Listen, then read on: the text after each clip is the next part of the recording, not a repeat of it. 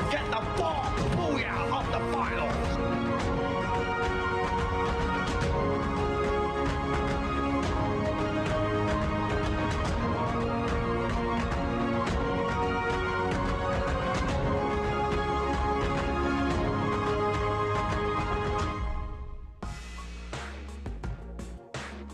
Ladies and gentlemen, boys and girls, welcome to the MCPS Majors Season 5. We are now at our final week before the Grand Finals, which only means it's time to get the real party started. It's hustle time, baby. My name's AJ. I'm the mustachio down here with the amazing Husky. Buddy, how are you feeling today?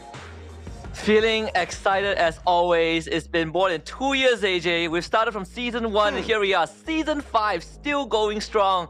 And it's great to see all these teams coming back. There's so much history to unpack, but most importantly, this is the final stretch before we find out which top 12 team makes it to the finals. Absolutely, and this is the first cast that we are both having together down here at the Season 5. I cannot wait to see the newest edition, Nexterra, in play. You know, it's the brand new Alpine. Alpine was the curveball for a lot of those big teams the last time around, and this time Nexterra is just going to be in the mix. I mean, we had a very brief conversation as to how Kalahari not being in the mix might be punishing to some teams, but this is the perfect way to kind of throw that curveball and make sure they hustle and practice a little bit more, kind of evening the battlefield out for a lot of the newer teams out there. And if you look at the overall leaderboard later on, you will see that it has done exactly that. I think it's less punishing towards the players and more punishing towards me because I have grown up with Kalahari for 2 straight years and they just removed it. They removed it without telling me, and here I am very heartbroken, finding out 1 hour before the broadcast. But at the same time, I'm also very glad that there's constant innovation. We're getting new stuff every single time. There's a major tournament. We're getting new challenges, and that really shakes up the team and keeps them on their feet and really tests which team can adapt the fastest and which team can be the kita most ada 2 hari, 2 hari bunyinya macam sikit, tapi 1 hari 6 pusingan yang dimainkan, masih ada banyak lagi peluang untuk pasukan-pasukan yang berada di bawah nombor 12 tersebut untuk mengejar kembali slot untuk melahirkan 3 peringkat Grand Finals. Tapi terlebih dahulu inilah dia untuk pasukan-pasukan yang beraksi bagi musim kali ini, musim yang kelima, di mana grup A kita ada AV Radicals, Sam9, Toda, Tok Dalang, Tactical Intex dan juga MAB Esports. Dan untuk grup B kita ada JPTNC, Les Presos, Dragos, Yudo, Axis, Freedom Boy, Project X Gaming dan juga TFC Esports ataupun lebih dikenali sebagai Terengganu Football Club Esports.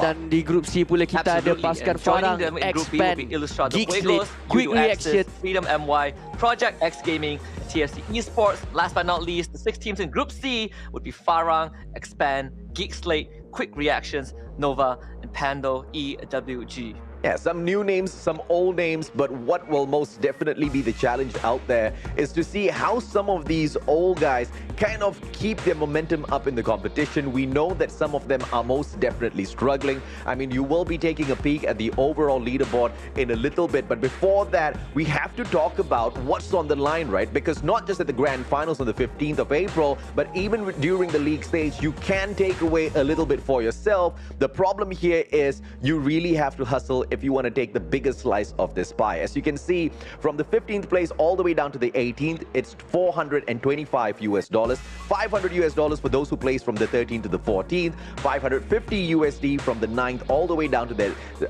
12th spot, and of course, it just goes on up higher from there, Husky. And at the first place, by the end of this weekend, the team will walk away with $1,450 US. But all these teams need to remember, if you get top 12, you not only guarantee yourself a minimum of $550 US, but you also guarantee that you are qualified to the finals to go for the biggest share of the pie. That will be happening in 2 weeks' time, which is going to be very exciting because in major format tradition, we only have that one Grand Finals day, and that is the day that actually matters the most. And it's great to see that we are applying that sort of a format for MCPS Major Season 5. because it just brings out the very best of the teams, right? I mean, when you've got multiple days for the grand finals, some of them take a little bit of a lackadaisical approach towards the whole grand finals and might not be able to kind of hustle. We might not be able to see the greatest of dramas, but with just that single day, with just those single 6 maps running through, we will be able to see all of them put their best. But looking at the map rotations for today, we're going to start things off at Bermuda, head on into Purgatory for match number 2, then drop by the Skull Ranges of Alpine, and the 4th map is the one I'm most definitely looking forward to, the New Age Nextera. We hit that reset on Bermuda, but the 6th map here, Husky, this is one of the innovations that I absolutely love from Garena as well as Free Fire. The fact that they always keep it fresh season after season. Map 6, absolutely random. Yeah, and that I think is the best way to really put these teams to the test, because back in the days we can look at the team's performance on individual maps and kind of theorize how they will perform by the end of the day. But with this curveball thrown in, it really comes down to how good the teams are in adapting to the situation. If a team isn't good on, let's say, Alpine, and we get Alpine for the last map, then they will really have to buckle it up. And another interesting part is that Group C teams will be playing on Bermuda 2 times today. So any Bermuda lovers is going to be very, very delighted with today's arrangement. But of course, in Free Fire format, it has always been the same. 1 kill equals 1 point. Booyah gives you 12. Second place gives you 9, and you -1 for every position below that, all the way until 11 and 12, which the team gains 0. And of course, through the tournament format, we have seen many strategy played out there on the battlefield. Some teams love to kind of ramp up the aggression from very early on, just focus purely on those elimination points. Some other teams, they focus on getting those placement points first. That's their main priority. And of course, in that final circle, then they start tagging up players, stealing away kill points from one another. And I'm personally a fan of the latter, but if any of the teams do go in for the former objective of getting those elimination points first before placements, it's just a much more exciting gameplay. But with great rewards also comes great risk, because it puts you in a terrible spot. You might just get eliminated very early on, and that hurts your progress in the competition. Yeah, it definitely does. And when you look at kind of the overall standings and how things have been leading up to this point, certain teams have really shown that they have found the balance between getting placement points and elimination points. But there are teams who are better in terms of taking out their enemies, right? The team in first place, AB Radicals, have 20 more points in eliminations than they have in placements. They're sitting at 143 points, 5 kills alone. And then you look at JPTNC in 4th place.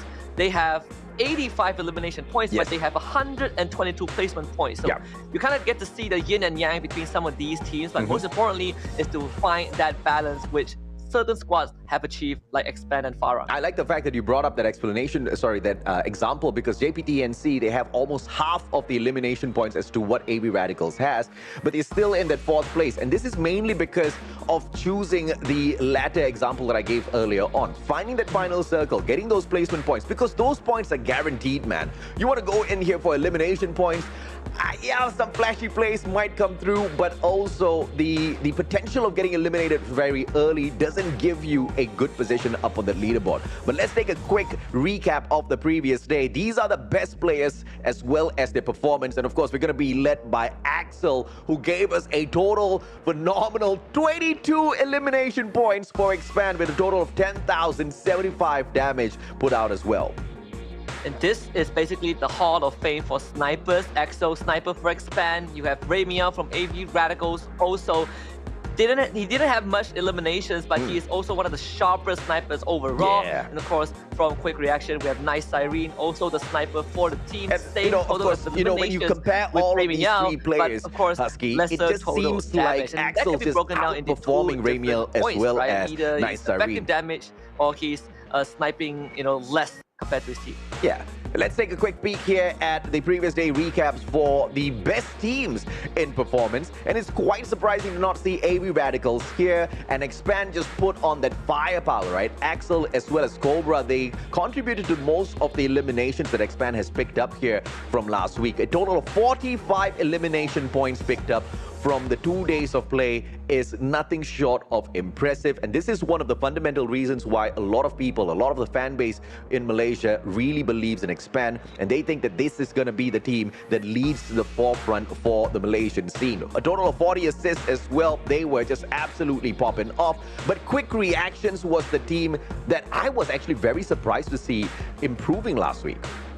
Yeah, you have ex-anxiety players in there, right? You have Chessman, who is now known as Guachi. You have Toby there as well. Just a very veteran roster. But this is it, the recap for the overall standing from week number 2. AB Radicals sitting in first place, 266 points, one full round away from Expand, who is sitting in second place, Farang coming in third, and JPT NC from 16th place in Season 4, now currently sitting in 4th place in Season 5. And you can see that they have already taken note of everything that they've done wrong. The one thing that NC just did so terribly within Season 4 was getting into those early engagements, not looking for that final circle, but they've really smartened up. But they also have to understand that getting into the grand finals is not the be-all and end-all of it. They also need to score really well there. So those engagements, those elimination points are going to be super crucial in terms of improvements coming through as we move on into the grand finals, which is going to be at the end of these final 2 days, because once again, this is the final week, Husky.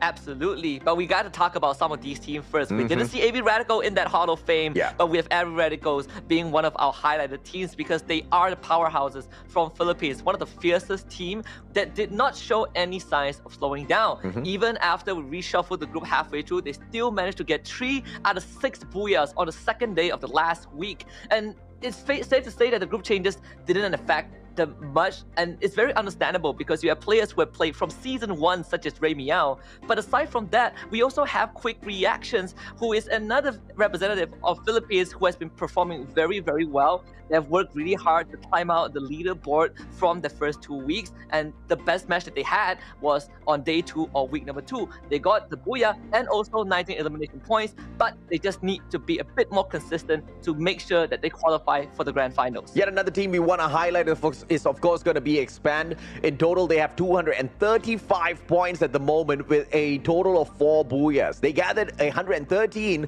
on the first week with 122 on week number 2. One can only guess exactly what week 3 is going to be, right? Because there's been a constant improvement from this team. On week 1, it was Roy, ex-Roy, the anchor of the team, kind of contributing a majority of the points to this squad. And on week 2, we saw that Axel really stepped it up for them, right? Throwing in 24 eliminations points for the squad. This guy was just on absolute fire. You have to also acknowledge the fact that Cobra has been building up a lot of momentum, and we know how he slithers around out there on the battlefield. CQCs, you do not want to engage with Cobra. And Expand, still with them finding their balance with the survival as well as elimination points, has just been that great threat for AB Radicals. Perhaps the final week, Husky, is where we see them finally not just catching up, but taking that #1 spot for themselves.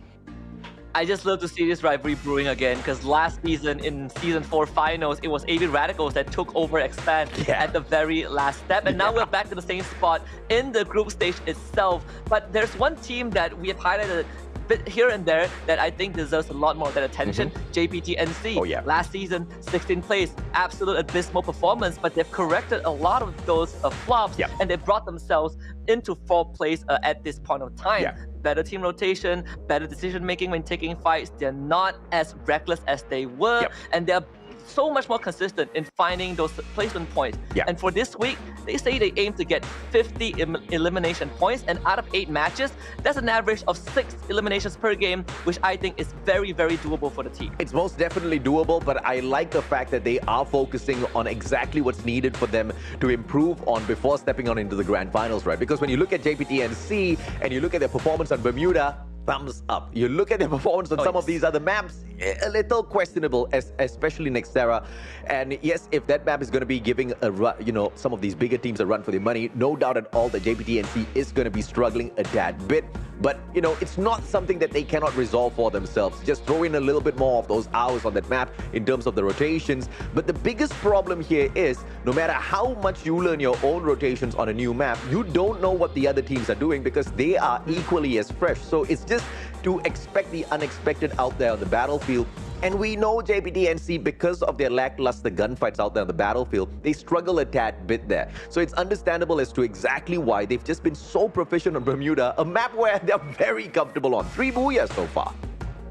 And at the same time, Bermuda is also a map that a lot of teams generally have a good grasp on. When you look at teams like Geek Slate, teams like Farah, teams like AB Radicals, like Span, these teams are all very, very solid on Bermuda. I would argue that it is the most contested map of all. And the fact that JPTNC got 3 booyahs on that map itself is very, very impressive. And a fun fact that they are actually gunning for Expand, and they actually left a special message for Expand when it comes to Bermuda, and they say, and I quote, "Don't run when Yazid has arrived." So I want to see if that is going to be the case when we hop onto Bermuda later on, because if you put up a message to the kings of MY, you better be able to put your money where your mouth is. I mean, they're not just the kings of MY, they're also the kings of Bermuda. That's the best performing team in Bermuda so far, and they've got the most number of eliminations on Bermuda.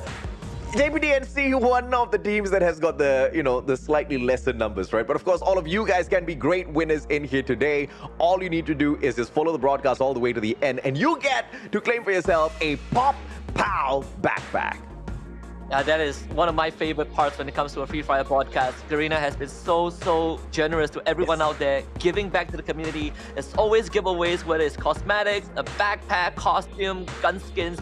They got it. They got it all. If you want cool drips, if you want to be the next Yeezy guy, if you want to be the next guy with just dragon gun skins, Garena has it all. So as long as you are keeping in touch with the broadcast, you will stand a chance to walk away with these amazing items. And that's just the giveaway for today. We also have another giveaway for tomorrow. And if you think we're not going to be doing no giveaways on the Grand Finals Day on the 15th of April, you're going to be wrong. You better be here for all of the shows and stay tuned all throughout broadcast, because we're going to keep it absolutely random as to when you be pop that code out. So you have to pay attention all throughout. And you also get to, of course, indulge yourself in some great plays of Free Fire. There are most definitely aspiring pro players out there watching as well to see if or not you guys stand a chance. Let me tell you, you surely stand a chance. Anybody that believes in themselves, anybody that puts in the hard work, the hours into grinding the game, surely can share the stage as well, Husky. Yeah, and the grind extends from attending the broadcast, getting the giveaways to the players also, right? Again, earlier on I brought up Ray Meow. This guy has been playing since season 1. He was with VPH Velocity, and he was one of the new kids on the block that really came out the gates, guns blazing, and from that very point, I had my eyes on him. Came back in season 2, PXG Radicals, set a world record for the most amount of points for a team in the group stage. Comes back in season 3 under AB Radicals, and finally wins the first major for the Philippines in season 4, and looks like they're on their way to win one more in season 5. So far, the team is in the lead, and let's see if they can continue that consistency on Bermuda, which has been one of the maps that AB Radicals has been performing on. I don't know, man, because if AB Radicals actually manages to achieve that goal, then it would make them the very first of all back-to-back winners of MCPS Majors, and it'll also make them the only team to pick up 2 MCPS titles, because in all 4 seasons we have had different champions, and worse still, we have not seen the kind of consistency that we've been looking for within these champions. AB Radicals is breaking all of that, and they are proving that they can bring it in here and they can continue to be the best. And I have a true feeling that it was mainly because of their performance at the Free Fire World Series at Bangkok. I think they performed phenomenally well. They did even better than Expand, picking up the 9th spot for themselves, as well as $70,000 US. I mean, that amount of money in the pocket has to give you either, a little bit of chance to take it easy and not really grind as hard, or it can be a great motivation because it shows you how far you can go, maybe even further. And as we go into the first drop, I just want to clear out some confusions, because people will ask, people who are not too familiar with Free Fire history would ask, well, Blacklist International won Season 2, isn't that a Filipino team? Well, it is a Philippine organization, but it was a full Malaysian roster, right? So AB Radicals was the first team from the Philippines with a Philippine roster that won the major, and I hope that clears up confusion for our newer viewers. But with that being said, I think AB Radicals, they won the major, they went on to Bangkok, and they actually placed lower than Expand. And this is why the rivalry is so interesting, right? You have Expand, who was, I believe, a few points below RRQ, and they almost made it into the grand finals of Bangkok, whereas AB Radical struggled from start to end. And right now, with a revitalized goal, I think if they can take down Expand a second time, this would really prove that Philippines is catching up really, really fast. They only have 3 teams in the tournament, and they all are in top 8. And that's the beautiful thing about the Philippines. But JPT NC is starting off hot, and it looks like they want to keep their promise about getting those 50 elimination points.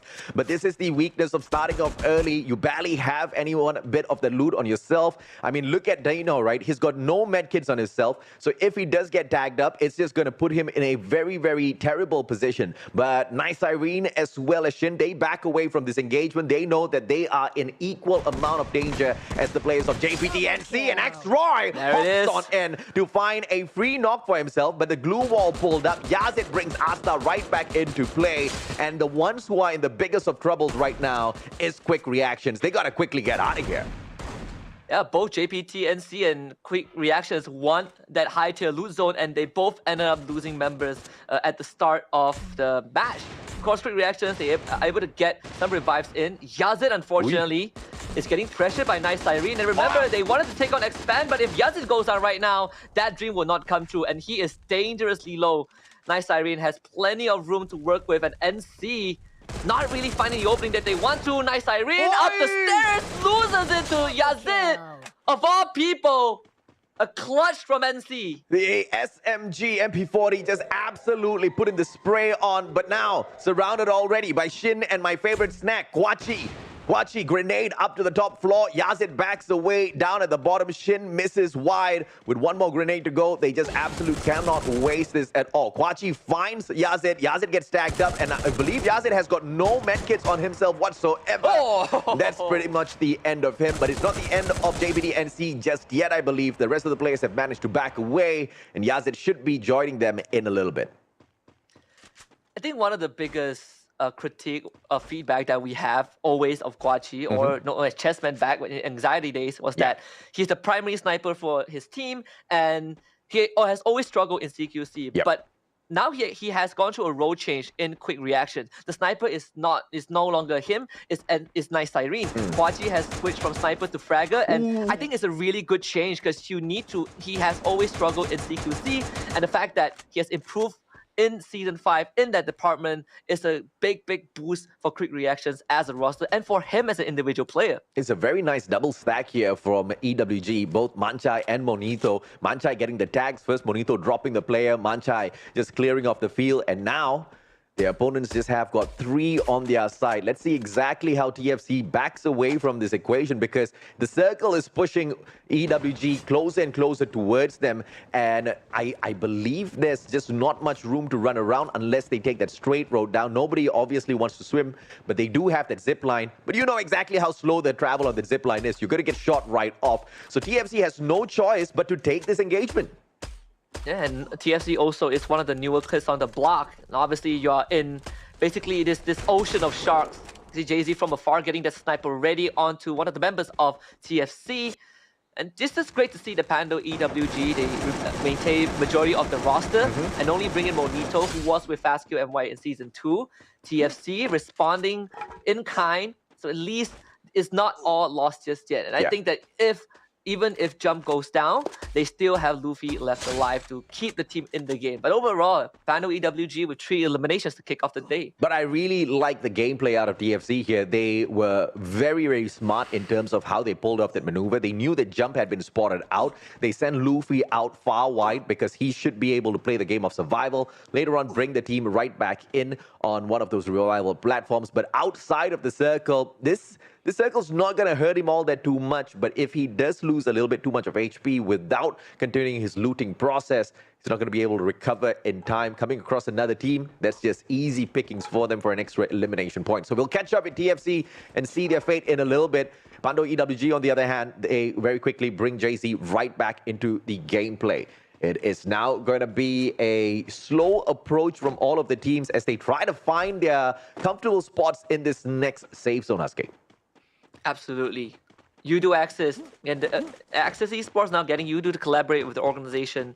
Again, lovely expansion in the world of Free Fire. Yes. They have evolved to be a staple name in the scene. And even at one point, Udo Axis, or formerly known as Axis, has a big reputation of taking down Titans. And right now, I think in this current roster, they have so much to prove because they brought in 3 members from Season 4 of Blacklist International, right? They brought in Miro, they brought in Ashura, they brought in Fires, but they, at the same time, they also keep Neptune and Flame, which are 2 of my favorite players in the team, known as the Clutch Gods, back in Season 4.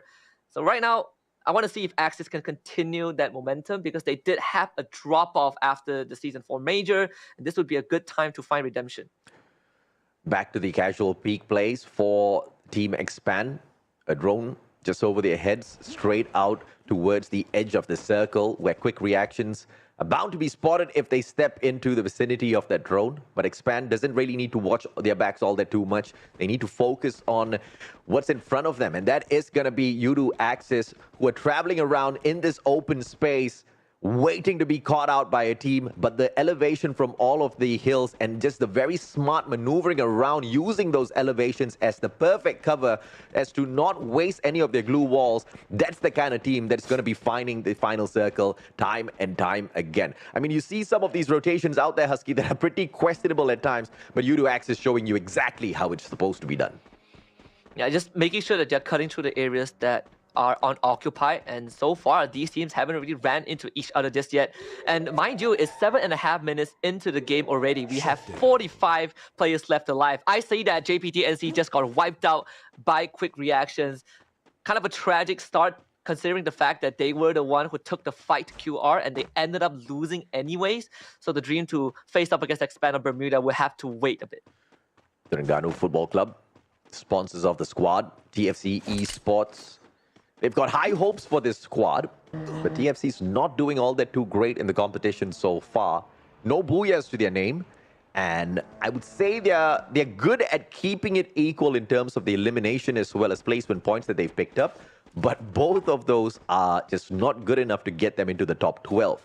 But that being said, they are not too far away from that 12th spot. They just need to have, I think, just one solid game. If they can pick up 20 points from at least one match in here today, I think they're good, but they still need, just average consistency on some of the other games they play as well. Yeah, the fight for top 12 is so tight. Freedom MY is 1 point away from Tok Dalang. It's literally 2 kills to make it into a 12th spot. Yeah. This is the closest that it's ever gotten in terms of a fight for top 12. We just saw Geek Slate on our screen, and here they are. This is the team that did kind of vanish for a while, but it's good to see Geek Slate back because on Bermuda you still see a bit of that identity. They're taking on Clock Tower, which is their favorite drop spot, even back when they were called Geek Fam, and now taking on Freedom MY. Haziq starting it off with that first knockout. Freedom MY just could not respond. And Haziq is most definitely going to be one of your front runners here for the side of Geek Slate. And with that high ground advantage, they can get that extra bit of information, but they just need to watch out a little bit because from the lower grounds, it is just a tad bit easier to strike that headshot. And Geek Fam might be forced to use a lot of their resources before they are even ready. And Geek Slate's just not that kind of team that loves dancing around in the earlier circles. And final zone is exactly where it all goes. But now grenade launcher, Haziq with a perfect delivery. And Manchai gets knocked down onto the ground. Eliminations will come on through as the team circles around. Yasta with the barrel. Pando EWG makes a speedy run out of this lobby. And just in true Geek Slate fashion, they have done what they do best. Just all these rush are so well coordinated. And I think the most impressive part is that throughout all these roster changes, this is the one thing that has never really diverted from the identity of Geek Slate. Just the raw aggression that they bring to every single map that they play. Pando EWG completely unprepared, completely caught off guard. And Geek Slate wiped them in under 15 seconds. And it's also good for Geek Slate as well as a team because they're currently in 9th spot. And these eliminations, they will eventually add up to bring them higher up the leaderboard. But I have to say that was a pretty bad decision-making coming through from Pando EWG. Stopping at the foot of the hill with their vehicle and then everybody hopping on out just because they saw a couple of players. They thought those were just easy prey. But that's a team that was already positioned there defensively and you never know exactly how that fight is going to go. They just got wiped out because mainly of that bad decision-making. Hopefully we do see another team step up against Geek Slate and give us a little bit of a stronger fight. maybe force Geekslate to have a little bit of a run for their money as well. Great knockdown off that glue wall. One taken down already. Luffy backs away. Axel, beautiful shot. Clips his shoulder. Not enough to knock him down onto the ground just yet. Backs away to pick Roy up, and Juice will be taking over from him. It is going to be the grows up for the play for Roy in a little bit, so all of the flurry of shots is not going to have Luffy surviving for much longer. TFC in a lot of trouble now. And they also have a separate team coming in to intercept them and expand. They need to hold the fort. It's going to be too fast. And Zeus just making quick work of quick reactions, taking 2 more eliminations for themselves. And the best part is, because of this movement from expand, they were drawn away by quick reaction. They don't have to worry about Geekslate, who was on the western side. Grenade getting thrown now. Unfortunately, Skip Toby, run away right now. Actually still surviving. A miracle for quick reactions. A 3 versus 4 situation, X-Twice. Looking around the corner alongside his buddy. It's going to be a 2 versus 1 crunch onto quick reaction. Axel from behind, quick reaction caught out in the open. Toby forced into the building. Shin actually was able to catch Zeus from behind, giving quick reaction some breathing space to work with. Axel gets Toby, expands, still maintaining the lead. And Zeus still down on the ground, but he can be picked up instantaneously unless a grenade comes flying out of absolutely nowhere. Shin just trying his best to recover all of them outside of the circle, and Geekslate's on the way to say hello to Expand as well, who lead the current lobby with the most number of eliminations. Freedom MY, if they get their freedom from this lobby, they get taken out in the 10th spot by Farang. Shin, the lone survivor of quick reaction, and this blue zone is going to start to hurt a lot. He does have 5 medkits left, but he needs to buy a bit of time for himself. Meanwhile, on the other side, Ilustrado Wegos showing up with McGrory finding 3 in a row. They all huddled together, and McGrory just picks them up. Charge Buster in hand, the last man of Nova left alive just for a while longer. Nova obliterated by IJ. No, obliterated by McRory. The guy hits a quadra kill. Fantastic performance here by the one and only McRory. Who needs grenades when you can pop off like that with a Charge Buster? Spade, once again, Mr. Potter gets taken down with a long-range snipe. It's going to be Farang on for the push against PXG. Jimmy Inoyo, this elevation is just going to keep them a little safe now, but they have to look for a better defensive compound as they circle around. They are within the circle. They've got 2 houses to occupy as well, but Ilustrados are on the way to seek them out. Axis, on the other hand, just very safely in the spot. They can gatekeep both TFC as well as Ilustrados. Let's see exactly how this one pans out. You do Axis getting pressured by Ilustrados. They feel like they need to push them away, but IJ, they're already running downhill. Circle very, very populated. Here comes Geekslate against Expand, one of the more anticipated matchup in this game number 1. Geekslate on the offense, and Axel punishes Kens for pushing on forward. All those grenades being thrown out, but it's Expand who gets the first kill. Hazik with the frags, not able to get much tags. Yastar in forward, running through the members of Expand, somehow still surviving. This guy is a shadow, but it doesn't matter. Expand has found him. Yastar stand range, both go down. Expand left with 2, Geekslate left with 1. Hazik, can you clutch it out for his team? Expand still has members to work with, but they all go down! Jembo! Doing Expand dirty from behind! And Expand and Geekslate both get picked up by Farang.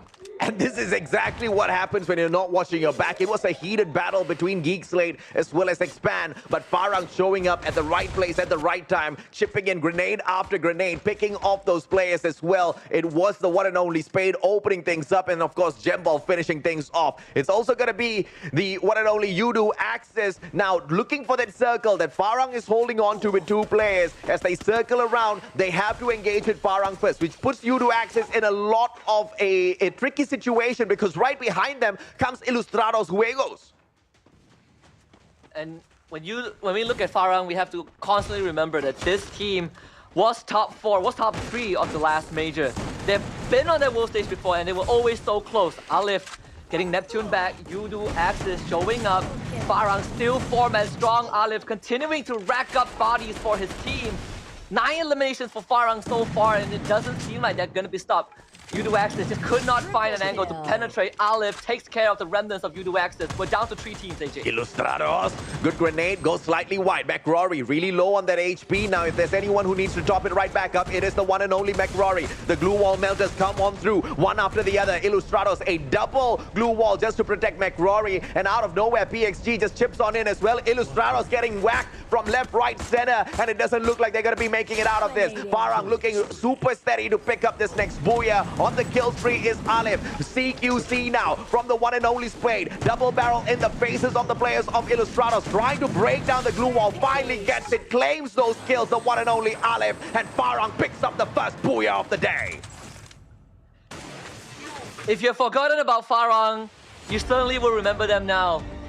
15 eliminations and a booyah. 27 massive points to kick off the first day of the final week of group stage. And currently they are in 3rd place, but with this one, there's a very good chance that they are going to come within touching distance of AB Radical. There's a fantastic performance from the bronze medal winners of Season 4, still showing up strong with the remnants of his core roster. And you'd love to see it. Farang as an organization, always consistent on the battlefield. You cannot doubt this team. Most definitely you cannot, because not just the bronze medal winners for Season 4, they're also your champions of Season 3 that went on to the Free Fire World Series at Sentosa, bagging the 9th spot, taking away $70,000 US for themselves. If anybody can do it, it is this team of Farang. But obviously, one of the best plays for them was the take on Geek Slate as well as Expand. It was a heated matchup, and like we were discussing at the front end of the match, where Geek Slate took down the one and only Pando EWG. Pando made a mistake. Geek Slate overcame their prowess with just about 15 seconds of gameplay. But against a more well-equipped team in Expand, that was dragging out. In fact, they were losing out that gunfight. But the one thing Expand did not expect was that shot from that back. First player goes down, shot after shot, a couple of grenades courtesy of Farang as well. And the problem here is Expand just could not turn around, because yes, they were slightly better than Geek Slate in that particular engagement, but Geek Slate kept them busy long enough for Farang to just cut that distance and annihilate both those teams. That was an amazing play, Husky.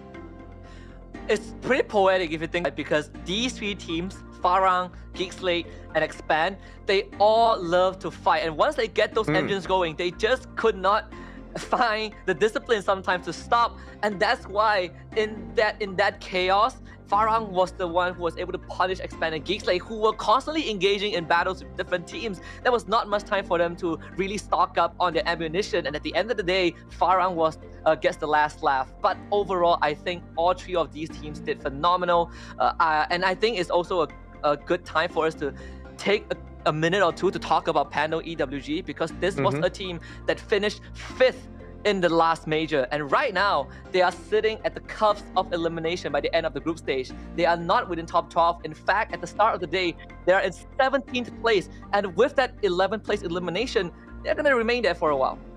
I mean, I feel bad for them, but they're not the only team that has seen, terrible days. We're talking about how Sem9 has struggled. We're talking about how Toda has struggled. Even Geek Fam, the new and improved Geek Slate, they've struggled themselves a little bit as well. So now's just the chance for Pando EWG to rise back up to the occasion. And like you mentioned at the very start of this broadcast, Husky, this is the closest fight that we've had here in the group stages to qualify for the grand finals. I mean, any one of these teams, as long as they just really hustle out there, even a team like Pando EWG, this final week can get them that qualification into the grand finals. But with a gameplay like that, with a decision-making like what we just saw against Geek Slate, that is going to be quite questionable. Yeah, it's a kind of a minor throwback. Last major week, it came down to one last round to figure out who is the Season 4 champions. And I thought that was the closest we could get in Free Fire. Yeah. Right now, it is so close that even the team in 18th place can make it to top 12 by the end of this weekend. That is how close it has been. And I don't think it has ever happened before across the 2 years and a few months, 2 years and 4 months of Free Fire history since the first major. Yeah, I mean, if you're looking at the bottom 2, bottom 3, guaranteed, you always say by the last week, there's no way in hell they're going to be making it through to the grand finals.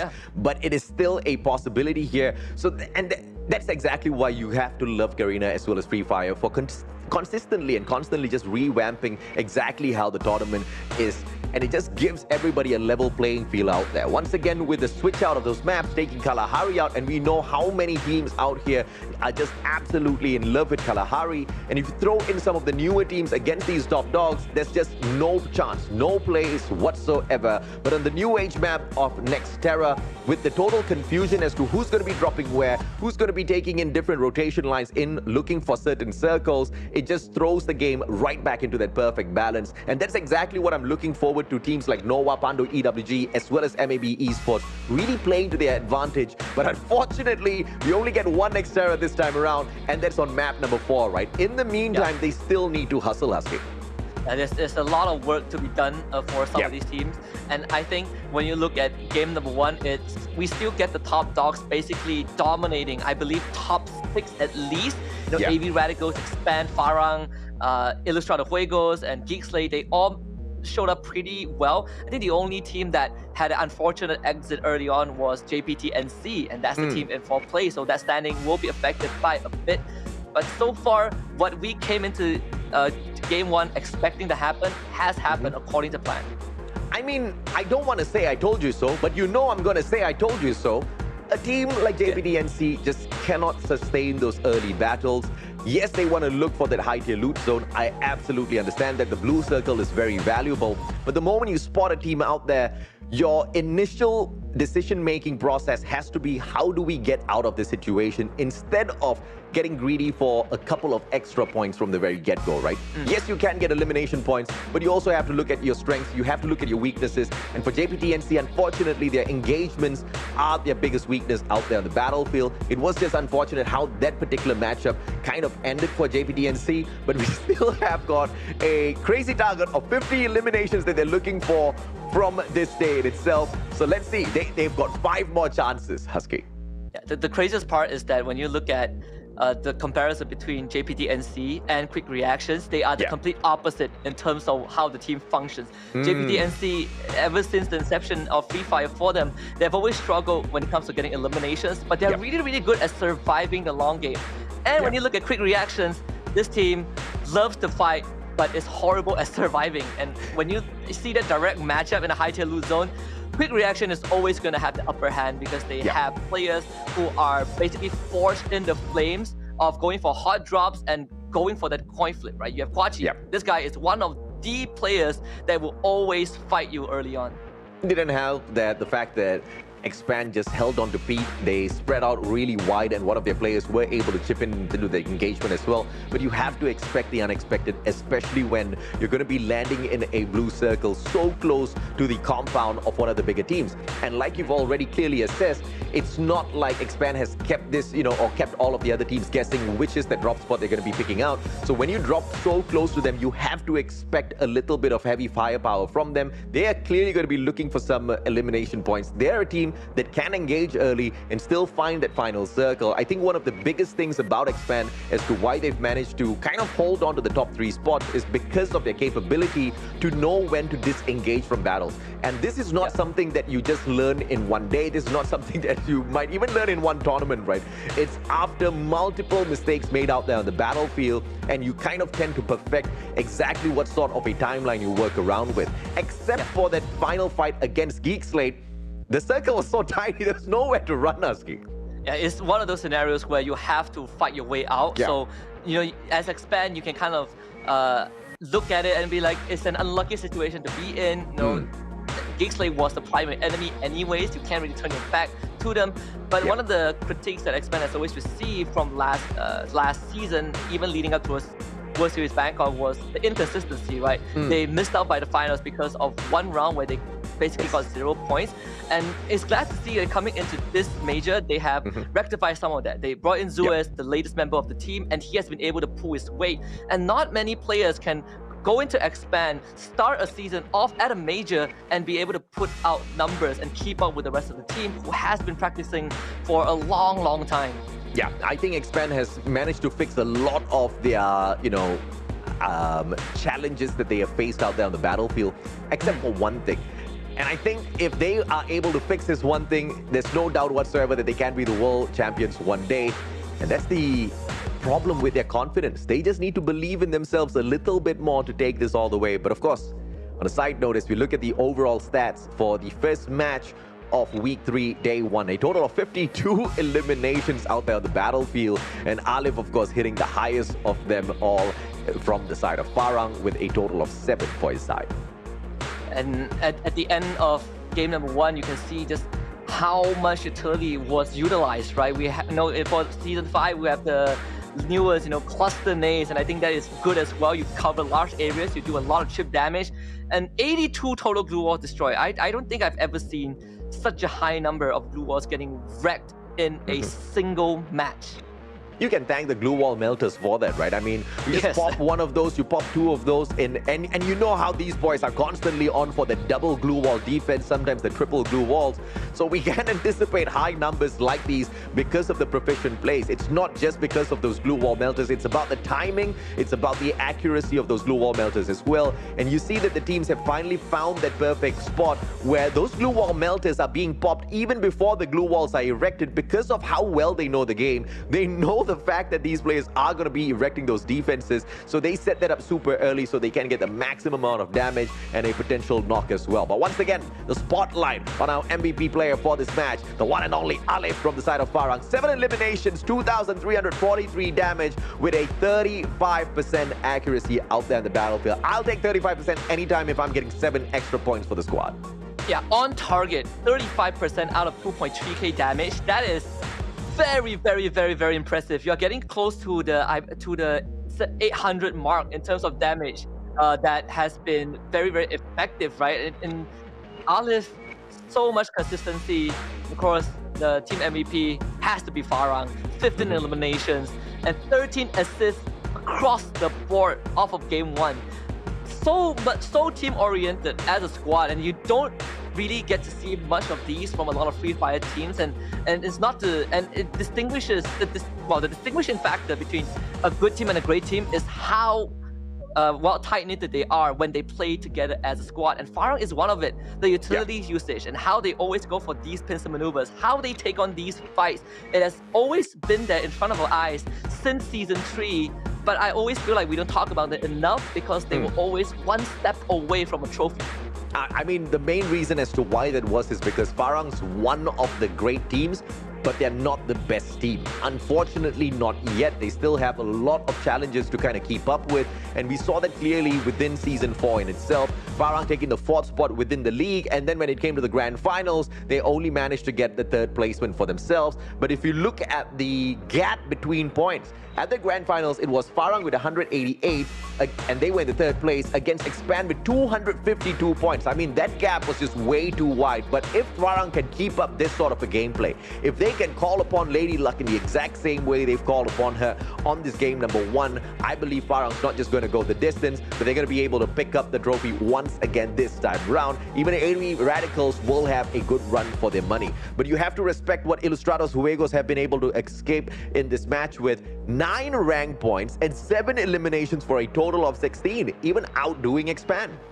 Yeah, and this is very, very good for Ilustrados Juegos as a squad, right? Because we started the day talking about out of 18 teams, 15 of them are Malaysian teams. We only have 3 PH representatives, and all 3 of them are currently sitting in top 8.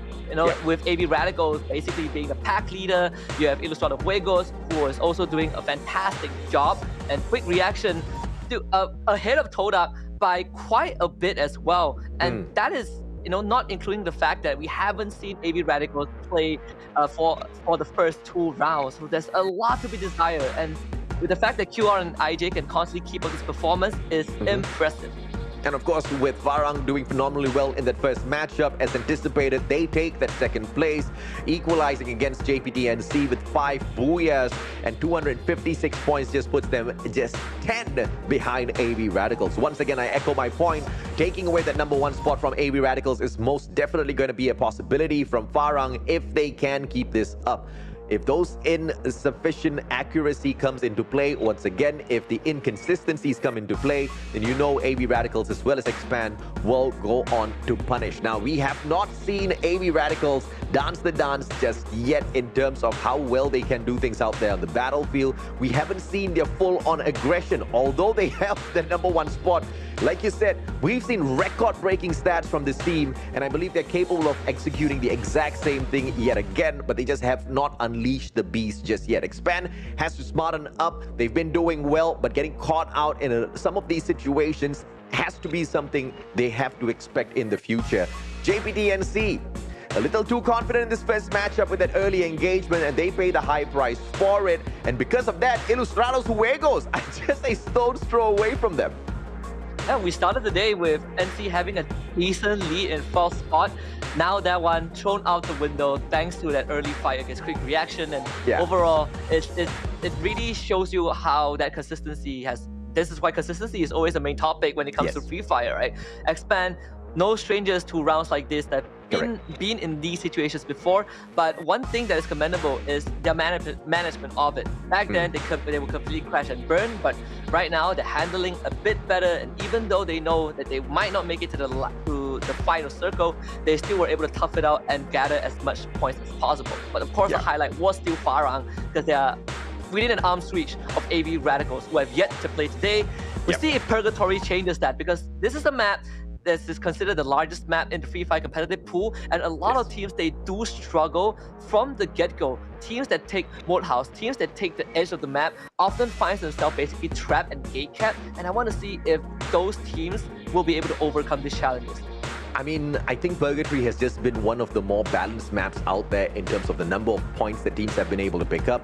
But you are going to be expecting teams like Expand to rise up to the occasion on a map like that as well, right? Quick Reactions has been surprisingly decent at Purgatory. And surprisingly enough, Quick Reactions, I mean, of course, to your point, it's not very surprising. The number of eliminations that they pick up on Purgatory, 31 so far. That is the most in comparison to even teams like Expand of AV Radicals, who are currently tied up at 29. So you see Quick Reactions and their capability on that map, but their biggest weakness, once again, has to be the placement points. They're just not getting into that final circle, not being able to sustain their lives because of that very aggressive maneuver very early in these matches, Aske. But the good thing for Quick Reactions is that their draw spot not contested on Purgatory, right? There are 3 draw spots that are contested, and it's by all the very, very strong teams. You know, Expand is contesting Brasilia with Project X Gaming. I think that would probably be more one-sided towards Expand. But Force is contested by NC, JPT, NC, and Udo Axis. Quarry is contested by Pando, EWG, and Nova. So these are all really, really hot zones that we need to watch out for. And if Quick Reaction can take advantage of that, is the fact that campsite is completely ignored, and they do not have to make any rash moves if they don't have to. AV Radicals will be watching, and they will be quite upset if their record on Purgatory is broken. They are the ones who hold on to the #1 spot in terms of performance on Purgatory with 56 points to their name, but Expand is just 5 points behind them in terms of beating them at their gameplay at Purgatory. So let's see exactly how this one pans out in a little bit. But as we wait for Group A to kind of hop on back into the battle with us, it's still going to be B versus C here. And NC, JPT NC, this is where I am very curious to see exactly how they manage to bring in all of those adjustments. Whether they get into yet another early engagement will kind of tell me if or not I'm going to be screaming for them by the end of this final week.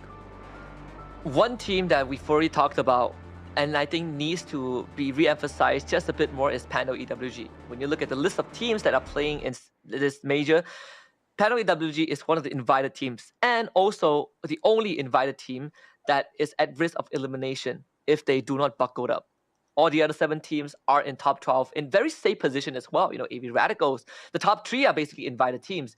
NC, Ilustrados Juegos, 7-9, Quick Reactions, these 4 teams are from the qualifiers, and they are doing so well. You know, compared to some of the invited teams, even, you know, Nova just starting it off onto PXG, Gemmy 7 with the first elimination. I just hate to see these early engagements and very aggressive maneuvers. And it looks like Pando, EWG, JPTNC, you cannot do this super early. It looks like they're getting pounded upon by Pando, EWG. Pando not happy exactly what happened to them after they met Geek Slate in match number 1. And it looks like they're taking out all of that furious anger on JPTNC. And forget what I said about the drop zones. All these 4 teams changed their drop zone in Purgatory, and they still ended up crashing. And JPTNC again, a second round. They got absolutely 0 in terms of placement points. I mean, abysmal opening, honestly, to the day. Yeah, JPTNC, I told you so, guys. Just back away. No, I mean, I really, really like JPTNC. I think they've got a lot of potential, but they really need to play to their strengths. They just need to avoid everyone. They need to be that antisocial child that sits down in the corner of the class and does not speak to anyone and just focuses on studies, because that's what they're good at, right? Focus on the studies, get those 5 A's. Everybody wants to be your friend because they want to copy your answers. That's why they have so much more placement points compared to eliminations, right? And you know, the fact of the matter is that the numbers, they don't lie. Freedom MY getting a free kill onto Vegeta is Judo Axis sending a scouting personnel out there, I believe on the campsite. So that is one of the open areas that you can get punished if you are not ready. In fact, Judo Axis, we do have a revival zone, and this is what teams really like to do since the introduction of this mechanic. They just send someone out there, get an intel. If he goes down, we just revive him. And thankfully, there's nobody around the compound of Yudu Axis to take those shots unless there's a sniper trying to take a peek at them. You put Axel into that equation, bye-bye Yudu Axis instantaneously, right? But they've got another backup. One weakness about those revival points is it takes ages to bring your squad right back, and you are left totally vulnerable. You can, of course, pull out your time turner, but that'll be wasted as you try to run away from the opponents who obviously will be hunting you down because they know that you are just a little bit of a puzzle piece that's left unchecked. In fact, off of the table from the rest of your players. And if they are able to strike you down, potentially a elimination of the full squad. But that's exactly the weakness of it. But not many have been punished for those plays so far, Husky. Yes, and I think that is a blessing in disguise, right? Because teams are getting better and better and at dishing up punishments to the most minute of mistakes. Oh, quick reaction, surrounded by Farang on the other end. And Farang is one of the few teams that can pull off a split like this and still have it work out. You know, not many teams can be efficient because you are just going to get overrun. You are relying a lot on these individual prowess. And Farang basically gatekeeping Quarry, the high tier loot zone that, again, quick reaction, they just love, even though it's not the full X Anxiety roster. But if you have some Anxiety DNA in the roster, you're going to go for those high tier loot zones. Farang launch shots out of Far East. Nice Irene gets caught in the crosshairs as well, but he has the Woodpecker for the response. AC-80 in the hands of Shintobi. They can most definitely take down the players of Farang who are all spread out in the open here. Barely any bit of defense to play except just making use of Mother Nature, hiding behind all of those boulders, hiding behind all of these trees as well. But the ones with the better defensive position has to be quick reactions. But you have to love the setup out of Farang. They're flanking around the left and right hand side. If quick reactions just take that aggressive fight against them, they are going to be shot at from every single angle. And the one that is in the biggest of trouble here is Nice Irene. And I believe he is in the range of fires for a grenade toss right into his compound here. But the question is, does Faiz have one of those grenades on him? He actually missed Jembao, who was running across the other end, but thankfully quick reaction had their Spidey senses tingling, so they sent Skip Toby to cover the angle with the vehicle. Jembao getting pushed. It's a 1 versus 2. Now Jembao, time to put that CQC into work. Toby, alongside his friend Shin, pincering Jembao. A perfect crunch from quick reaction to break the formation of Farang, and you can see the moment Jembao goes down, Farang starts to run away, and Spade also threatened by Skip Toby. It's a systematic dissection from QR. 2 eliminations. And just when you thought the advantage of Farang's going to serve them up all of those skills, it turns into the biggest disadvantage, all thanks to the quick reactions, pun intended right there. P90 in the hands of Alex, circles around. Twatsi, double barrel, down he goes, and it looks like Farang's going to be bombing out a little bit early here. Final player has managed to disengage. He backs away, but guess who's hot on his tails? It's going to be Faiz who's going to try his very best to survive this, but Shintobi circles around, left-hand side. You are in Marble Works. No revival points here for him to play. Farang's going to be in a lot of trouble. No vending machines to buy his team members right back as well. And Faiz is just in hot soup. He doesn't know. No, he doesn't know. All right, just shoot me, guys. I'm done. There's no way he can get away from this. He's definitely done. They are going to see him around the corner. Nice Irene. At first, that's very audible. Faiz. Are you going to be looking at the right angle though? Because, they see him. Nice Irene coming in. Faiz doesn't stand a damn chance. 0 points for Farang. And you gotta love the mechanical maneuvers out of Nice Irene, just with the jump peak, backs away, and then continues to re-engage. Just absolutely phenomenal. And Farang bombs out, and this is one of the biggest concerns for Farang, the fact that they just bring in the inconsistency into the competition, just allowing the other teams to catch up with them, in fact, beat them down when it's most definitely needed. So regardless of how they do within this group stage, they are gonna be making it into the grand finals, but if they do want that #1 spot, those maneuvers just cannot be afforded. But it's better to learn from the mistakes within the group stage rather than learn it at the grand finals, all the more because we have just a single day, just 6 matches to call the champion. Not many competitive titles give so much leeway for teams to learn from, to make mistakes, right? I think Free Fire is one of the more lenient ones where as long as you are in top 12, you're guaranteed a final spot. So you can make as much mistake as you want, you can experiment as much as you want, as long as you keep yourself within the top 12, you're guaranteed a spot. And then you bring your A game in the grand finals. This is why, the grand finals is always so unpredictable. Farang obviously still suffering from a bit of those DNA that they had from previous seasons where they just couldn't keep it consistent enough. They get a massive 27 points in round 1 and then they got 0 in round 2. But thankfully, they are in very, very safe hands. TFC, high ground advantage or this, I don't know, man. Free Fire, I think that's why I love Free Fire, right? Because you've got your fair share of advantage with the bird's eye view, as well as disadvantage with your head poking out. But that's only a disadvantage if the team that you're taking on has got quick reaction times. But it doesn't seem to be the case. Potter, he goes down. No Avada Kedavra at all. Just shots after shots out of Jump 9 and that AC-80. And they're just going to be pressured. And look at the speed of push coming on from TFC. They're really hungry after kind of with that sloppy round in Bermuda early on. Yeah, TFC just picking up 3 easy kills. There's nothing that PSG could do. Mika last man left. And he's making a lot of noise. Nova taking the opportunity to take a hot shots. Can they do it? Of course they can. Release easy shots from afar. Meanwhile, EWG fighting against Ilustrator Fuegos. Furan with the first Tua with the response. Pando EWG holding on. Ilustrator Fuegos adamant to stay in the fight. But they are down to 2-man 4 bits. Also dropping low. The blue zone barely clipping onto them. Ilustrator Fuegos coming out on top with the numbers advantage. 2v1, and this is just a 3v1 instantaneously. JC picks nobody up. They want to back away. Let's see if or not they can make that a 4v1. You better run, JC. He does exactly that, and the circle is going to be forcing Ilustrados to look for the safe zone instead, and JC backs down. Good glue wall pulled up. He goes for the prone as well. Not enough time for him to recover, and Fura takes that final point off of them. Pando EWG once again bombs out, but all of this time wasted has put Ilustrados Fuegos in a very tough position. Now they have to expend some of their med kits before they get into the next circle, but thankfully they seem to have looted up quite a number. And the path into the circle, basically a free route. They can just run into it, not be too worried, except for Nova, which will be forced to move also. So I'm curious to see if Ilustrator Fuegos would just go for that late rotation. At this point, TFC will have to take the zip line from the northern end. Geekslay, on the other hand, will have to hold off against Yudu Axis, and they started off with the kill onto Vegeta. Great defensive compound here at Quarry for the side of Geekslay.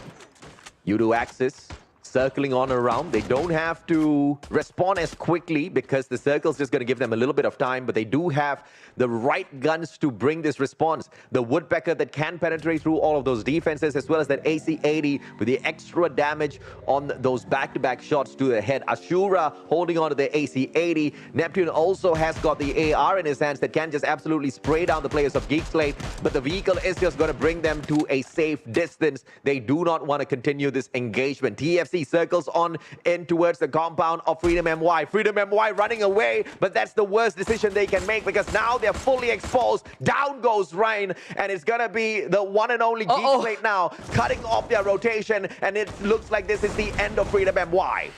Yeah, this is going to be a tough one for them to fight. Ronin is left all alone, true to his name, completely isolated. Haziq just merciless, spraying him down. On the other end, TFC, hearing this commotion, they can gatekeep Geekslate, but it's not going to be easy. TFC decides to take a bit of that offensive stance, but they actually get chipped from afar. Kizo will need some time to patch up, and Geekslate will also find a pit stop to get their health back up. Udo Axis might not have the luxury because Expand have just arrived at Marblewoods. TFC's coach just needs to give them a tiny bit of advice. Don't take these aggressive maneuvers out there in the open lands. They barely have Mother Nature to depend on. There's not a lot of high elevations for them to kind of duck for cover, and they're taking on one of the most notorious teams out there in the name of Geekslate. It's going to be Ilustrados as well, fighting TFC, and this is that backstab, and this puts TFC in just much bigger of a predicament. They back away towards the trailer. That's going to give them a little bit of a cover, and they respond with those fires. Double AC-80 play out of TFC, jump 9. But it is a well-used cover from the side of Ilustrados. Wow. Just a slight bit of elevation, man, and they do not expand a single glue wall. You gotta respect the defensive maneuver. Yeah, they broke line of sight so effectively that TFC couldn't really use that elevation to good use. But Ilustrados Juego still might need to expand a couple of glue walls just to cut right through. They're going to hold this angle for a while. Still some time before the blue zone starts closing in. And Führer, he's going on the scouting duty. Already moving forward. Expand on the other hand. Going to split up their battle line a bit, but it's going to put them... It's going to spread them really thin. They have 3 teams that they need to worry about. Udo Axis, Geekslate on the high ground, and Neptune moving forward. This would be a good ambush angle. Neptune making noise. And Ashura has already down too fast. Yep, too fast down on the ground. Miro gets responded to, but it is courtesy of Geekslate from up top. And now Udo Axis in a lot of trouble because they try to go in here and take Expand out of the equation. Out of nowhere, Geekslate chips on in, and they're attacking the wrong team as far as Udo Axis is concerned. Now, it is Geekslate attacking the players of Expand as well. Zeus goes down. Good acclaim coming through from the rest of the players, but a double glue wall will protect them for the time being. Kens is just a little annoyed that his team member just steps on in front of him. He can't see anything, but he just takes those wild shots and he continues clipping player after player. He doesn't care who he hits, he just wants kill points. Like shooting fish in a barrel for Geekslate. This should be at least a couple more points. Roy! Wow! Oh my goodness, from afar! What That is shot? going to stop the momentum of Geekslate just for a bit, but Expand not out of the water just yet. They still have Udo Axis to worry about. Roy gets taken advantage of by Udo Axis. 2 members on Expand down on the ground. Udo Axis pushing forward. Geekslate evacuating where they were. And Nova now also chips in. Expand has 3 squads that they need to fight off. And now make it 2. Udo Axis taken care of by Nova. Expand gets some breathing room to make it out of the blue zone. But there's a lot of work that they need to do.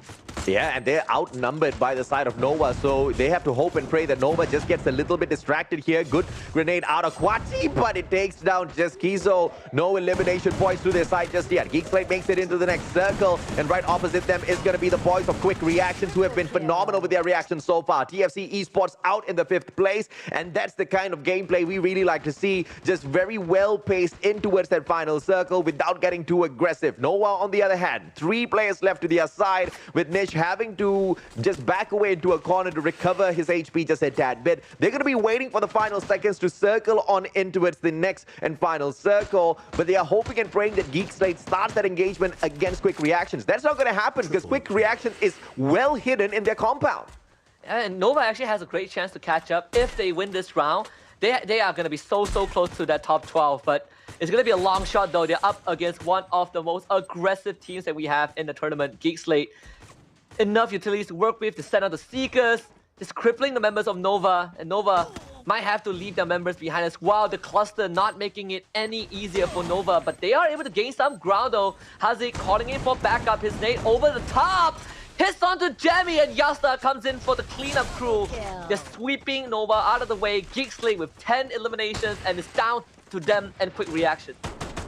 It's going to be quick reactions now with the advantage. They don't really have to do much. They just have to erect all of those glue walls up and then punish Geekslate as they come rushing on in. Yasta's the aggressive one, but he does have the charge buster in hand. Circles around. What? Quick reactions all sticking together. This is a phenomenal setup from the side of quick reactions. Haziq goes down. It's going to be Ken just backing him up, but Haziq stands no chance. Yasta with a charge buster. Final one standing. Can he survive? Can he save the team? It's a 2v1. Make that a 1v1, and quick reactions makes it 1v9. A beautiful booyah from them.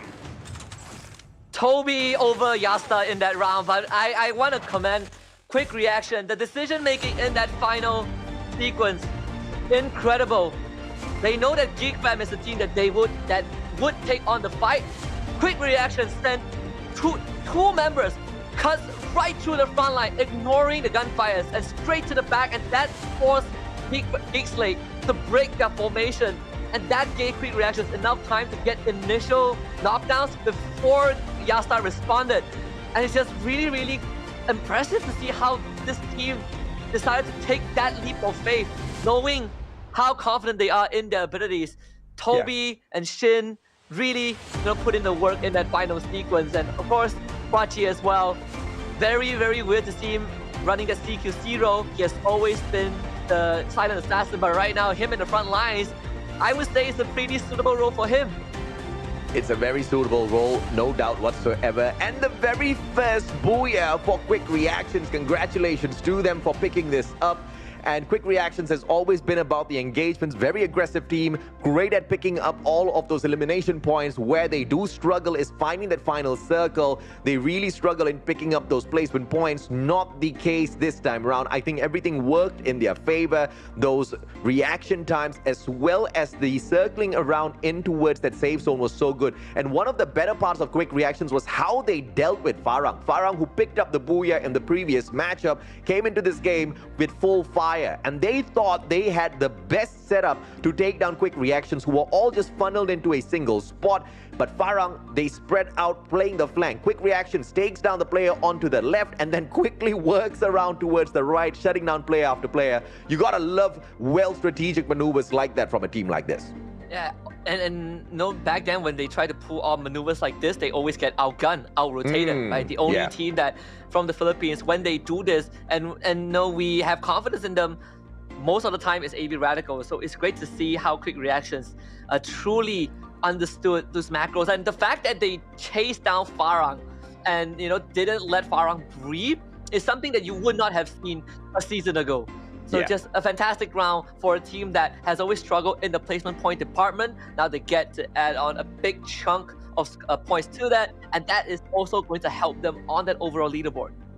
And of course, with Farang bombing out a tad bit early this time round, Serves expand up with a great opportunity from snatching away that second spot right back, but expand themselves kind of downed and outed within this second round a little bit too early. They just didn't anticipate to get picked on by 3 different teams, and that's one of the weaknesses of using that launch pad to find your next position. You never know who's awaiting for you in there. But the one weakness of Expand that you kind of spotted out there as well, Husky, I'm sure, is the fact that one player moves on in first, he gets shot at, no information whatsoever. The rest just continue to join him at that exact same spot, hoping to win out those gunfights.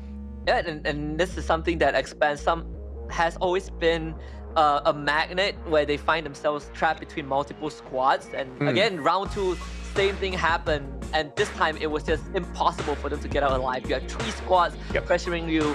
One of them has an elevation, one of them is just fearless. They were throwing bodies at you, and the third team was basically waiting for you to show up and pick you off. Expand needs to slow down a little bit. I don't think they made the wrong decision. I just think that they needed a bit more info before doing those rotations. Again, right, I didn't expect them to take the launch pad that early on. Maybe the idea was that we are going to try and relocate and not deal with Yudo Axis. Yeah. But UDOX has pushed them, right? Neptune just runs straight at them. And I think it's something that maybe X-Men didn't prepare for. Yeah. All in all, they have some time to think about it after match number 2. 2 more rounds for them to play today. X-Men can still come back.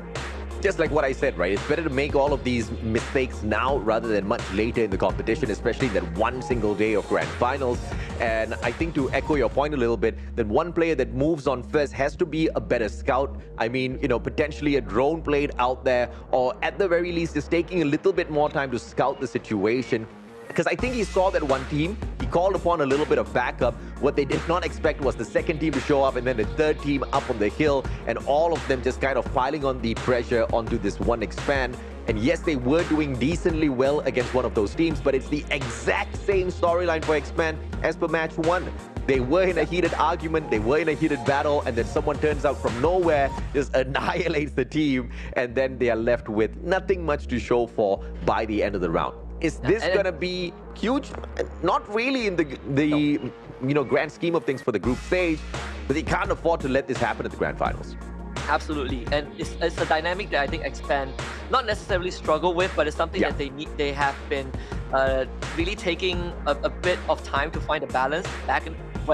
Before Zeus was in, you always see Cobra, and at that time, you know, Cobra and X-Troy would always be the ones that scouts out. But now I think Zeus has taken more. He hasn't really had the same initiative as what Cobra has demonstrated. So we see X-Troy and Too Fast doing it instead, which is fine with me because X-Troy has, in a lot of situations, been the last man alive and clutched for the team. But sometimes it's fine not scouting out early on, right? You stick together as a team, you know that you're better in fighting. And I just think if Expand just tap into that primal instinct a bit and just run at UDOX, maybe the outcome would have been a bit different. Yeah, and I'm very sure the outcome can be different for Expand because they're a team that's very mechanically skilled. Where they do fall off the very edge is just when it comes to those decision making, especially as to when to engage. And the strategy can be slightly stronger, but obviously my expectations for Expand is just right up here, right? You want to take their plays and you want to paste it upon any of the other teams, you'll say, whoa, they did really, really well. But it's just not the case for Expand. They are fortunate and unfortunate in a way whereby the assessment from both of us is just going to be slightly stricter because, I mean, they are the hope and dream for Malaysia. They did so well for the Free Fire World Series, and we expect them to have that exact same performance later on at the C Invitational. We expect them to have the exact same performance when they qualify for the Free Fire World Series. Look at me like talking like nobody else is going to stand a chance, right? But it's the kind of capability that Expand has, regardless whether or not we have any other strong teams within Malaysia. Expand just really stands out, not just because of how the players play, not just because of the fact that, you know, they're just very ultimately skilled, because as individuals in real life, you've met them, Husky, they're such nice people, right? And these boys deserve a better chance out there, but they've got to earn it for themselves. Yeah, absolutely. Of course, the SDA Invitational is a big stage, but at the end of the day, we have a major, the qualification to World Series is still the most important. Overall stats for match number 2, again, 48 total eliminations, just a whopping almost 35,000 total damage. And I just love the fact that we are destroying so much more glue walls nowadays. Because back then, glue walls has been a pain to deal with. A lot of people are abusing shotguns, double barrels, charge buster. But with the introduction of, you know, the glue wall melter, and then now we have clusters, it just makes breaking through defense a tad easier without compromising defenses. And I like how this also punishes teams that just thinks about the offense without having a backup plan. Yeah, and of course, some of the teams that do play a really great offense, they just now need to just tactically switch up their gameplay a tad bit and play it a little bit more slower. I think that kind of suits the storyline that we've been hoping and praying they help us build for the longest of time, right? Because, you know, ruthless aggression can be very helpful in certain situations, but you cannot abuse that exact same strategy time and time again.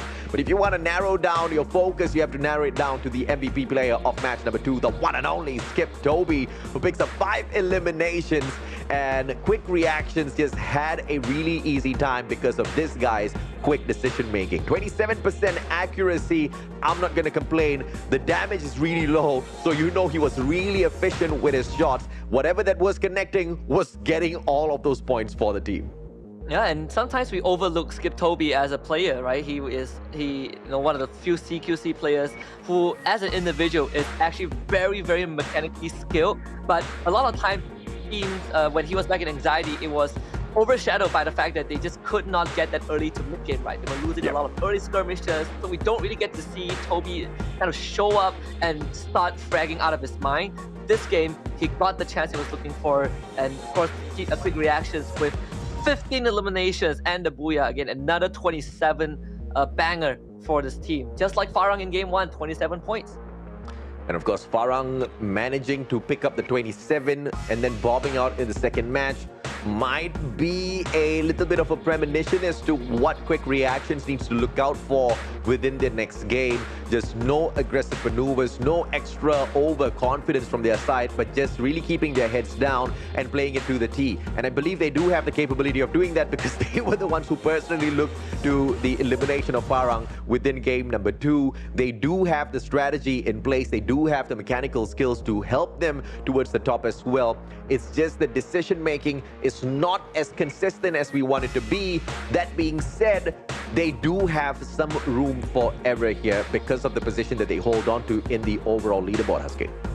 And there it is, Booyah for quick reaction, 27 points, Geek Slate with 19, TFC Esports getting 12, Nova 11, Freedom MY 7. This time Ilustrado Fuegos a bit on lower end with only 7, but the scariest one is definitely for JPT-NC, who got no points, Farang, who got no points, and Expand only getting 5. And we've seen this way too many times for some of these teams. It's all about the recovery in the second half of this day. I mean, Expand getting 5, they just literally bomb out this round number 2. It was a good opportunity to catch up with Farang and in fact take back that second place. But what they do instead is just fall 1 point short. Kind of sounds like deja vu right there, man. It is. I feel like overall we've seen this so many times that back in the days it's a scary sight to see, and right now it's more of like, well, we're back in this spot. The teams have overcome it before. Can they do it again? Geek Slate, of course, in that second place with the 19 points. Phenomenal performance out of Geek Slate. They're just trying to escape from the clutches of Yudu Axis, who did not do equally as well, only picking up the 8th spot for themselves with the 7 points in hand. TFC Esports, on the other hand, looking for the qualification into the grand finals, picking up a solid 12 points, puts them, I believe, very close to Tot Dalang, if not even above them. But we have to also understand Tot Dalang has not played just yet within Group A. Let's see exactly where TFC stands. There you go, right above Tot Dalang in the 13th spot. And the next victim is going to be Tactical Intex that TFC looks for. But of course, we hope to see the consistency out of them. And of course, these minor leagues, they will matter just for a while. But when Tot Dalang starts playing their 4 rounds, then we would kind of see it shift back to where it was. Kind of the same for Farang and Expand. They are 10, 11 points away from AB Radicals, but that's because AB Radicals hasn't played just yet. So as much as we say that they are making good strides, I feel like they need a bit more than that, especially coming from Expand, who had 2 rounds to really kind of get that lead, but they couldn't find it. As for Farang, they had a great round 1, but you kind of wish that round 2 wasn't as how it went down, because Farang would have had a great chance to get closer to AB Radicals.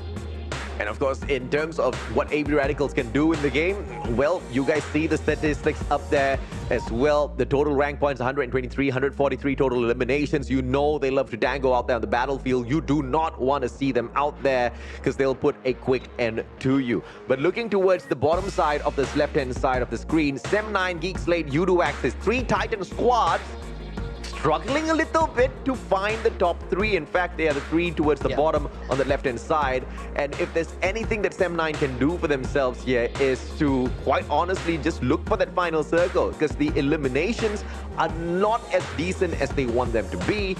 And, the exact same thing can be said for Yudu Axis. But if you find that final circle, you surely get to pile on all of those placement points, guaranteed placement points, and then, of course, try to chip in a couple of knocks here and there, try to sneak away a couple of kills, get some some extra, elimination points for yourself as well.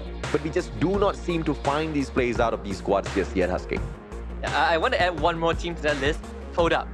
4 big organizations all side by side on the leaderboard, almost competing to a certain extent, but the good news is they are in a safe spot. They are still going to qualify for the finals if they remain where they are. But you can see, some of it's also a testament. Some of these teams who, are not under these big names, but they're still putting up very good results, and I think it proves something, right? That people. The players themselves are putting in massive amount of efforts. People are willing to invest more and more, and regardless of which banner you're playing under, at the end of the day, it's the performance and the result that matters the most. Which was why when Expand started out as a roster, they came from ground up with only talented players. They went through, I think at this point, more than a year of just boot camping and training with the same roster, only adding in 2 players over the course, but still maintaining the core. And they made it to the world stage. And they made it to the 2nd place in the last major. And right now, they're in the 2nd place of the current major in the group stage. It says a lot. It most definitely says a lot. But the group stage in itself is definitely not going to be any sort of a benchmark for us as we head on into the grand finals. Because you and I, plus this grand finals that we're about to perform on as well, have seen 4 others, all of them on MCPS. So we kind of know exactly how the game works out at that point. The unexpected can happen. Some of these underdog teams can just have that breakout run, because once again, we're not talking about 2 or 3 days of grand finals, just 6 matches, that 1 day of gameplay, where all you need to do is hope and pray for the bigger teams to struggle a tad bit and for you to be on the best performance of your life. And we might just have a huge shocker on our hands. I think the best part right now is the fact that, the top 3 from last major is also in the top 3 right now in the group stage. But here would be the upcoming matches for Group A and B. Group C will take a rest for now. We move to Alpine and Nextera for the next 2 maps. And the recap for the first 2 maps is that Farang got the Booyah on Bermuda and Quick Reactions got the Booyah on Purgatory. These upcoming 2 maps, the newer ones on the block, Alpine being the 2nd latest one, and Xterra, the latest addition. And Alpine, I think, is going to be very, very interesting because it's one of the maps that Expand is very, very good on. Arguably the best map. Arguably the best map, but I'm actually looking forward to seeing, teams like JPT-NC dance around here just a tad bit. And JPT-NC, the probability of them being able to do that is really high. They're in Group B, they stand a good chance. But this is going up against Group A. We also have to acknowledge JP Radicals knows this map like the back of their hands. But surprisingly enough, Husky, JPT-NC has got the most number of points picked up on Alpine thus far in comparison to any of the other teams out there, which to me is a little bit of a shocker because not only do they have the most number of points, they are really decent in terms of the balance between the placement as well as kills, which is impressive. Yeah, it is very impressive, right? They don't have to worry about Expand because Expand is not playing, but we also get to see how AB Radicals handle the 2 newest maps.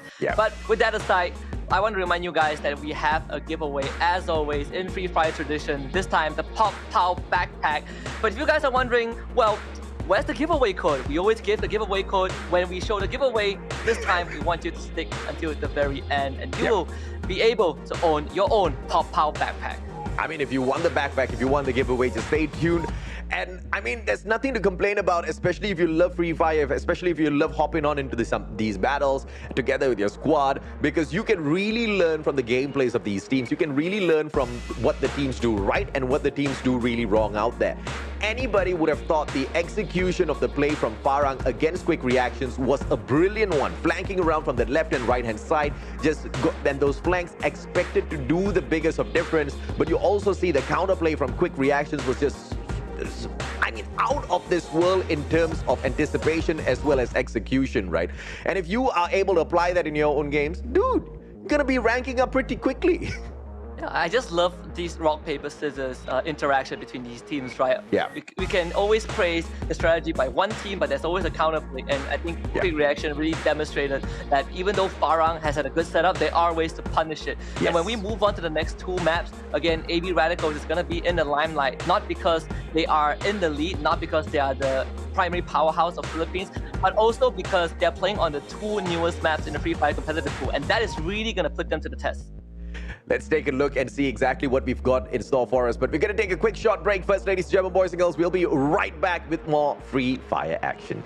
But of course, before we hop onto that, a quick prediction from you. AB Radicals, Booyah, game number 3, yes or no, Husky? Yes. Booyah, 100%. Booyah it is. We're going to take a quick short break. When we come back, maybe we'll show you the code. I don't know. Stay tuned, and I guess you'll find out.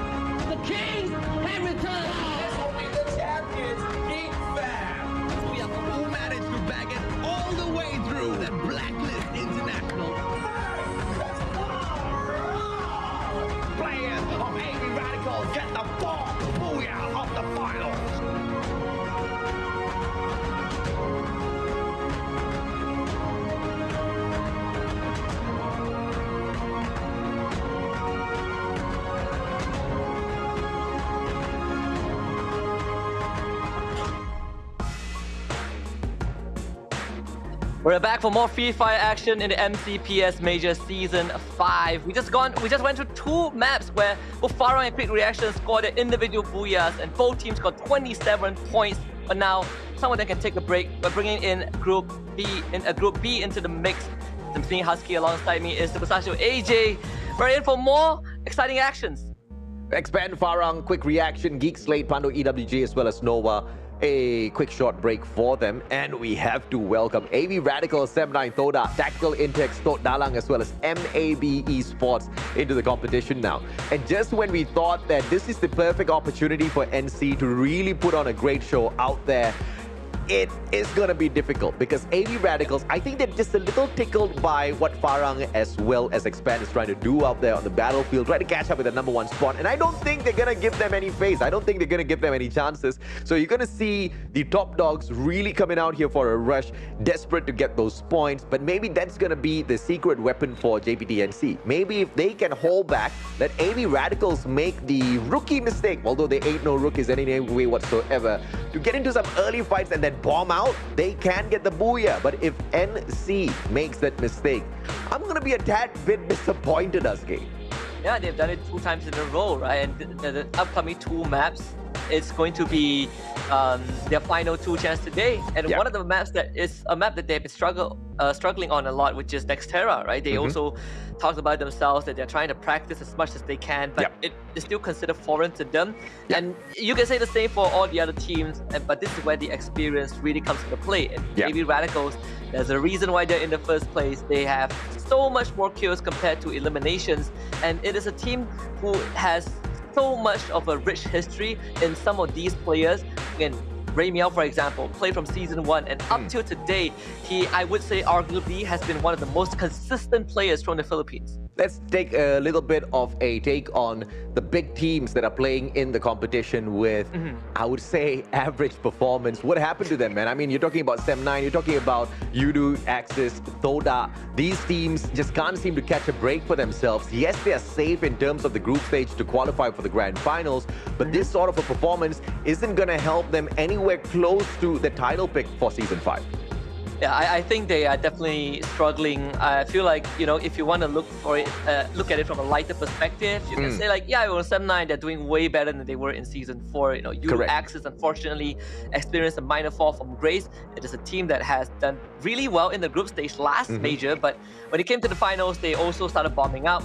Thoda had an abysmal run last season. So overall, the fact that they are basically side by side, I would say it's not necessarily a bad thing, but you kind of wish that you're seeing more out of them, especially for a team like Sem9, who has invested in even younger players to join the roster for this major. And to echo that, I would say especially Thoda, a team that has gone on to the Free Fire World Series and really put Malaysia on the map as well. And then to follow that up with not so great performance is a tad bit disappointing, right? Because you would expect teams to go to that stage, to pick up the experience of battling against the very best in the world of Free Fire, to come back with that experience and just absolutely shred the competition within their own server. Thoda just hasn't been the team to do exactly that, but I guess that also helps teams like AV Radicals as well as Expand shine a little bit more, because they've been able to do that and they've been able to come back and keep their consistency up with the rest of the teams. Yeah, it's a bit of a heartbreak when you look at some of the players from Kodak, right? For example, Sparks, Pedro, they were from Argon MY, and after a great breakout performance in Season 2, Thoda picked them up, had a great season, and afterwards it was a downhill slope, and they're still struggling to recover. But the one thing you guys watching can always get yourselves on is the Pop-Pow backpack. There it is. Redemption code right there. If you guys have made it to this point, congratulations. You have won yourself a chance to get this amazing backpack that I personally don't even have a chance to acquire. You guys are very, very lucky. Pop-Pow backpack. You thought you needed to wait for the end of the broadcast. No, you don't have to. This is the reward for you guys who have stayed tuned. And of course, to some of your friends who kind of dropped out thinking that they can hop on back right after the final match. Yeah, they're going to miss out in a little bit, right? But go ahead and claim this for yourselves right here, right now. But do us a favor. Stay tuned to the broadcast. Hit that like, share this broadcast out as well so that you can call especially the rest of your friends who do play Free Fire with you to check out exactly what sort of maneuvers, what sort of strategy you want to be executing on your own team plays out there on the battlefield right after this. For those who dropped off and wanted to come back last and realized that they missed the redemption code, all I gotta say is, Happy April Fools, people! The 1st of April. I gotta pull a prank somewhere, you know. I wanted to say that I can't make it today, but that wouldn't be good, so I had to do it to the audience. Don't get mad at me. You know, it's your responsibility to stay on. Yeah, I mean, you would wish that happens, right? But Free Fire is just filled with people who look out for each other. And this chat is always about that, right? Showing the love for each other. They're going to copy this code and they're going to be pasting it and spamming it in the chat all the way up to the end. I know you people. You guys always look out for each other. But today, the 1st of April, change that code up a little bit. The best part is that, you know, I happened to look at the chat just for a while and everyone is just thanking Garena at this point. Like, thank you for the code, thank you this, thank you that.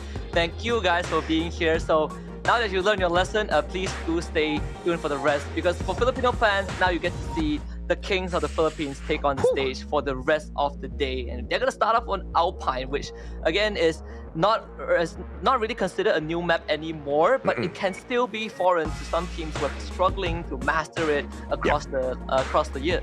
AV Radicals has done decently well on Alpine in comparison to what NC has been able to reach, in comparison to what Farang has been able to reach. Let's put that into perspective of numbers. NC has 74 points picked up at Alpine so far, followed by Farang with the 70.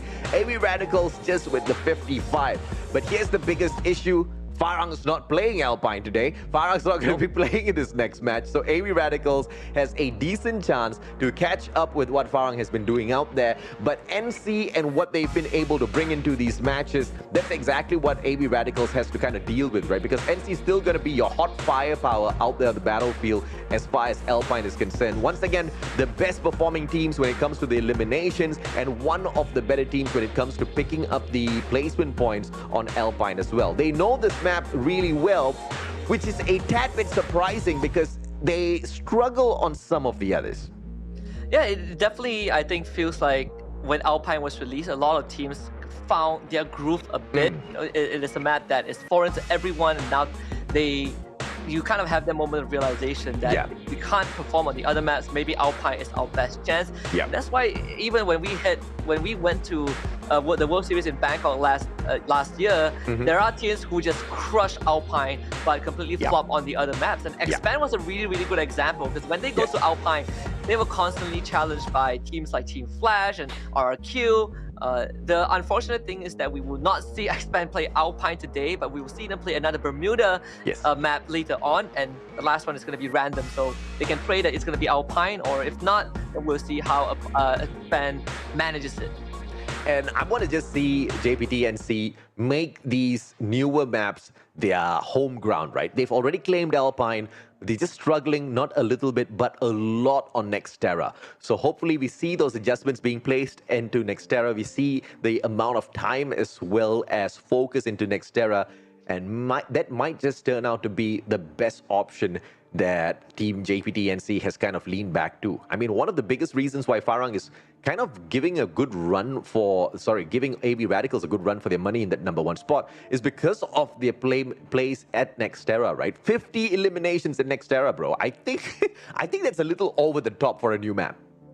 Yeah, I guess I can agree with that also to a certain extent. I just like new stuff. You throw in Nextera, you can throw in any map. Like, you can bring these guys to space, and I'm all for it. And I think that's what's been really distinguishing Free Fire as a Battle Royale from a lot of the other titles of similar genre, is the fact that we're getting all these new stuff that don't really jeopardize the existing mechanics, right? Like when we say that glue walls were just so hard to deal with, we get the glue wall buster, we get the Riptide Rhythm, we get the clusters now, and now then last year we get Alpine, and a year later we get Nextera. Keep it going. This is what keeps it fresh for the teams. It looks like there's a party here, and the ones invited are the team members of Sem9 as well as AV Radicals. Malaysia going up against the Philippines. And here's where we see if or not Sem9 can hang with not just some of the best, but literally the very best of the league right here, right now. It's going to be dependent on the luck of the players as well. What sort of weapons they find out there on the battlefield. It's going to be an easy one. Time Turner whipped out in time. Raja with the SMG. CQC worn out by him. Aries goes down, but Kaitu with the double revolvers knocks Raja down. Great backup. Vickery trades one back out from the side of AV Radicals. And from the get-go, it's Sem9 with the upper hand. Yeah, perfect start for Sem9. AV Radicals almost outgunning them, and it's not done just yet. Noki now finds himself victim number 3 is Raimi Yao, and Raimi Yao wins that out just barely. Getting a point for AV Radicals, but Raimi Yao can't get away in time. Vickery just so fast and swift on the swing. 3 for Sem9, and AV Radicals suffering heavy damages early on. And like I said, right, it is all up to luck as to who picks up the better gun. And like what you saw, that final flick around the corner, that P90 is absolutely deadly when it comes to the close quarters combat. Barba very smartly backs away because with the gun that he was holding on to, that double barrel shotgun, yeah, you're not going to be able to take a 1v3 fight. The charge buster maybe, but not with that, right? So he backs away, he's got the vehicle, so just enough to put a lot of distance between himself as the attacking team. MAB, they'll come across the players of TFC. Tactical Index, on the other hand, finds Asta. Orin goes in super aggressive, but Ace aces him out instantaneously. And Orin is also down as well. It's going to be a 3 versus 3. Decos wins that out against Napis. Just runs right into the rest of JPTNC. A bit overzealous, but back up there right in time. JPTNC 3 rounds in a row. You the first team to get knocked do out. that. Absolute disaster. Devastation for this roster. I mean, no, maybe now you want to listen to me, man. Just back away. Let's not play early rounds. Let's play final circle instead, JPT. I mean, I think that's going to be the best course of action moving forward. TFC is going to be finding easy knockdowns onto MAB. And it looks like MAB just left with 2 more players just going to be circling around, but TFC has got them all circled already, flanking around from the left and right hand side as well. Kaizo with a perfect blue wall has got the Mac 10 in hand, doesn't need to do much as Luffy steps up to back him up with the Scar. Jump 9 with an AK does manage to take a knock for him as well, and TFC cleans house. It's a bit surprising that TFC is in 15th place, right? Because over the past 3 rounds, 2 of the rounds have been pretty decent for TFC. So 12th spot is not really a far-fetched dream for them right now. I think they have a really good chance of qualifying if they haven't already. But man, JPTNC, in the final lap of the group stage, has played 3 rounds, and all 3 of them, they sat at the very, very bottom. I believe that they've only gotten 2-3 points across 3 rounds. That's an average of 1 per round. They gotta have a talk after today, because I think today is definitely not their day. But thankfully, I think even if they completely bomb out today and tomorrow, they will still qualify for the grand finals. There's still time to recover, and that's props to them for having a great start to the league. You know, again, 5 total booyahs is not a small feat, but you gotta be consistent. I'm just sitting down here wondering, how did a team that plays like that get 5 booyahs, right? Because you just can't make mistakes like this, man. And you're talking about Illustrados who play the game of engagement so much better, only having 2 booyahs to their name. Sem9 having absolutely none to their name in that 6th place. So, you know, questions, man, questions. But Barba seems like he's made it away, quite far away from the rest of the teams. But out in the open with no vending machine nor revival points, I'm just wondering exactly what the play is here for Barba. Pretty unfortunate as well. He has been traveling for the past minute or so, has not able to find anything. His closest bet is where Jimmy Neo is. There is a vending machine right there, and Jimmy Neo is all alone. But Barba will have to make sure he wins that fight, and it's kind of not a risk that I think he would want to take, even though he's AV Radical. So in this case, we get a slow start for the team in the lead, and that is good news for teams like Expand and Farang, who individually have had good and poor rounds. Especially Farang, because they were like, oh no, AV Radicals are going to catch up with us when we're not playing. Yeah, AV Radicals is not yet. I'm not going to say a hard no because of that final surviving team member. You can never count AV Radicals out. Even with Barba circling around, the next thing you know, everybody's back in here. They're all inviting everybody else into a party at that final circle, with them picking up that booyah, right? We've seen that run from AB Radicals in the past, and we are pretty sure they can bring that out yet again. You gotta also love the addition of the bunkers here that's added into Free Fire. You get those awesome loot out of there, and it's pretty much the hot spots, but it looks like Sem9 is undisturbed at this malicious spot here. Yeah, just taking their time. They have the high ground. They're not really contested in any way. First circle slowly closing in. We get some breathing room for some of these teams because Alpine, we started the map with so much engagement. We only lost one team, but we have lost, I believe almost 10 players at this point. Tactical Intex though, 4 eliminations, all 4 of them courtesy of JPT and C. And it's great to see some of these players back. Deco's previously with Farang, even back then it's too easy. You have Oren, who was absent for 1 season and now he's back. Well, not really 1 season, but after season 4, you don't see him, but now he's back as well. It's just great to see some of these veteran names still in the realm of Free Fire under a different team. Let's see if or not TFC can chip in quite a little bit into this match as well. We saw quite a bit of performance from them in the previous game, and I believe they will be looking to step it up in match number 3. And I think it's the kind of team that is capable of doing exactly that, right? Yeah, I mean, if you look at the overall leaderboard, it seems like TFC is not that big of a challenge to take on, but 12 points with what you said, 6 eliminations, very average. They take that to their side. 6 placement points as well. And I think 6 placement points is super decent, Husky. If they can just aim for that just 2 or 3 more times, then the grand finals is awaiting them. Yeah, if you're looking for the bare minimum, honestly, it is not the worst. You just get, just be media, right? You be in the middle of the pack, and that they do add up those small increments. And maybe losing another member, TFC on a roll so far. 5 eliminations, uncontested. 3 for Luffy, 2 for Jump 9. They may be left with just 1 man, literally. All of them revive. Actually, Curtis, he actually brought his team back. But yeah, MAB Esports needing a lot more time to gear up. Flying high as always, MAB. Let's see if they can pick up the momentum here. It's a team that really struggles when it comes to the engagements. Does pretty decent. Okay, I can't say decent. Does better when it comes to their placements. They usually fall back to just finding that circle, playing the game of survival, trying to stay away from all of the other teams. And Hyzin gets caught out yet again as he backs away from the rest of the team members. And that's just an easy pickup coming through for Freedom MY, who are pretty much struggling as well, trying to make it into the grand finals.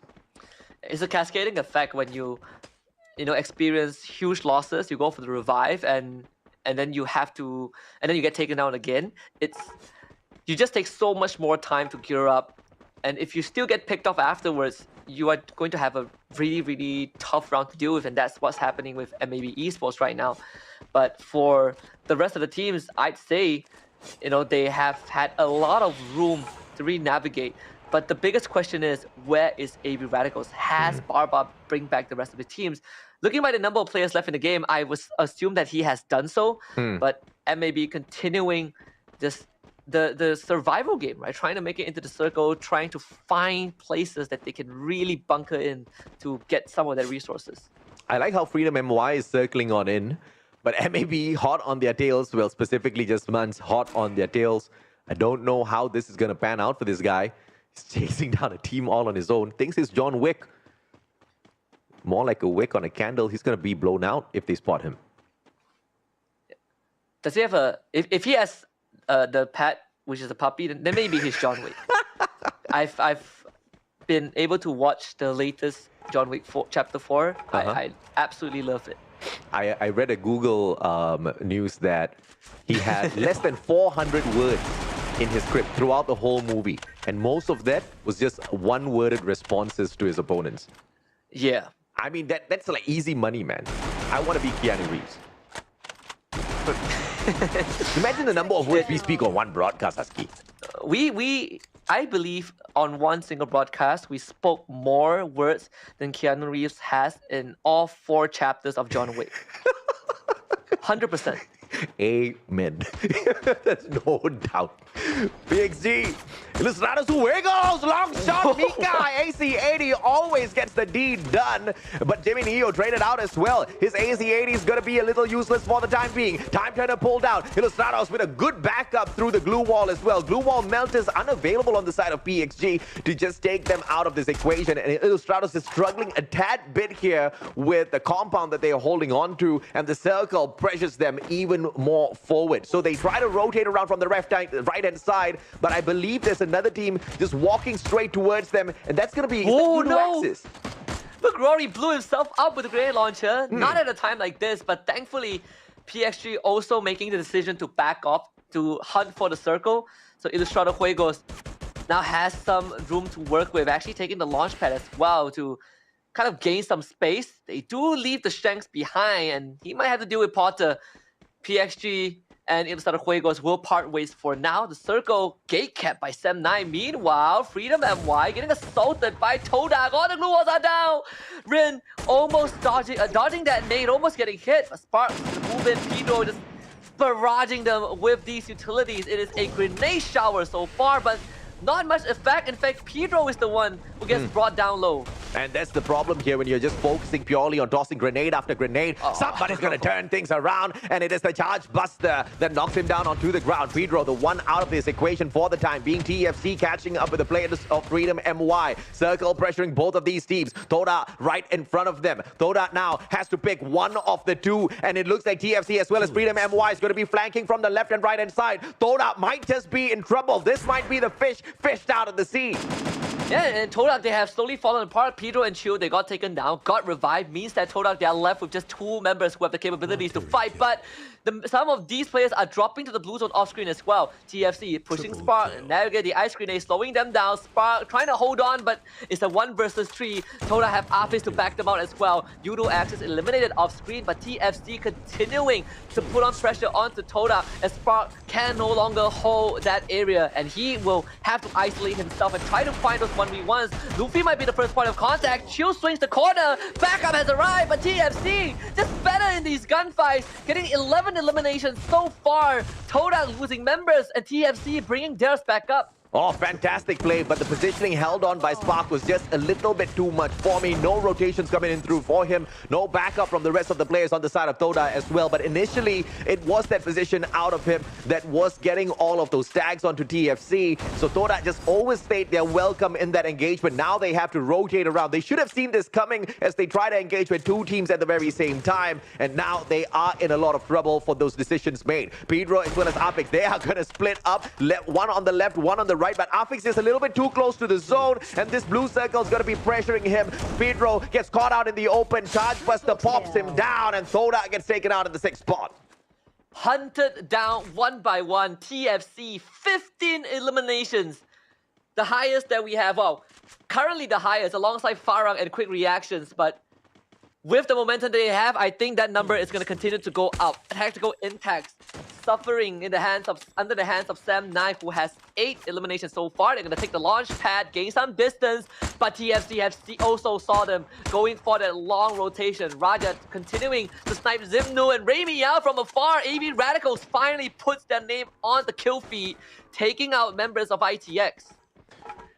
It's a tense moment here for a lot of these teams because the circle's just pressuring in 13 of these players from 4 different squads.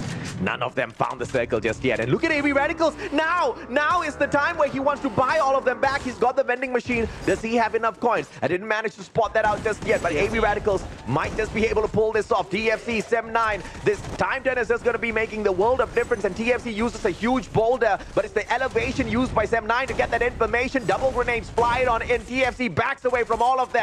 Glue wall goes down. Kaizo erects yet another one. Sem9 can't find the heads.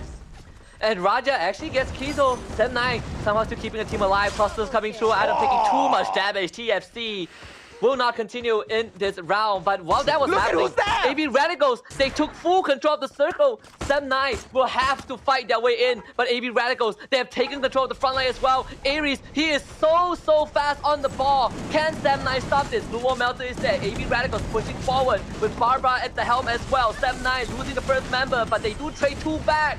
Barba cannot hold. Avery's also falls. Sam9 losing 2. 2 versus 2 between both teams. AB Radical taking Mika down. 1 versus 1. The Wonder Child Ray Meow against the King himself. Sam9 looking for the booyah, but AB Radicals also wants theirs. Ray Meow hiding in the corner. He sees where Raja is. Raja outrunning the blue zone. Ray Meow playing this so well. Raja chipped down to a slither of health. And Ray Meow, last blue wall. Blue wall melted out. Raja desperately shooting up with 9 mechas in the bag. Time turner drop by Ray Meow. Final push coming in. AB Radicals wants a booyah. Sam9, can they save it? Raja does it for Sam9. The king still stands. And in the game of chess, it's the king that is the focal point of the team. Sam9 takes down AB Radicals for the booyah. And the first booyah of the group stages for Sam9. Phenomenal performance. And it's the one and only Raja with the phenomenal dance around. Both of these players, they tangled around for the longest of time. I believe that was one of the longest showdown for that final circle that we've seen in such a long time. But you gotta love, you gotta respect, you gotta absolutely adore AB Radicals for that play from Barba. That team was supposed to get taken out in the 12th spot or best case scenario 11th spot. But Barba, and just as is anticipated, we said that this is the kind of team that can go down to one man and you can expect them in the final circle as well. Guess where they showed up? Because we did not see them at all until that very final circle. Yeah, and it was against Sam9 that it started off on. Absolutely, Sam9, they won the hot drop match, the hot drop skirmish, and they won the final bout against AB Radicals. And I think AB Radicals might have found a hidden rival in this final week of the group stage. But Raja, I think this guy, when he joined Sam9 initially, well, when he joined Geek Fam back in the days, he was the one, remember the first round of the local league, his first debut. He was the last guy left alive on round 1. And he was the one who brought his team back and won the first booyah. That's also the time where we introduced Alpine into the competitive pool. 1 year later, he's in Sam9 and he pulls this stunt off in the final weeks of the group stage. How can you not love him? I mean, dude, you gotta absolutely adore Sam9 for this gameplay. And, you know, this was one of the teams that we had kind of in question as to where did all of that beautiful performance go to. They were one of the Titans who are not doing it as well as we expect them to in the competition, but here they are responding to all of that. I also asked the question earlier in the day, what's Sam9 doing there with literally no booyahs up to the final week? Sam9 says, here we are, delivers a super booyah, and I tell you, the storyline just could not be better. The league was waiting for us, Husky. They were waiting for us to start things off against each other and to end things off against each other. It was a 1v1 battle. It was the longest dance of tango. Mother Nature came into play as well as Raja kind of hid behind the tree, went on out. The time turners got popped out. Everything was happening in the matchup, and I have to say it was messy, but only messy because of the equation that was played out between the two, right? One shot, the other one dodges. The other one shoots, this one dodges. It was crazy of a fight to watch. Yeah, and what better way to end it? Not only between the two teams, but also the two best players, right? Raja for Sam9, Ray Meow for AB Radicals. Honestly, I just love the fact that whenever we pair up and then we commentate Free Fire, our predictions never happen. We always get the opposite result of what we ask for, and that's what makes Free Fire so much interesting. Hey, speak for yourself. My predictions always come true, okay? I said we're gonna see those guys in the final circle. We saw them in the final circle, okay? It always happens. You bloody heads, expand, AB Radicals. Okay. The mighty cursor of MCPS. I wish I had Dan Lee here to back me up on this, okay? Hey, it's don't none worry. other than Husky.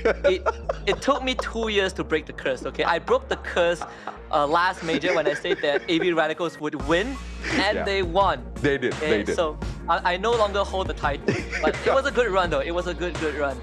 We'll look for someone else to pass the title on to next time. But of course, it was a great match at Alpine, and I think, you know, AB Radicals was so close to dropping the ball, right? We saw NCJPT bomb out, and then instantaneously it was AB Radicals under fire, and we thought that, oh my goodness, like, is Farang just going to be jumping for joy? Looks like they're not, because AB Radicals is just right back in the play in the final circle. And I just wish we could have seen some of those rotations from Barba. I just wish we could have seen how he managed to kind of circle around, who he decided to bring back first, where did they drop, and how in the world did they find that final circle? Because bro, you gotta think about this lobby. It's not an easy lobby to get through, and you see teams making rotations left, right, center, and as a full squad, they all get caught out.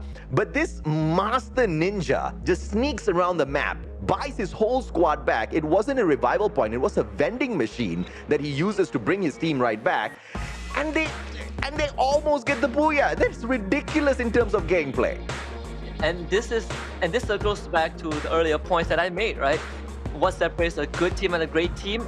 We have seen it right then and there. The recovery of AV Radicals when all the chips are down. And it brings back a bit of that deja vu with what Raja did when he was with Geek Fam. Same thing, last man alive, losing the hot zone skirmish, comes back, makes it to the final circle. The only thing that wasn't the same was that AV Radicals didn't get the booyah. But if you look at the bigger picture, AV Radicals will be very happy with that because Expand and Farang are not playing these 2 rounds. NC completely bombed out, so AV Radicals get to extend their lead once more. I'm just hoping that Sem9 gets to keep this sort of a performance up for themselves because this match is a clear indication of what they're capable of doing.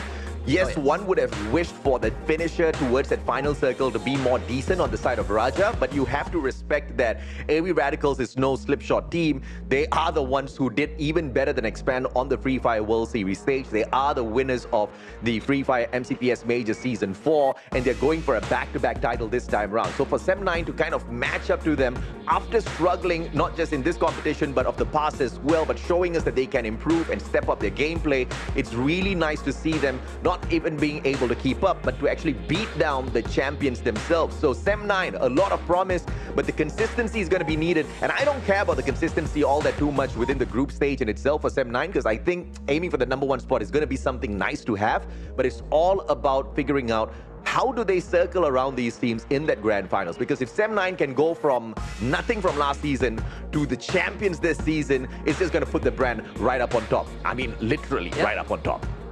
Okay, right.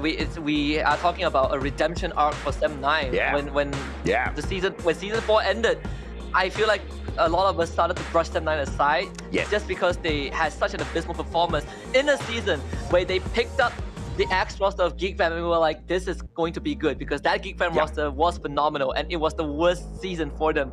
And not only that, they come into season 5 with 2 very, very fresh and young talents, and they're able to pull off something like that. This is very promising if you are a Sem9 supporter. And of course, if you are a Sem9 supporter, you most definitely will be hoping and praying that we get to see a little bit of a step up in terms of their performance overall. And as we head on in towards the next map, it's going to be Nextera. Sem9 does decently on Nextera, and I'm very happy to say that they're not going to be bombed. Okay, I don't want to say if they're not going to be bombing out, but I don't anticipate them to bomb out because they've done decently well. They've kept up with teams like PXG, they've kept up with teams like Toda, but they have not been able to hit the high strides like teams Farang as well as AV Radicals, who are very, very proficient. And to see that Farang is just extremely good at picking up eliminations on Nextera, I don't know if I want to call that luck or I want to call that just well-played matches, right? Because 35 placement points shows that they know how to circumnavigate Nextera, but getting those 50 elimination points just puts them on a whole other level. I mean, they don't perform anywhere as close on the other maps. Yeah, when we talk about a team like, Farang, it's always you have to go back to the days when they would do easy, right? It is a team that was the very first to be solid on a map like Kalahari, and now with that out of the pool, they kind of evolved to be a very aggressive team after being picked up by Farang, and right now you still kind of see that. But you also brought forward the inconsistency every once in a while. This is the overall stats, for match number 3 on Alpine. And it's just, look at this, 61 total knockdowns, 62 total headshots. It's a very, very bloody match. Dude, and I love the point that you brought up, man. Farang used to really pop off on Kalahari. The removal of Kalahari, one would have thought would have been a huge blow to them, but they saw it, I guess. They foresaw it's going to be a huge blow, and it makes sense as to why they invested all of their time and energy into perfecting their plays at Nextera. And I'm hoping to see the statistics for the overall stats here just blown up completely the next time we see Farang play that map. But 52 eliminations, that's pretty average on a game in a lobby like this. But 62 headshots, Husky, it's a little bit overboard, man. Everybody is nailing it. Yeah, and you know, if you put it into perspective, right, at least everyone has been knocked down by a headshot once in this game, and some of them are lucky to get hit twice. But when we go into Nextera and we look at kind of the design of the map, I really love how it's laid out. You have so many freeways for teams to navigate around, and it almost feels a bit claustrophobic because of so many open areas. We'll see how these teams navigate it. But for now, we need to talk about Luffy from TFC. Sure, they didn't get the booyah, but remember, this is one of the best rounds for the team. Yeah, no doubt at all, man. 35% accuracy with the 6 eliminations. Luffy is falling one short of the first MVP that picked up the title earlier on today. But 3,275 damage with statistics like this makes Terengganu Football Club one of the suspects to really climb up high in the competition, at the very least within the group stage in itself. We are hoping that they can make it through to the grand finals because it's a very promising team, and as long as they can keep up a performance like this, that consistency that we always look for, you know you're going to see TFC up in the grand finals soon. Finishing third in this match and getting, I believe, 15 eliminations by the end of it. Super impressive, very close to the top 12. But of course, team MVP has to be Sem9 with 14 eliminations and a whopping 26 points to kind of kick off their very first match of the last week. And it's a team that has found great balance in both placements and elimination, and you can see that continues to be the case. And with this great round, it's also going to put them closer to Ilustrado Juegos, but most importantly, very, very close to overtaking JPTNC. And of course, JPTNC, it looks like they are going to have quite a big run for their money because Sem9 is slowly waking up, and you do not want these boys to wake up.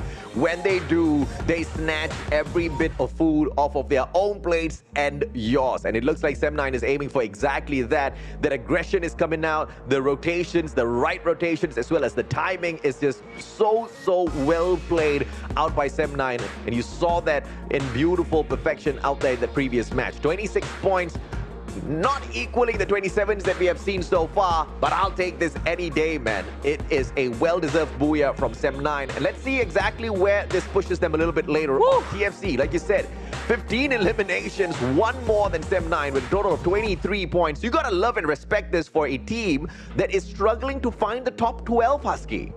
And you also have to put respect on AB Radicals. Again, they had a very, very rough start. They finished second and they still got 20 points. So even though Sem9 got the booyah, AB Radicals can just easily brush it off because Sem9 is still almost 100 points behind them. And with these 20 points, the lead just keeps on increasing for AB Radicals over Expand, Farang, and JPTNC. Tactical Intex also having a decent round with 14 points. And then when you look through the rest of the squad, Ilustrado Juegos, another 7-point round, not looking too great. Todak only getting 6. JPTNC and Udo Axis, this is their third match. Udo Axis and JPTNC both getting a big 0. I mean, like you said, man, JPTNC, 3 games, 3 points.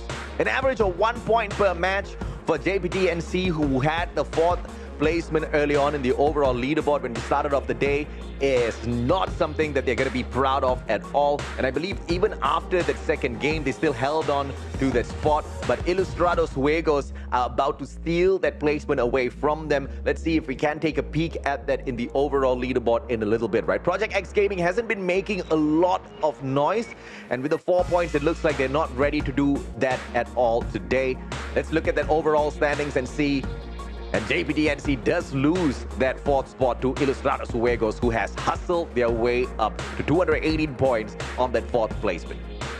And at the same time, when you look at the gap that AB Radicals have gotten for themselves, right? Farang did so well in the first match, and this goes back to the initial point. If they didn't bomb out in the second round, we will actually have a very close rat race to the top. But if AB Radicals keep expanding this lead, then maybe that fight for the first place at the end of the group stage, towards the end of the group stage, would not be a reality anymore. JPTNC dropping to 5th place, Ilustrado Juegos making it to 4th, Filipino Pride highest than he has ever been. I don't think we've ever seen all Filipino representatives in the top 8 before. We have, but not consistently, right? I mean, especially with teams like Bloody Heads and all, who are very hot and cold a lot of these times. But I believe with AB Radicals going to the Free Fire World Series and performing so well, it has truly inspired the rest of the Filipinos to really step up their gameplay as well. Because all you need is for that one team, all you need is for maybe 1 or 2 players to show the way and to show that what you dream of is possible. Everybody wants a little piece of that as well. But Sem9 climbing up to the 6th spot. You gotta love this, and now they're just 15 points behind JPTNC. So let's see if or not they will be able to catch up within the next matchup in itself, because looking at the way JPT has been playing it so far, I mean, it is very possible. Sem9 have 2 free rounds to catch up after the next round, right? JPTNC, they're on their last chance for today, and if they bomb out again, then you can be very, very certain that they will keep falling down the leaderboard. And to make matters worse, we're going into the map that is most foreign to them. It's Next Terra. JPTNC, they've talked about how it's a map that they have spent time practicing on, but it's a map that just feels like it's very foreign. It's like a stranger, right? They're uncomfortable with it overall. And this is the true test. You had 3 poor rounds, and now you have to play on arguably one of your worst maps. They gotta buckle up for this one. They most definitely need to, man. I mean, after this match, if they do bomb out once again, they gotta change it from JPTNC to London FC, because like the London Bridge, they keep going down again and again. I don't know exactly what's wrong with JPTNC, but today's just not their day. But I know how they can fix it, Husky. Just stop engaging early. I think that's the only answer for JPTNC. And it's not that they're not capable of taking gunfights. They can shoot. It's just that it's the luck that you want to play at the very start of these matches. You barely have those loots. And picking up the right gun in the #1 spot in the first place is going to be quite a bit of challenge in a hot drop. But on top of that, managing to find those medkits to sustain these long dragged out battles and a potential third party out of nowhere, it's just not something that NC has to deal with or should want to deal with. So hopefully they learn the gameplay of running away, because so far I think the ego has gotten in the way of JPTNC and they really want to stand and fight. Sometimes the better decision is just walking away from the battle. This is going to sound very sad, AJ, but I feel like I have to say it. Across the past 3 rounds, JPTNC has played a collectively of, I believe, less than 10 minutes of Free Fire. It's already a short game. It's already a very fast-paced game on Free Fire, and JPTNC is just trying to make it a little bit quicker for them. But you know what? This could just be JPTNC's trump card. Maybe they're just making everybody second-guess them as we have this final week of gameplay, the final week of this group stage before going on to the grand finals. Because you know, the worst-case scenario here for JPT is they just drop a few in terms of ranks, but they still make it to the grand finals, and then they pop off in the grand finals. Dude, I will not put it past them, but that's just me being hopeful. Yeah, we have not seen a team that had a mediocre or poor performance in group stage come into the grand finals and kind of win it all. That has not happened yet. And I'm looking forward to see if a team can do that, because so far the teams that have been struggling in the group stage generally struggles even more in the grand finals, just because you're playing more rounds and you only have 1 day and you really have that 1 day, right? So not much time for you to kind of fix your mistakes, not much time for you to really look at the more intricate part of Free Fire. So in this case, I think it's safe for us to assume that the teams who are in the top 4, top 5 are going to be there in the same spot for the grand finals. Happy to see TFC Esports in the top 12. And dude, this is exactly what we were speaking about, right, Husky? We just needed 2 solid rounds from TFC and then just decent, average rounds out of them.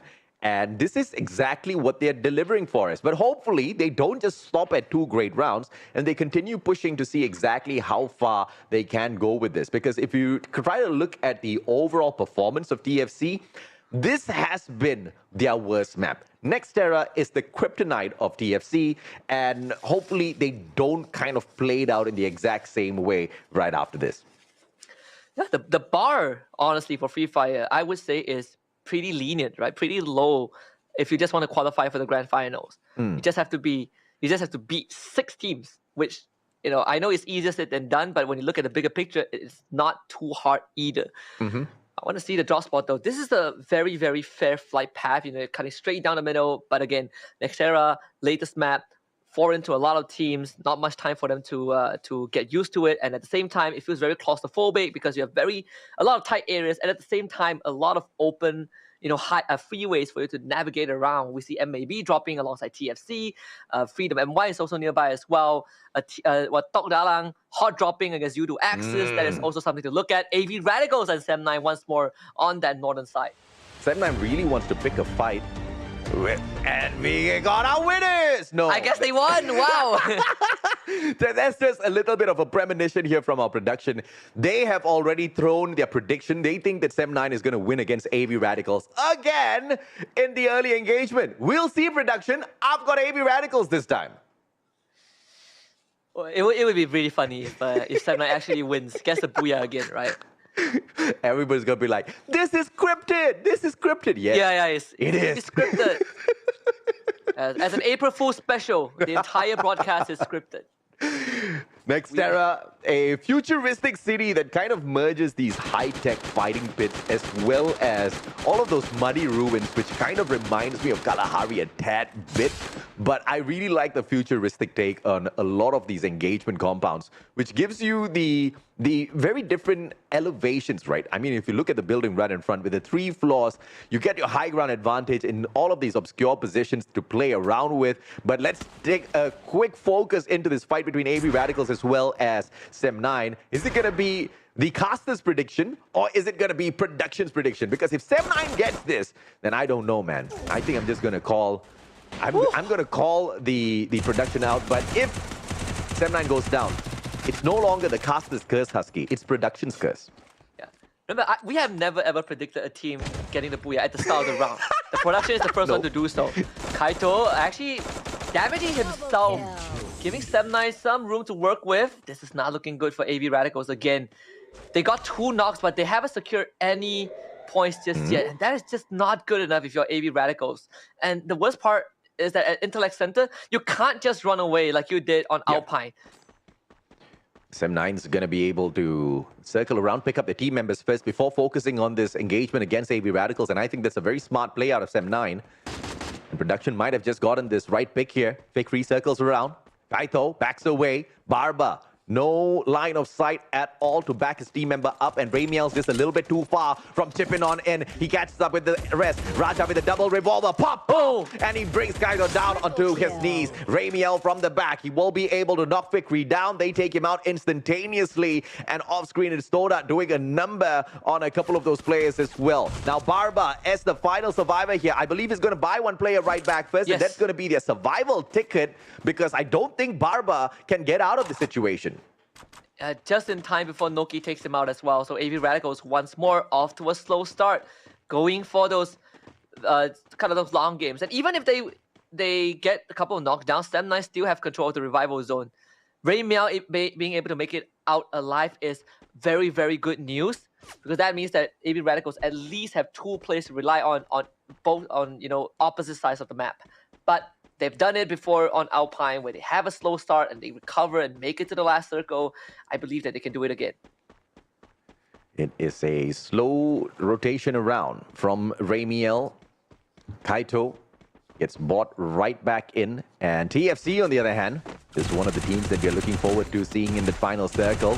But it's the grenade launcher from the side of Rin that drops Kizon right down to his knees. No elimination coming on through just yet. Luffy tries to respawn, goes 1v2. Rin does manage to take the player out of the equation, but Luffy knocks him right back down onto the floor. Razik shows up, Luffy gets taken out, and Freedom MY. This is just a 4v2 the TFC cannot handle. They circle around away from this compound, finds a jump pad, and that's perfect because they are gonna just be booting out of that compound and trying to play for survival here.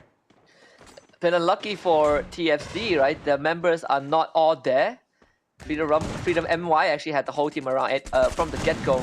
Yudu Axis taking on Toda in the advantage right now. Two members of Toda taken down. One of them secured.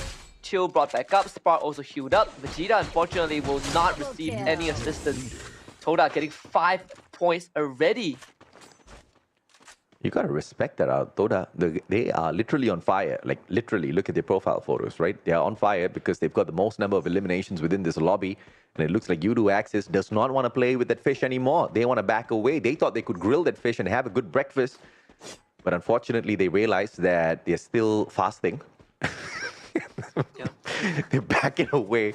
So don't question me on whether or not the Filipinos are fasting, okay? Neptune B-roll, they back away from it either way. It's going to be an opportunity for them to revive a little bit later on. We'll catch up with them. TFC back in play with all 4 players out there on the battlefield. And Ilustrados Juegos, on the other hand, with the circle safe on their side, they have to now deal with their opponents of PXG. I just want to say I love this this mask or helmet. It's one of my favorite. Has my favorite fruit, and it's quite cute and scary. It's this pineapple man with glasses. I don't know what they name it, but it looks very nice. Who has a pineapple on his head? Toda, chill. Toda. I was trying to find something that rhymes because they only have like 3 syllables. But the point number 6 onto Shahid from Tok Dalang. And funny enough, Tok Dalang is playing the second round of the day, but we actually didn't see much of them, right? They haven't made too much of a splash, and it really felt like they were still suffering from those earlier weeks where they were getting bullied a lot. But you can't really say that as well because they're actually in 12th place when they came into today. Yeah. MAB getting wiped out instead. I mean, TFC is on fire. You gotta love that. A team with a lot of promise out there on the battlefield finally putting in the hustle when it's truly needed. This is the second last day of the group stages, and no better time to do all of this rather than today. Of course, you still have one more day. Hopefully they don't drop the ball tomorrow and allow anybody else to take their spot in the grand finals. Ilustrados circling around. Mirol found. Grenade goes wide. Mirol escapes. One player up on top. Shanks from the bottom. McRory circles around as well. This Mag 7's not going to pop anybody just yet. And Mirol just manages to dodge left, right, center. Out of nowhere! Let's go! AWM shot. They fished him out. And let's go. Finishes him off. Yeah, if you don't remember who this guy is, he has been around for a long, long time. Look back at, I believe, SAF, look back at Bloody Haze, in veteran names. I think the only team that hasn't gone through much changes is AV Radicals, right? They bring in Kaito and Ares from H2G, which was in Season 4, but didn't make it to the major. Overall, when you look at Ilustrados Juegos and Quick Reaction, they experience more of a change. All these veteran superstar players from multiple Philippine teams coming together, and just the overall performance of the region has improved as a result of that. Tactical Intex taking that jump pad again right into the vicinity of Sem9. Look at that, Sem9 instantly pounces on them. Didn't even wait for the rest of ITX to arrive, and ITX gotta be ready to fight right now. Orin taking first contact. Zebnu already down to Raja from afar, and ITX might have just launched themselves into death. Off screen, it looks like Team Toda is taking heavy gunfight from the side of AV Radical. Sem9, beautiful shot against the players of NC as well. NC has got a lot of space to run away from this engagement. They don't have to deal with the players of Sem9, and it looks like Tactical Intex will continue to bite the bullets from the side of Sem9. Sem9 doing the dirty on 2 teams at the very same time. You gotta love the performance out of these guys. So impressive. Basically pushing back Tactical Intex and also JPT NC at the same time. The individual performance from these players out of this world. The circle favoring Sem9, and look at AV Radicals. They are all grouped up at Zipway. They're ready to take the circle once more. We have seen this before. Maybe from a no booyah to a back-to-back booyah here for Sem9. And you got to respect the gameplay, man. I mean, both Tactical Intex as well as JPT NC spotted out. They forced both of them away. They could have just finished off Tactical Intex if they didn't get too distracted there with those players. Let's see if or not they'll be able to catch up. For now, they focus on the safe zone. This next circle is going to belong to Sem9. And the earlier you find a defensive position, the better off you're going to be to find that booyah as well. And Sem9 clearly understands that equation. Freedom MY spots them out. It's going to be DCOS. One more pop from the grenade launcher. That should be the finisher. But out of nowhere, no. Zen drops him. Wow, just done so well. Todak in the meantime going to be pressured, I believe, by JPTNC, and they also have a member of Dog Dalang who is hiding somewhere in this building. AV Radicals also joining the fray. Todak split up, basically having Spark left out in the open, and Sem9 might be listening to all of these commotions happening. Good news for Todak is that the whole team is left alive, but Spark will need to find a way to get out of this. Yun is not going to make it easy. Ambushing Affix in the building, getting the initial elimination, and Todak doesn't feel like they are capable of handling this right now, and Yun is making it very hard.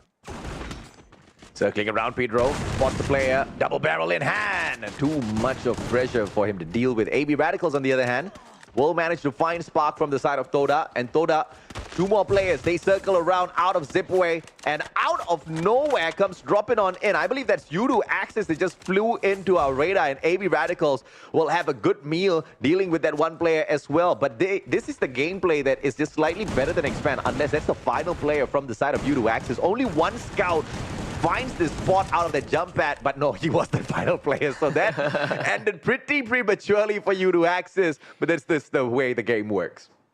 Yeah, every Radical is just still holding on very well, but take a look at Sem9 once more, doing well with those eliminations. Next spot, getting tagged from behind. Sem9 having 10 eliminations, and PXG in the meantime eliminated by Freedom MY. We see Ilustrado Juegos also showing up on the map. UAV sent out by Sem9. JPTNC finally having one of the better rounds where they're able to make it to a top 7, but Ilustrado Juegos now knocks on their door. It is just a slightly slower pace of a matchup as the teams just slow things down to just try to detect exactly who they have to go up against as they look for that final circle. Circle's going to be moving in about 38 seconds. Not a lot of time in a game of Free Fire. You have to do, but the distance between Ilustrados Juegos, the current position as well as the next circle, not too far away. Unless JPTNC does manage to shoot them down as they circle on across, but they use that highway as the perfect cover. JPTNC is not going to be finding those tags, but out of nowhere, Sem9 spots them out, and they start shooting at AB Radicals instead. Ilustrados, you got to turn around, and it is also Freedom MY taking those cheap shots at the players of Ilustrados, while Sem9 just sits down and watches. It is going to be Freedom MY. Let's go goes down. Just stay knocked. No kills coming on through just yet, and Ilustrados still can recover. And I like that AV Radicals instantly backed off the moment they got shot by two different teams. They will leave Ilustrado Juegos to deal with Sem9 as AV Radicals goes on to clean up stragglers. Toda will be the target, but Sem9 are putting a lot of pressure onto Ilustrado Juegos themselves. And Ilustrados, they just can't find any return. Mika does get taken out, but at the same time, Sem9 dealing with a separate team from behind. Maybe this might be too much for Sem9 to deal with. Toda already taken out of screen. Sem9 losing Mikaka. Haven't brought him back up, but they were able to hold off the fort nonetheless. Sem9 with 12 eliminations and still the full squad left alive. What a crazy unfolding of events here, especially for JPTNC. This time they don't bomb out. They have held on to their positioning as well as very slow rotations in, holding off on those engagements. Losing Dino was enough trouble, but with these three players, it's a very well-played round for JPT. Sem9 finally losing a member, put on the back foot. AV Radicals in the center of the circle. Basically, the anchor right now. Ilustrado Juegos having the high ground. They can deal with AV Radicals if they want to. Sending those grenades in. The clusters shown up by AV Radicals in response, but there is no one nearby that they can threaten. So Ilustrado Juegos will be able to hold on to this area for a bit more. JPTNC on the low ground, tagging onto Ares, but Sem9 taking advantage of that, getting an exchange back. These four teams locked in a gridlock right now. Yeah, not a great shot out of Sem9. They're just helping AV Radicals thin out the herd on the side of JPTNC, and AV Radicals is not the team that you want to be seeing in that final circle. Obviously, Sem9 has got no idea they are doing that since we have already blocked out the information from the kill feed. So the players do not know who they're engaging with out there on the battlefield. That just adds on an extra layer of difficulty. You just have to take every single gunfight based on your assessment of position instead of exactly who are the weaker ones to eliminate from these rounds. Semnai are There's so rushing. much to deal with. They are rushing AB Radicals right now. The circle is closing in. Semnai making the first move, comes around the corner. Kaito! Good crossfire onto Raja. JPT NC gets knocked out by IJ. In the meantime, AB Radicals losing Ray Miao and Kaito at the same time. Barba trying to save his team. He also goes down, and Semnai continuing to overcome AB Radicals. Kaito gets brought back up. Needs a bit of time to regenerate his health. Raymel is the next to receive help from Ares. Doing well. Semnai, the job is not done just yet. Ilustrado Juegos arriving at the compound. Semnai getting pincered. Can they take care of two Filipino teams at once? McRory around the corner. AB Radicals finding respite in this compound. Semnai kept out. So far, Raja still rushing in. Finding Raymel. Finding Ares. Raja, you cannot do this to AB Radicals, and he does it anyways. Raja alone takes his team towards the end, and victory finally chips in. Ilustrado Juegos with the pride of Philippines on their shoulders. Can they stop the force of nature that is Semnai, the king of the jungles, the tigers of Malaysia? Raja once more last man alive, up against Let's Go. Raja this time goes down. Ilustrado Juegos with a booyah. The back-to-back booyah prevented by Ilustrados Juegos, but you gotta love the play out of Sem9. Circled, they were pincered by two Filipino teams, and that one gameplay, Husky, that helped Sem9 survive a little bit longer and focus all of their gunfights towards AB Radicals was the double ice grenade thrown towards Ilustrados just to stop them in their path, to make sure they don't get to force their way in. They cut around from that right-hand center, finish off AB Radicals, then jump on right back out to deal with Ilustrados. But this time around, Raja just wasn't as lucky to get that final second clutch for the squad, and Ilustrados instead steps it up for the squad. You gotta respect, you gotta love the Filipino squads for putting in the hustle. And I believe with this play, Ilustrados will be able to replace JPT NC in that fourth spot. No doubt whatsoever. Expand. They will be able to catch up with them because they already replaced them in the fourth spot in the previous round. Third booyah of the competition, man. The Filipinos are really waking up. This is the thing I love about Filipino players. They just full of love. They just always, highlight the people that support them, their partners, their fans. You can see one of them just scrambling to zoom in his screenshots and stuff like that. But man, Sem9, we started off the day by saying that this is a potential redemption arc for the organization, right? Yeah. Newer players, very young talents that's able to hold their wave, and almost got two booyahs back to back. But if you're Sem9, you can pat your backs after this round. I think they have done more than enough, even without the booyah. Yeah. Raja is having the game of his life right now. I mean, I think he performed extremely well.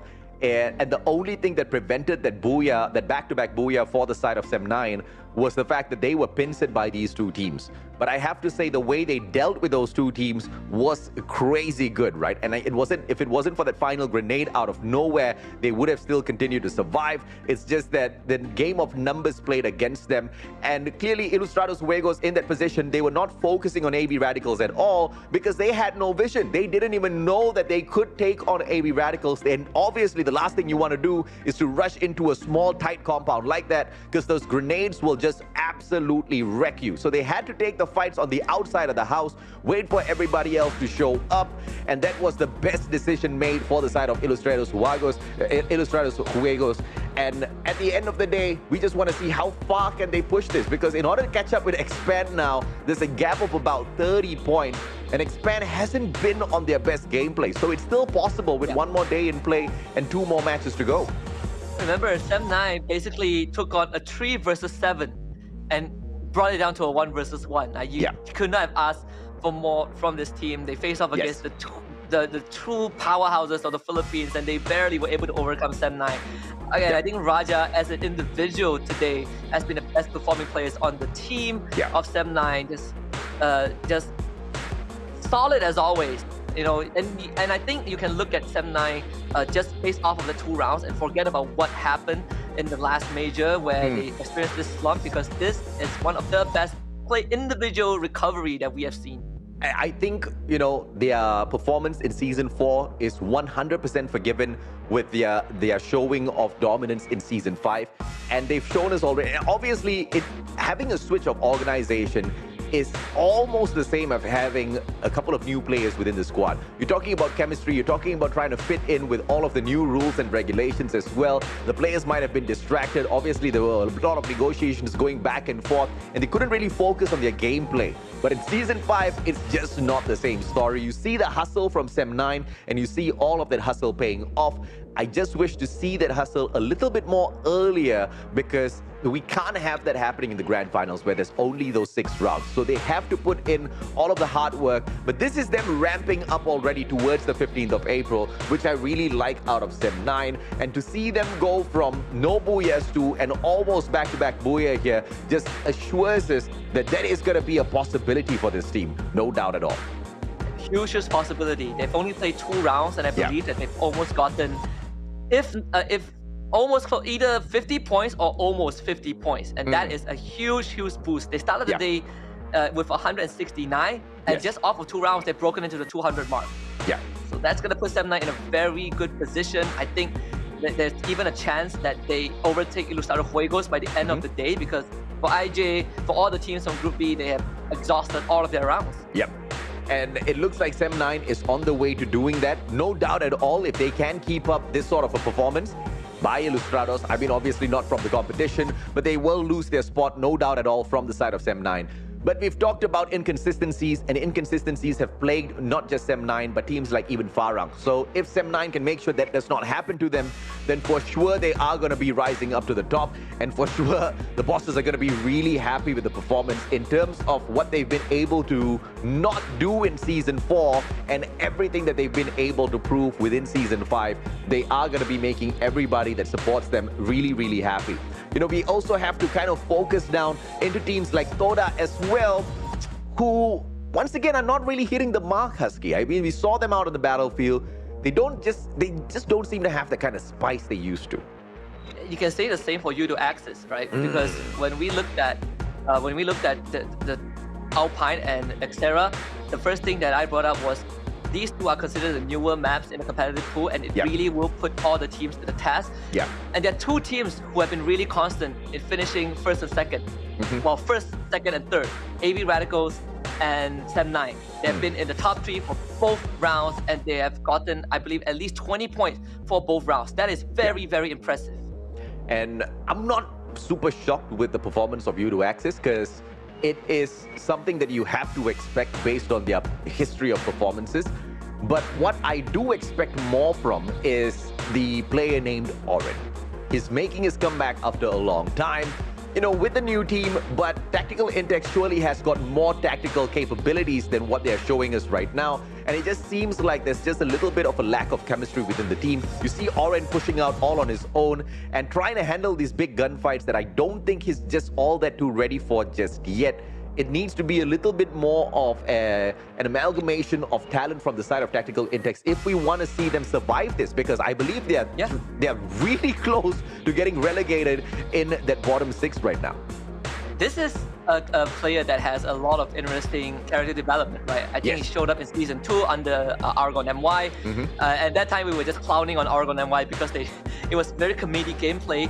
Right after that, I think he got picked up by Geekfam and started becoming one of the best utility players. And afterwards, fell off 1 season later, disappeared for a while, comes back in Season 5 and still is struggling because that break, you know, he went through a role change from utility, you know, one of the golden arm of Geekfam to the utility / pseudo rusher for Sem9. Right now, he's a full rusher for Tactical Intex, and he hasn't really worked out well. Yeah, I don't want to see Oren rushing into these gunfights because I just don't think he's warmed up enough just yet. Of course, it's for Oren to prove me wrong, but I think it will just serve the team a little bit better for Tactical Intex to take more tactical approaches to all of their gunfights, as well as team engagements. And team engagement being the key word here, because you have to step on together and you have to play for trades at the very least, because Free Fire is just such a fast-paced game that, you know, anything can happen in a mere second, right? One quick grenade flies out of nowhere, you don't pull out your time turner in time,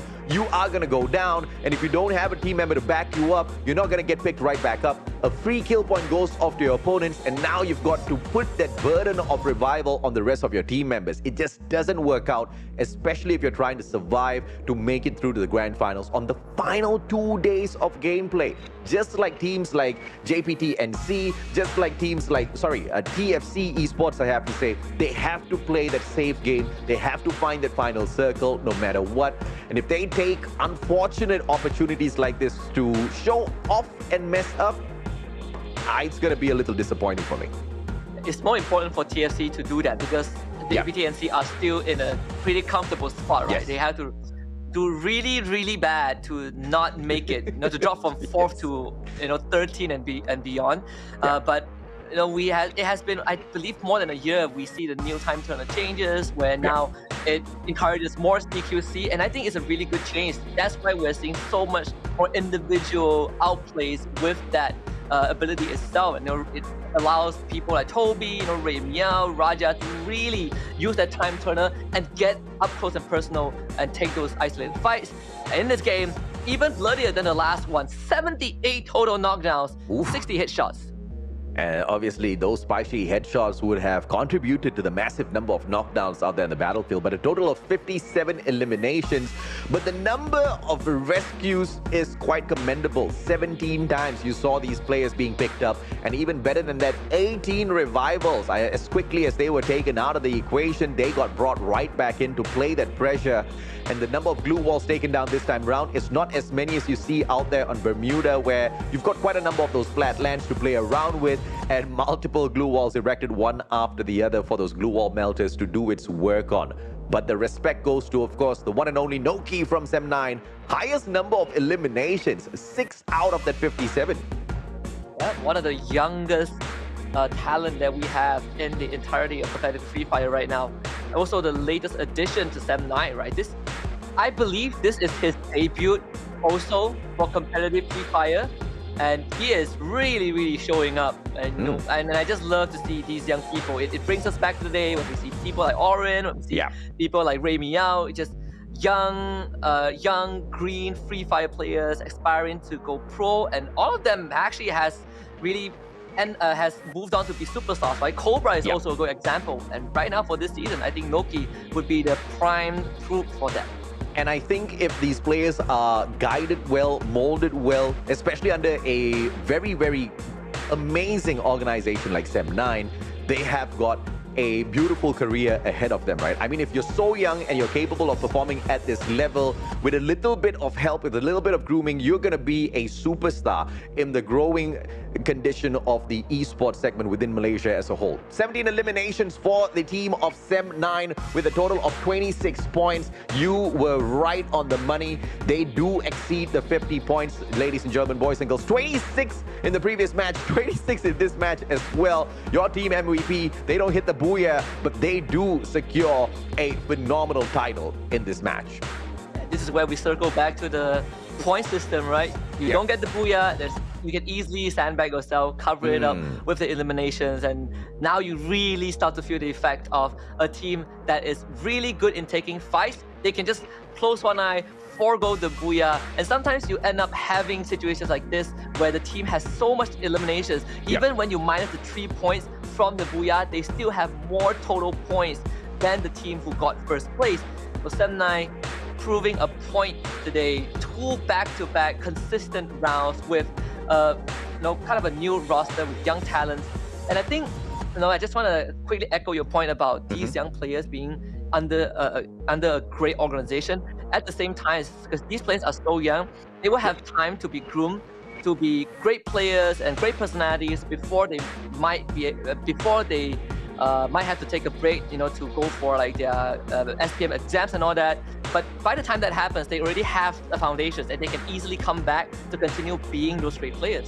Yeah, unless of course, they kind of get outplayed when they do come back, because the skill level is ever evolving in the game of Free Fire, in the whole industry as a whole, right? You gotta just look and respect exactly how the scene grows. But Sem9, you gotta also focus down on the fact that they have 18 matches played so far. So 2-match advantage against teams like Ilustrados, who they are, very close to catching up to. I believe the last time we kind of circled around, they had 195 points, with NC having a position above them. But with Sem9 securing yet another phenomenal round, I believe JPT NC is about to lose that position to them. But Ilustrados Juegos have kept up with Sem9. So beating Ilustrados in terms of the overall leaderboard is still going to be a challenge for Sem9 to overcome.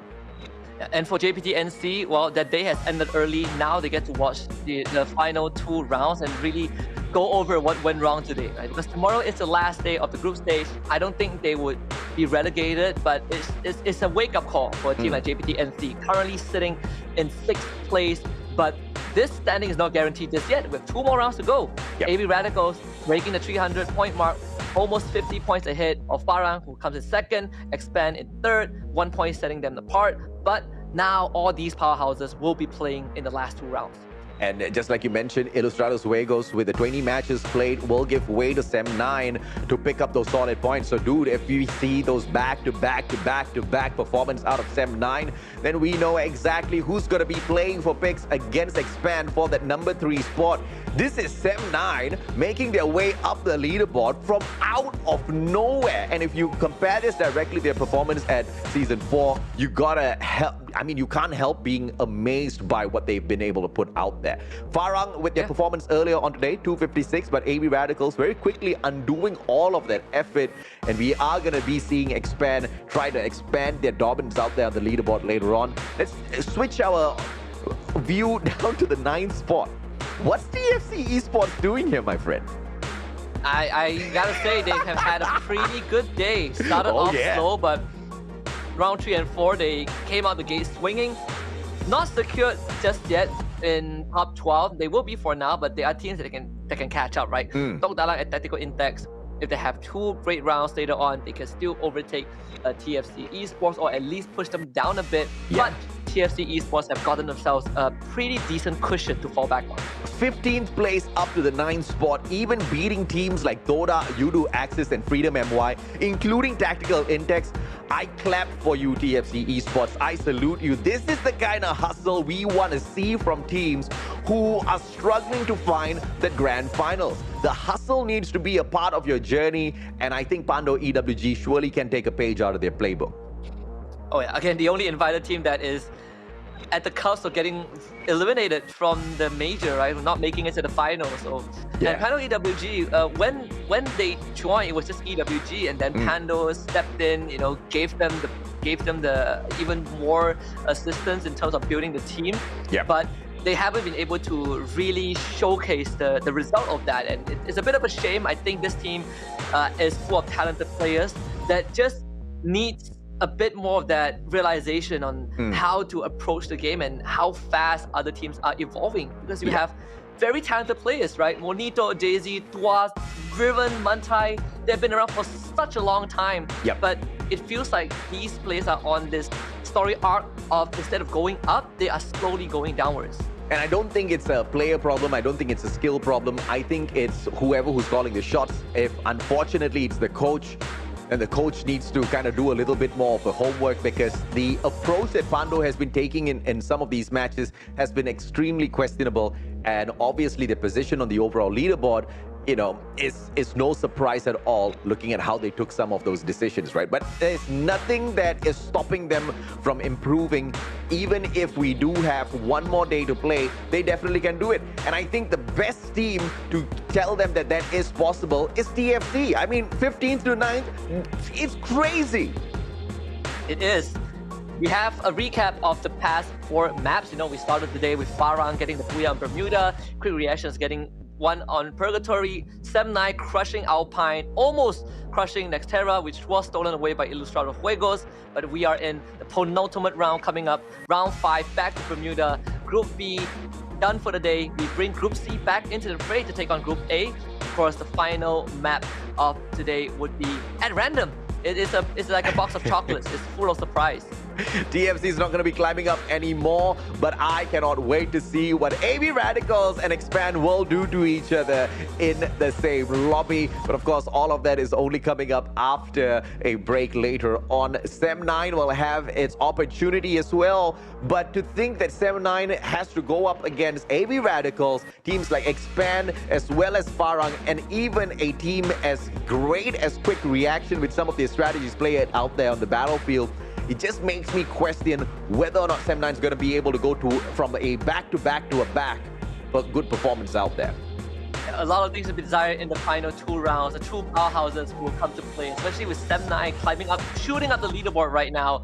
But if you guys have missed out on the Pop-Pow backpack earlier on, oh, guess what? Even though it's April Fools, we are still kind as always alongside Garena to give you guys another redemption code to redeem this amazing backpack. And by now you might have figured that, okay, well, there should be a last one by the end of the day, and you would be correct. But why claim it later when you can claim it now? Because we have a very, very tight window, and if you miss it, Pop-Pow backpack will be gone forever.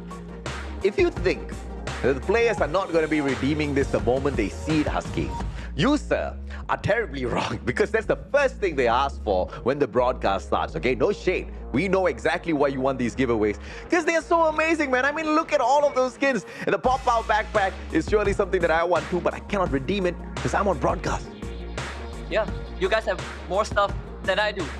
I have missed out 5 seasons of giveaways because I'm here giving it away to you guys.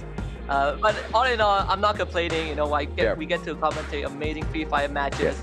Last 2 rounds coming up. We're going back to Bermuda. It's great for Group C because they get to play 2 Bermuda maps at once. But the last one, that is going to be a wild card that I'm looking forward to. I'm betting on Nextera, dude. I want just that, you know, that game changer, just to throw all of these teams into disarray and see exactly who manages to kind of play out of that, right? And once again, Farang's going to be jumping right back into the mix, so that's going to be really fun to see what they can do there.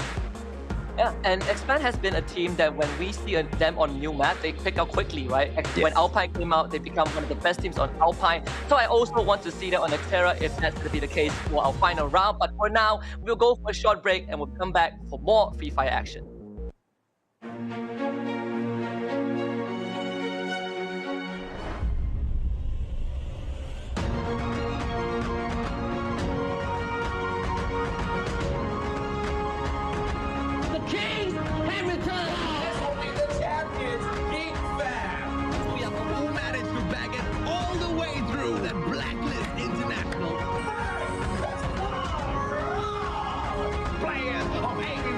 Get the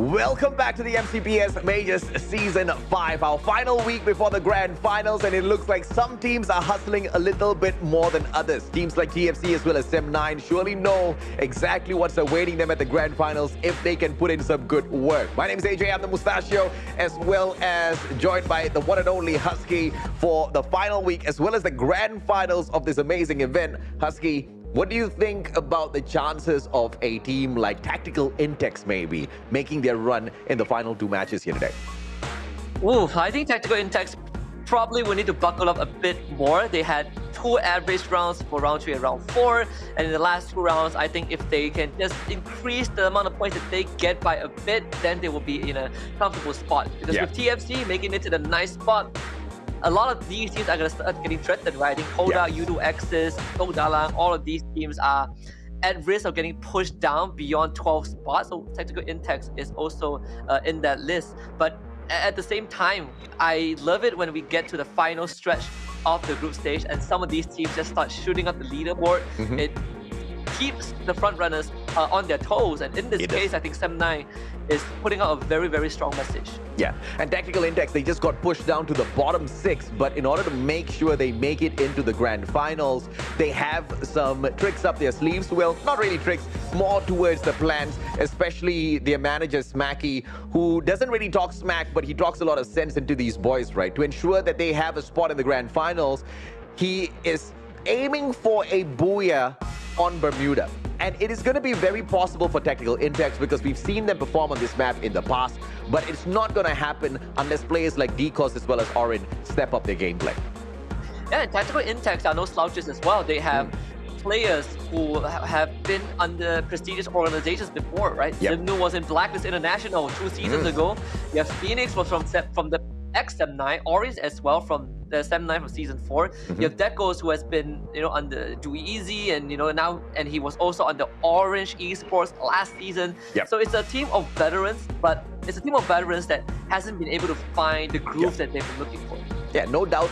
Decos and Orange just having a little bit of a struggle trying to catch up to their old ways in terms of the gameplay out there on the battlefield. These 2 players took a short break for SPM, and you know how important that examination is within Malaysia in itself. It pretty much decides exactly what your future course is going to be before you can become an adult and get into the working force. But they also have to deal with the chemistry build-up with the 3 new players within the squad. So there's a lot for Tactical Intex to kind of deal with as they come into the competition. So that kind of paints a good picture as to why they're struggling to maintain their top 12 positions within the whole league in itself. But through all of that, they still have some trash talk. Smacky had some smack talk for Tok Dalang, and the message for them is, you guys better run before you rata. Yeah, and that's a very, very strong message, right? I mean, I don't know, like, I guess if you pick on Tok Dalang, I can let it slide. It's these 2 teams are currently almost on the same level. No disrespect to them. I think that obviously when you are in kind of this ocean of great teams, there are going to be losers. And in this case, both ITX and Tok Dalang are not kind of in the highest spot. So if you want to start somewhere, you're gonna start picking on the teams that is around your vicinity, around your skill level. And Tok Dalang is a decent target. But I want to see if they can take out Tok Dalang. I agree with you, right? Because I appreciate the smack talk from the manager, and I appreciate even more that he did not talk smack against any of the other teams that might be able to put on a challenge. But, he picked on a team that he was pretty confident that he might be able to outdo. But here's the thing about, underestimating a squad. They might just turn the tables on you. And they might play their best game. So Tok Dalang, I'm looking forward to that engagement between them as well as Tactical Intex. And speaking of Tactical Intex, they picked the Graveyard, not the best drop spots, to kind of start things on as I talk about this conversation between them and Tok Dalang, man. Because the Graveyard might just be where this ends. Yeah, and if I remember correctly, right, you have some players on Tok Dalang who have experience, right? There are no pushovers. Yes. So you better be able to walk the talk if you are ITX. Though we also need more of these personalities. We need more smack talk. Or not smack talks that just straight up disrespect other people, but enough to give you guys a confidence and give people a challenge. AV Radicals not again. Losing members. Sem9 taking 2 teams at once. These guys are insane. Sorry, Expand losing members, AVR losing members. What is happening on the map? I gotta correct that statement. They're not taking on two teams. They're taking on two titans, and they're winning against those two titans at the very same time. Sem9 in the house to make a lot of noise, and they're doing exactly that. Ramiel quickly brings Barba right back into the mix. AV Radicals, if there's something great about them, it is the fact that they are survivors, and they stay true to the core of what Battle Royales are all about, surviving until that very final circle. When Sem9 fights Tactical Intex as well, this is the third team that Sem9 is coming across. Axel has got time to bring Too Fast right back into the equation, but can we talk about how Sem9 is popping off? But so kind of calm your horses here, because I don't know if it's going to gallop into oblivion. Now they want to pick on Toda as well? Oh, what is this, Sem9? Oi! That's number 5. Well, about 2 minutes in, and we've gotten 5 eliminations. Toda, not really sure if you want to fight this though. UAV is sent out. Fikri is a what? What? Yeah. No way, Fikri, he's going for it. No, don't do it. It's a 1 versus 2. This is 2 more points for him if he can get it. Ice grenade, slowing him down. Fikri turns the corner. There's 2 members of Todak right there. Fikri finally stopped in his tracks. Thank goodness someone took him out. I mean, I love the aggression from the get-go, but I did not understand that final play. There was no way Fikri was going to win that. And if you look at the guns that the players on the side of Toda had in their hands, you had that AUG for the mid to long range engagement. You also had that MAC-10, which will obliterate you in those CQCs. So they were always going to win out that gunfight. He was just a little too overconfident with that assault rifle that doesn't really do all that too well in those close quarters combat. So bad play, but I guess what's the risk? They already have 5 elimination points, which means a lot of coins to buy him right back. They just lost Fikri also though. Expanse still taking them on. But Noki was able to trade X-Roy back. So we're going to check back on them because Nova is taking on MAB. Nova gets the first drop. So much actions in this 5th round. Again, second Bermuda map of the day. And the team's just off to an explosive start. Oh, the nade! Lua doesn't come up in time, so Adam still ends up taking damage.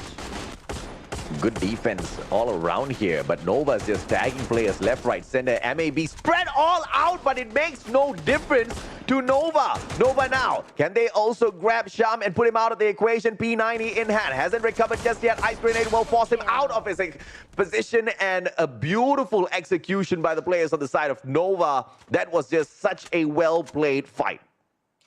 Nova will be very happy with their opening because they started the day in last place and they needed decent rounds to make it back up.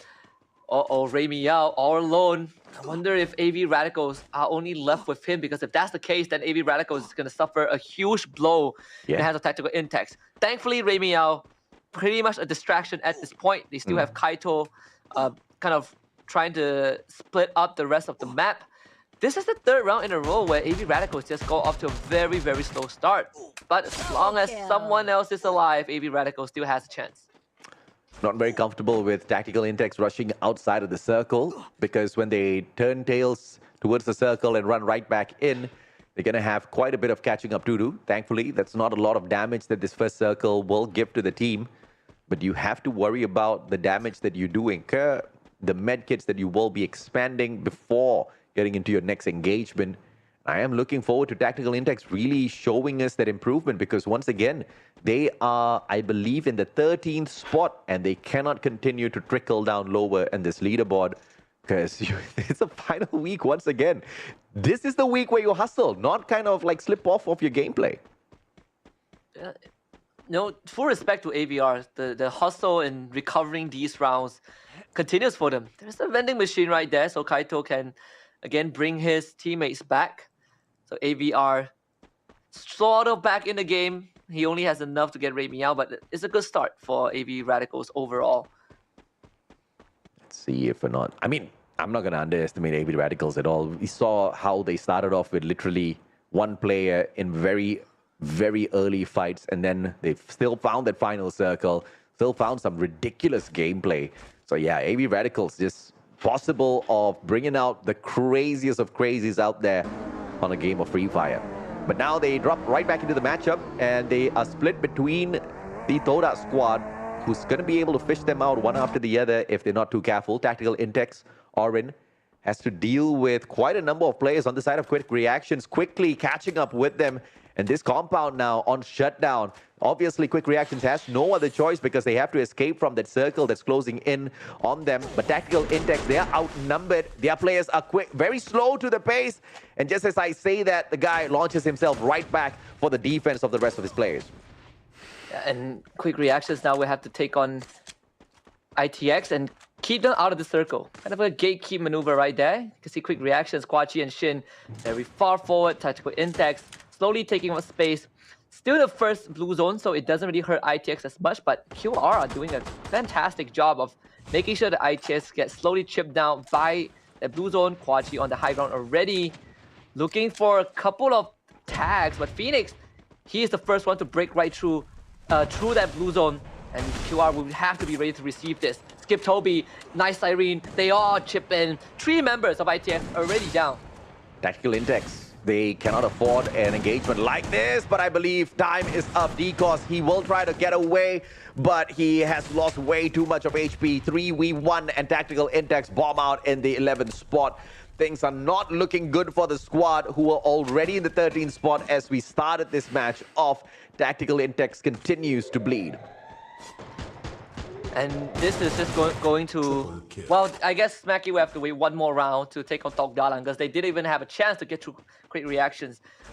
But then again, Quick Reactions has always been the stronger team in this situation, and you can see how they executed that defense. ITX trying to find a way to break through, and they kind of did, but it felt like they were not fully prepared to take on Quick Reaction in any capacity. Farang back on the screen, 3rd round for them for the day, and they had plenty of time to talk about what went wrong in their 2nd round. So I'm excited to see how that's going to turn out for them. For Quick Reactions after cleaning up ITX, it's going to make that far rotation across the map with that launch pad. You see Ares and Kaito on the map as well, all spread out. AV Radicals playing a different gameplay here. I believe they are trying to loot up separate sides of this compound, but they have to stay wary of that circle as well that is just putting on quite a bit of damage. So as you collect all of those medkits, you're just going to be using them one after the other unless you've got a vehicle somewhere around your compound as well to circle on in quickly, or at the very least, a jump pad. Quick Reactions have quickly made it through and out of that blue zone in towards this next safe zone as well. So this is going to be a good rotation for them. Expand. Oh. They got caught out by Farang. Farang has got them all in one spot, but Zeus out of nowhere with a headshot with that Woodpecker, and he's going to be taking Jesbu out of the equation. It's going to be Faiz from that long shot. AWM does not connect with the players on the side of Expand, but this is just way too close for comfort if you ask me. The grenades are constantly flying through. Jemba responding with his own, but Spade is going to be low. Too fast out in the open with the grenade launcher. Actually gets chipped away by the frag. His grenade launcher just a bit on the side, but Space still gets taken down thanks to EXO. Jembo winning his one, taking down Roy, keeping Farang in the game, but he is not too healthy. Zuez with the Charge Buster in hand, and they know that Jembo is in there, so they will just rush him down. Farang not able to overcome Expand in the situation. Expand with 4 kills so far. Yep, and it is Farang that bites the bullet, unfortunately, and they have to back away, play the game of survival. Faiz is going to be able to do exactly that, running out of the circle to find the revival point, tanking quite a bit of damage in the meantime. I'm sure he will be able to get through that. He does have the number of medkits on him to get that play done. And even at the end, if he does get sacrificed, at least he does manage to bring 3 players right back into the mix. Pando EWG, a much better rotation this time around in towards that circle. Toda Pedro circling around the roof, and he does not get caught out. They go up against Nova. This is just a game of cat and mouse, and Pedro can't seem to catch this rat. There's 2 of them, 2 against 1. This should be doable, right? He even brought out the melee. Nice attempt from Niche. But it was just not meant to be. Todak bringing a gun to a knife fight and winning that one out. 4 eliminations for them and eliminating the 3rd team of this match. The circle only occupied by Expand fully at least. Farang in the meantime having to take on Pando EWG for factory control, and so far it seems like Pando EWG is still holding on pretty decently. Pando EWG, let's see if they can find some higher ground and get away from this, because for the time being, it's only 2 out with that Mag 7, who has got this bird's eye view, but he's barricaded in. Monito finally joins him, tries to help him out with those glue walls just a tad bit. And the higher elevation from the side of Jembal here. One good grenade with that spot should be able to do them in. And the rest of the Toda squad catching up with him as well. So Pando EWG, if there's any time to move, now's going to be the time. That flank from the right-hand side. Afix finds them first. That grenade being cooked up as well. Woodpecker will not connect. And Pando EWG, they turn around. They want to stay and fight. And it feels like they might have to brute force through Toda to get out of this, because quick reaction are also showing up. Geekslay keeping quick reaction occupied for now. As you can see, the Geekslay are also spread out. So 4 teams near this vicinity. 5 if you include Farang. Pando EWG, not really sure where they want to head towards, but Geekslay is very sure they want to get rid of quick reaction, as the members of QR are trying to get each other back up, but it means that they have to expand a lot of their glue wall. Skip Toby once more goes down to Ken, and it is just, it might not be worth it, you know. Toda in the meantime already taking on Farang. Yes, Boo, fantastic equation played out here, and Spark finds JZ as well. Toda against Pando EWG. So far, it's all equal, a 1-to-1 trade, and this is the main reason why you got to stick together with each other. Quick reaction is going to get stuck outside of the circle as the players of Geek Slate kind of gatekeep them as they make their way around towards Factory, looking for this next circle. 30 seconds to go, and everybody's going to get squeezed out of Factory into the outer compounds, and it's going to be Geek Slate that steps it up, because they're just going to be fishing all of them out of a barrel, a very small outlet from that factory in towards those open grounds to look for the next circle. Let's see how Geek Slate kind of deals with that pressure. In the meantime, Pando EWG, once again, we needed them to look for that higher ground. They don't take that initiative, and Farang takes advantage from up top. And Monito caught in a rough spot also. They need to be aware of Toda, but Farang is just watching them from the roof. Toda also not doing too good. Pedro stuck in that blue. Quick reaction somehow still keeping everyone alive. Finally losing nice Cyrene. The Geek Slate, Toda also going down thanks to Geek Slate. Quick reaction, finding a bit of solace, a bit of a pit stop in the factory while the rest of the teams have already been forced out. But does Kwachi know that Jembao is right beside him? What kind of Kwachi do you like? The pumpkin seeds or the sunflower seeds? Sunflower seeds. I'm a pumpkin seed kind of guy. I like the salt. I'm a sunflower guy because I follow my mom in a lot of like the food that I eat. Yeah, it's thanks to my mom. Spicy food, seafood like clam, kwachi. Yeah, it's all because of it runs in the family. Oh, quick reactions quickly taken out in the 7th spot. But I have to say, man, as much as I love all of that kwachi, my fiance hates it. I'm a super expert in eating kwachi. I just like kind of open it up with just one finger. I mean, okay, I hold it with 2 fingers. But I'm like a little bird, okay? Have you seen a bird eat a kwachi before? Yeah, I have. Skillfully, they just take out the seed and then they throw away the skin. Yeah, I aspire to be a bird eating kwachi, and I've just lived up to that expectation of myself. Yeah, my family is more brute. Like my mom taught me to use my teeth to crack the shell. Works just fine. 7-9. Perishing to the blue. That means expand. Now they are in top 5 and they have fires from Farang to deal with. Expand deciding to make that far rotation to get safety first. Look at who's here and who's not. So Dalang moving towards the final circle. Tactical Index out of the equation. And I guess So Dalang's gonna overtake Tactical Index by the end of the day if they can keep this up. Oh my lord. I guess Tactical Index is going to have to bite their tongue by the end of this, but it looks like Geek Slate still alive and kicking. 7-9 as they got eaten up just like a Kwachi in the hands of Expand moments ago, and Expand picking up 2 extra elimination points from those engagements, one against the players of Geek Slate and the other one against Tot Dalang. It's 3 more players on the side of Tot Dalang, with Expand the only team inside of this next circle. They get to gatekeep everybody else. And also, they are the only team with the full squad left alive. And this is just a slow burn the clusters. To finish off Tok Dalang, a ceremonial finish for Expand. Manchai just buying time with the time turn, and yeah, too fast. He's just waiting. Oh, almost connects. Time turn expires. Pando EWG out in 3rd. Expand needs to finish off Fires, who they know has been hiding there for the longest of times. Expand finally putting on a booyah round for themselves after 2 rough ones at the start of the day.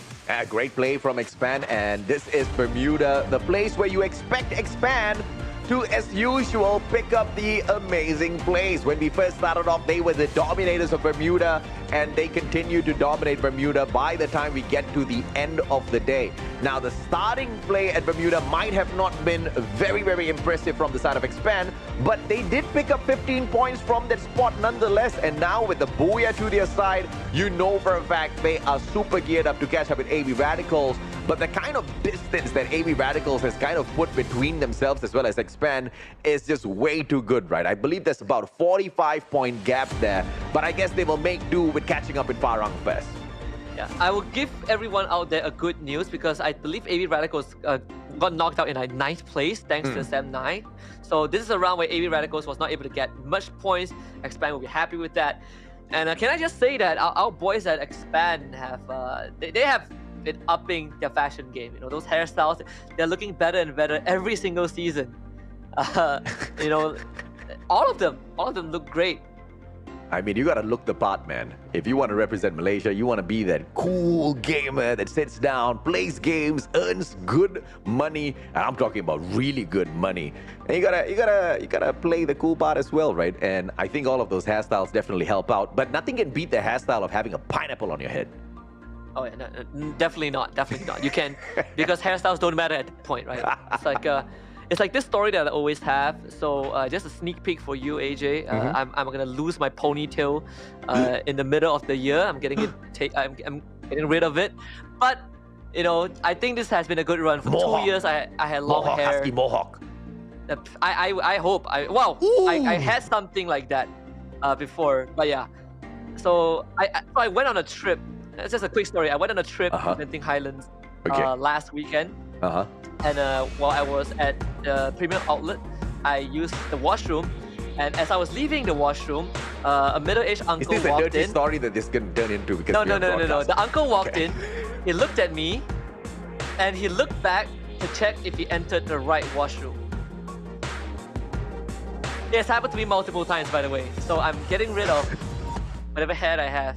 At least it's not blonde anymore, so I guess that's the first save. Yeah. And now you could take. But dude, bald on the sides, mohawk on the center, pink, and then you just sharpen it.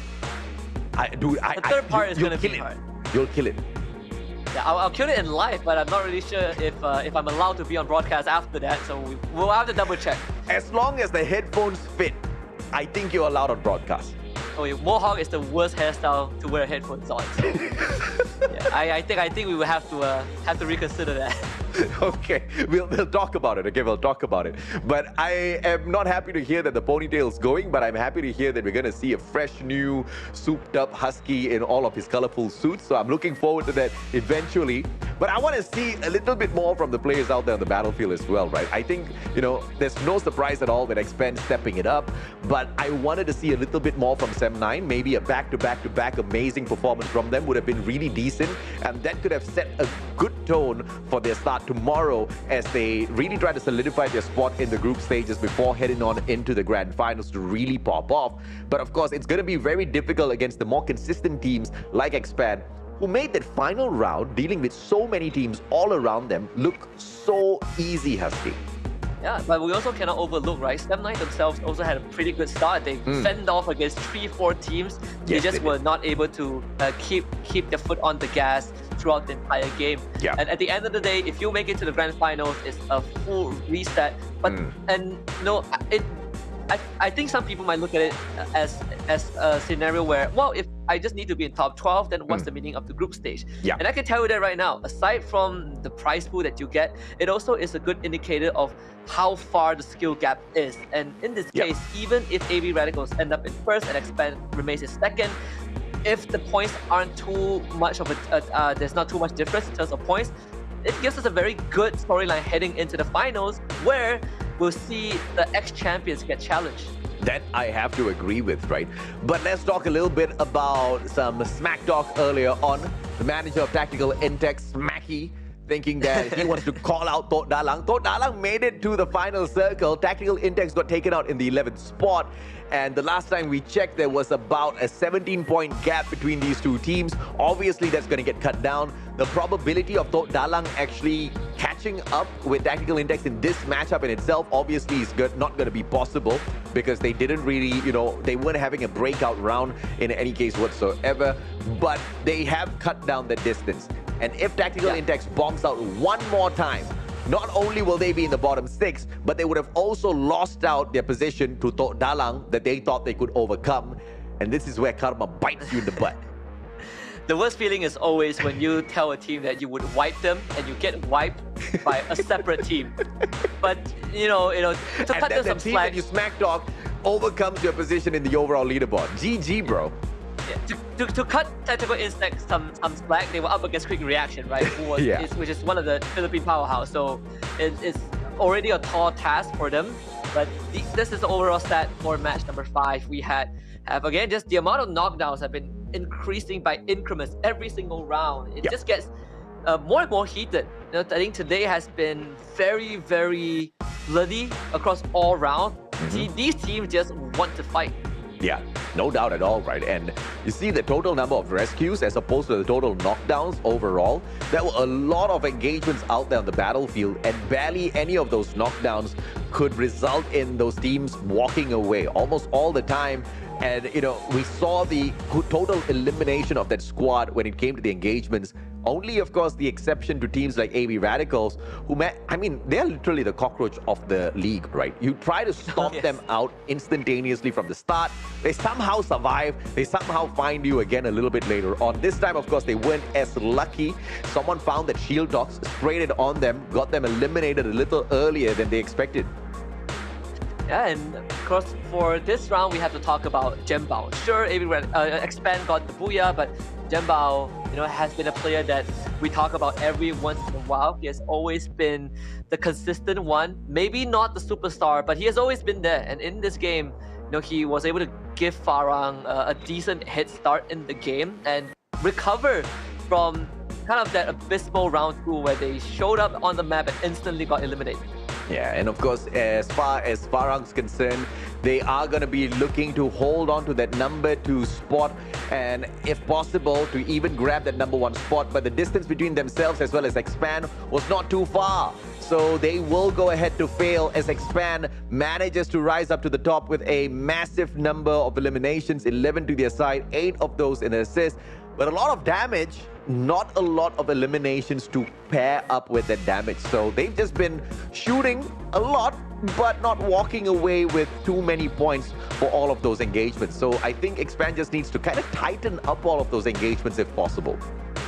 And this is one of the rounds where Expand didn't really, play like their normal style. And I mean by them just running at people's face and taking these team fights and constantly fighting until all of them drop. This is a game where Expand is a bit more systematic, and it is a side of them that we want to see, because I think what Expand lacked back then was discipline. They have demonstrated that in this round, and we just need a bit more of that, because I think Expand sometimes struggle to find that balance between going aggressive and just holding back that urge to get eliminations. If they do that more often, then they can kind of rival AB Radicals in terms of recovering from a bad start. And let's see exactly how the match standings will look like for some of the other teams that did fall out a little bit earlier on. Booyah picked up by the one and only Expand. Farang picking up 14 points right behind them. So for sure, Farang will lose that second place to Expand. Pando EWG, this is a little bit of that improvement that we've been wanting out of the squad. 12 points this time around for Pando to make their way out of that bottom 6, but obviously it's not enough to do exactly that, but this is a good start. Sem9 keeps up with the rest of the pack. No massive number of points, but overall, I think this is still a decent round out of the squad, picking up the 4th place for themselves. Geek Slate, in terms of improvement, have done well as well, picking up that 5th place with a total of 11, and those 11 points does equalize with Quick Reactions in that 6th place. On the second page, Tok Dalang taking 7th, also 11 points. Todak still struggling on the second half of the leaderboard, with 8 points. Nova getting 5, so not able to catch up from last place. AB Radicals, one of the poorer rounds today, only getting 2 points. Tactical Index is at the bottom. And you can see the overall standings, AB Radicals, because of that one round now, then they are not too far away from Expand and Farang, right? If they get wiped out again in the final round and Expand gets a good one, then we will have a race for first place. But when you look at the second page, well, Tok Dalang, just less than 10 points away from Tactical Intax. Freedom MY holds the 12th spot right now. Nova moving up to 17th spot. Pano EWG also moving up 1 spot to 16. MAB Esports, surprisingly, will be in the last place. And this is where Tactical Index really has to live up to their smack talk earlier on. And they have to make sure, even if they don't eliminate Tok Dalang, they have to get into that final circle. They have to make a better run as opposed to Tok Dalang to not lose their 13th place. I mean, both of these teams are in a position to get relegated, but one more day of play tomorrow, one more match today can make the world of difference. The biggest problem here is we have no idea where we are going to, or as the 6th match is on a random map right after this. I'm excited to see what the random map is. I want us to go to Nextera. That's the most I think, again, not just being a new map, but I want to see how this Group A and Group C bout is going to be, because this is where most of the teams are gunning for the first place. Almost all the top 8 teams are here. We've seen Sem9 and AB Radicals being very, very solid on that map. What if we throw Expand and Farang into the mix? I think that's going to make it interesting. And Geek Slay as well. Too many, man. Too many names in the pot makes this a very bad broth. I like my flavors very simple, you know, not too complex. When it's complex, you don't know exactly what to appreciate within the dish. Yeah, and we do want to let you guys know that we have a giveaway, just like all Free Fire podcasts. Not that you already don't know, but here it is, the code for your Pop-Pow backpack. And do remember to redeem it, because here's some sneak peek, you might not see it after this. So for those who want to wait until the end of the broadcast, this is not an April Fool's joke anymore. This is the PSA. Claim it right now. Last chance before it goes away. Sem9 has been the best performing team today, with a total of 64 points picked up for themselves. Nobody else has been able to match up. And the second best to Sem9, guess who it is, man? It's TFC, Terengganu Football Club, with 54 points picked up. This team jumped up from the 15th spot to the 9th place, and now they've just faltered a little bit not because they did not perform, because they just weren't playing and everybody else is kind of climbing up as well. But 54 points is amazing, because that even outdoes teams like Farang, that even outdoes teams like even Expand. But of course, Expand can make a quick run for that final circle once again in this final matchup as well. And there's a chance for both Expand and Farang to either catch up to AB Radicals or just, you know, make sure that they are within touching distance of AB Radicals. These are the top 3 teams after all, you know, same as the Season 4 finals where they are the top 3. We're gonna go into the map selector and see how it's gonna be. Nextera! No, we're going to Purgatory. A disappointment. I'm fine. It's good. You look would have been nice if we got Nextera, but you know, it's fine. This is not fine for some of the teams who are looking for the #1 spot, because who are your dominators of Purgatory? It is the veterans of the competition, AB Radicals as well as Expand. Quick Reactions have performed well on Purgatory as well, but you know, there's just no telling exactly what can happen out there on the battlefield. The last time we saw this run, guess who got it? It was Quick Reactions. They are the 3rd best performers on this map, but that performance on Purgatory really blew my mind. 27 points for Quick Reactions. That's something you got to respect. And I think today the most points the team has gotten for themselves is 27, if I'm not mistaken, right? Quick Reaction got 27. I think Farang got 27. Sem9, 27 also. 6. Yeah, so 26, right? 26 is the highest for them. But either way, the highest one we've seen in the history of Free Fire, if I remember correctly, is 34. And that was in the World Series at Bangkok. Again, EVO's Phoenix, our current world champions. We'll see if any teams can break that record. Even if they don't, the fact that you're hitting more than 24 points per round is already incredibly impressive. Yes, absolutely, man. I mean, picking up more points even than what the Booyah gives you, then you know you're really hustling out there on the battlefield. As far as the engagements are concerned, you are doing phenomenally well there. And of course, you're doing great in terms of picking up all of the placement points available for your squad as well. But as we head on into Purgatory, a double Purgatory map just gives that extra bit of advantage to some of the top dogs within the competition. This is one of those OG maps that teams like AB Radicals as well as Expand has truly mastered. Quick Reactions had a good run earlier on, but it wasn't with a perfect combination with both Expand and AB Radicals looking for the #1 spot. But if they're able to pull off that exact same performance again, I'll stand up, I'll salute them, because that will truly be a solid performance. With that being said, even Expand has struggled a bit on Purgatory. I think historically, when you look at the previous tournaments they've been in, and with Kalahari still in the pool, Purgatory is the map where Expand struggles with the most, despite them performing what we consider as well overall. So coming into this, when you have teams like Quick Reaction and AB Radicals, all the heavy hitters, it's going to be a bit tougher for Expand. And last time we saw them in round 2, they were basically caught out in the open and had no room to recover. And I want to see if they have made that adjustment coming into this one. I do agree with you, man. I mean, look at the performance that they had in Purgatory even today. The last time they played this, which was earlier on today, it was just a 5-point ender. And all of those 5 points came from placements. Barely could pick off anything off of those engagements. No kill points whatsoever. So although they are one of the better performers on Purgatory, today's performance earlier on wasn't as flashy. But that's the main reason why we have to keep our eyes on them, because those are the kind of people that really want to prove themselves, When they're doing really well and then suddenly they end up in a slump, they really want to prove that they're still one of the best. But, the probability of the hungry ones out there who are hunting for the climb up that leaderboard might just put them out of the equation. Pando EWG will be able to find one very early in this matchup, and it looks like this engagement is going to give them quite a bit as the team of MAB lose their players one after the other. MAB already in last place, so if they bomb out again this round, it's going to be a tough pill to swallow for them. The gap between last and 12th place is slowly widening. We're no longer in the one good round territory. And that is going to be a big problem for some of these teams. And maybe Adam at least getting Mantai back. Not able to get a second one though, unfortunately. Tuas from the side also pressuring Adam away. 50 health is the number.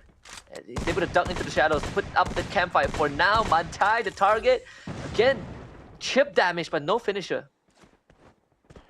Pando EWG just needs to play this slow and steady. Cannot take the CQC versus the player who has the MAC-10 in hand. Adam steps on up and Tua just says hello. Jay-Z drops him like he's hot. And Pando EWG will continue to circle around the compound. MAB from afar still wants to go back in here for the engagement, but that's mainly because they want to protect their revival point, and therefore it should be a full squad in a couple of seconds. Tactical Intex, melee, slay onto Riz.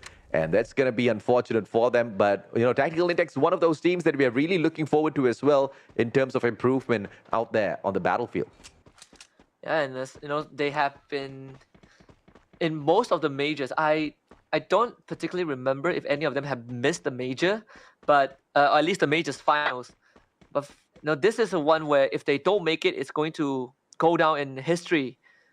People remember it for a long time, where some of these veteran players didn't even qualify for the majors finals, and it really speaks a lot on how much other teams have been catching up and how much they've been evolving. Yeah, which is something that wasn't the case in the first 2 seasons of the major, where you have just one powerhouse destroying everyone. Now, so much more diversity, so much more new mechanics that allow teams to pick and choose what they're good at. And see if or not everything that they plan can be executed out there on the battlefield. For teams like Tot Dalang, who have been called out by teams like Tactical Intex, the pressure is just a little bit extra. Not that they lose out a lot. Obviously, they're playing for their own victory. They want to make it into the grand finals. But they also want to respond to some smack talk, man. They want to show, they want to prove that they are better. And I hope to see them engage with each other out there on the battlefield eventually. Pando EWG, still in the hunt out here for MAB, as Adam and Sham gets brought right back in. I believe that Pineapple's making his head itch a bit. Yeah, I'm pretty sure it would. I mean, I don't think he can go anywhere. Like being trapped in Ski Lodge is one of the worst feelings. Yeah. Because you are kind of stuck in a rough spot. In this case for MAB, they would have to eventually fight their way out, unfortunately. Because it's just that one narrow corridor down. Easy shots, high ground advantage for the players of Pando. MAB cannot circle across to find the exit because even if you step out of Ski Lodge, it's just open areas and you still have to expand all of your ammunition as well as your glue walls. But look at this, Pando EWG, it's not like they are stacked, bro. So this is a very huge game here that they want to play against their opponents. And this is a risk that I just would not take if I was their coach. Oh yeah, it's just one of those choke points where once you commit to it, you have to have a plan to kind of get out. And reaction against Toda and the utilities, right? And this early on, you don't really have much utils to work with. Yeah. Kwachi, forward, again, him in the front line, a rest side. He's doing pretty well, trying to take on Pedro. Two walls dropped by Pedro, keeping him safe, but he's losing in the health department. Kwachi just reloading in time. Unloads it all onto Pedro. Is the timing a bit in favor of quick reaction? He's going to be able to get this kill. Nicely played, and of course Kwachi claims the kill onto Pedro. The rest of the team, Toda, they back away. There's just no way they want to engage with quick reactions. And I have to say, they have been living up to their name. The reactions have been absolutely solid, super quick, outplaying teams like Toda. And you got to respect that, you got to love it. And quick reactions has gotten the highlight for themselves multiple times today. You know, against teams like Farang, against teams like Toda. And this is the next big name. This is the next big name to see continuously rising up the leaderboards. And it's something that you pointed out early on, right, AJ? Inspired by AB Radical's first major win, the first major win for Philippines as a region, and the first world stage appearance for Philippines as a region.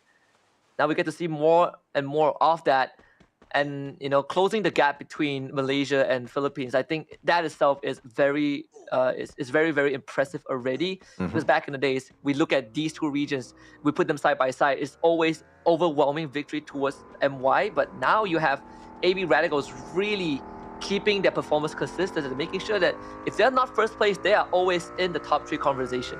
I mean, dude, they impressed and they inspired a huge segment of Free Fire players from the side of Philippines, not just because of how they performed in MCPS, not just because of how they performed at the World Series, but also with how much they have proven that just being a mobile gamer, you can really earn a living. 3.8 million pesos is what they bagged from the Free Fire World Series.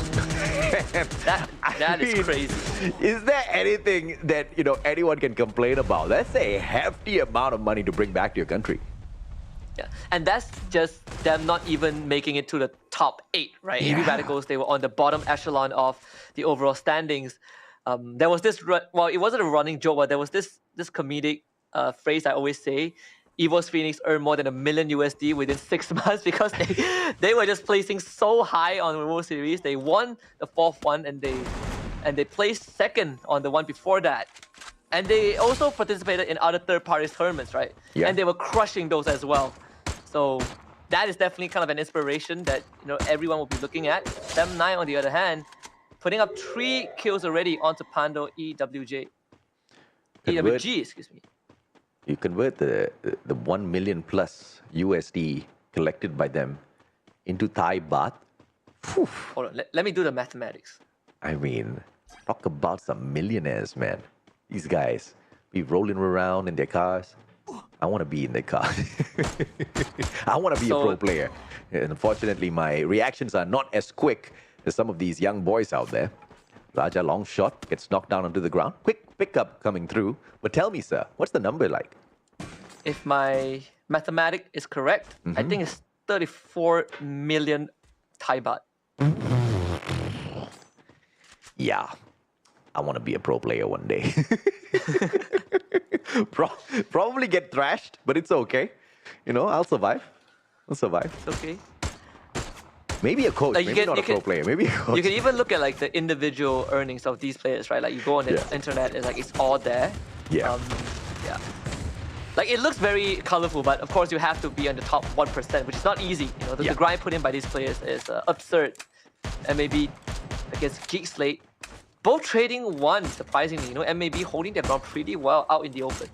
And I think you brought up a good point there, that it's not easy, obviously, to reach the heights of these players. And the only thing that can get you there is just a non-stop grind. And therefore making them deserve it, but also a really good lesson to all of those who are, aspire to be a pro player in the future, or is already a pro player but just struggling to find their stride, struggling to find their top place. You just got to put in the time.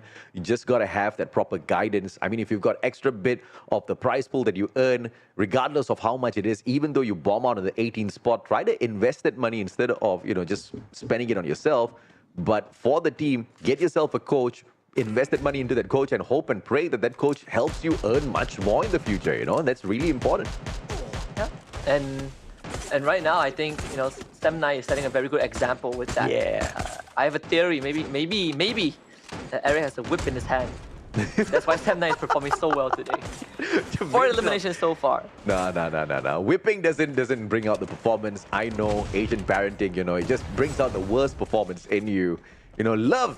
Love brings out the best performance. Farah circling on around. It looks like quick reactions will be able to do them in once again. Skip Toby bites the dust this time round as Jesbu responds. Shin with the UMP does manage to find a knock, but the charge buster will turn things around. Guachi taken down. Nice Irene down and out of the equation as well. And Farang will be able to execute the perfect revenge as quick reactions. They get taken out of the 12th spot. Ooh, heartbreak for quick reaction. They were the one who got the booyah in the first purgatory map we play, and right now dropping in the hands of Farang as well, who was the team that earned nothing from match 2. Good turnaround for Farang, great recovery. And just to conclude the conversation about how much the individual player earned for Evo's Phoenix, as Too Fast gets stuffed, God Cruz himself has a total earning of more than 10 million Thai baht in his Free Fire career. What's that in USD? 304,000. Bro, if you're in Malaysia, you're already a millionaire, man. I mean, dude, playing a mobile game.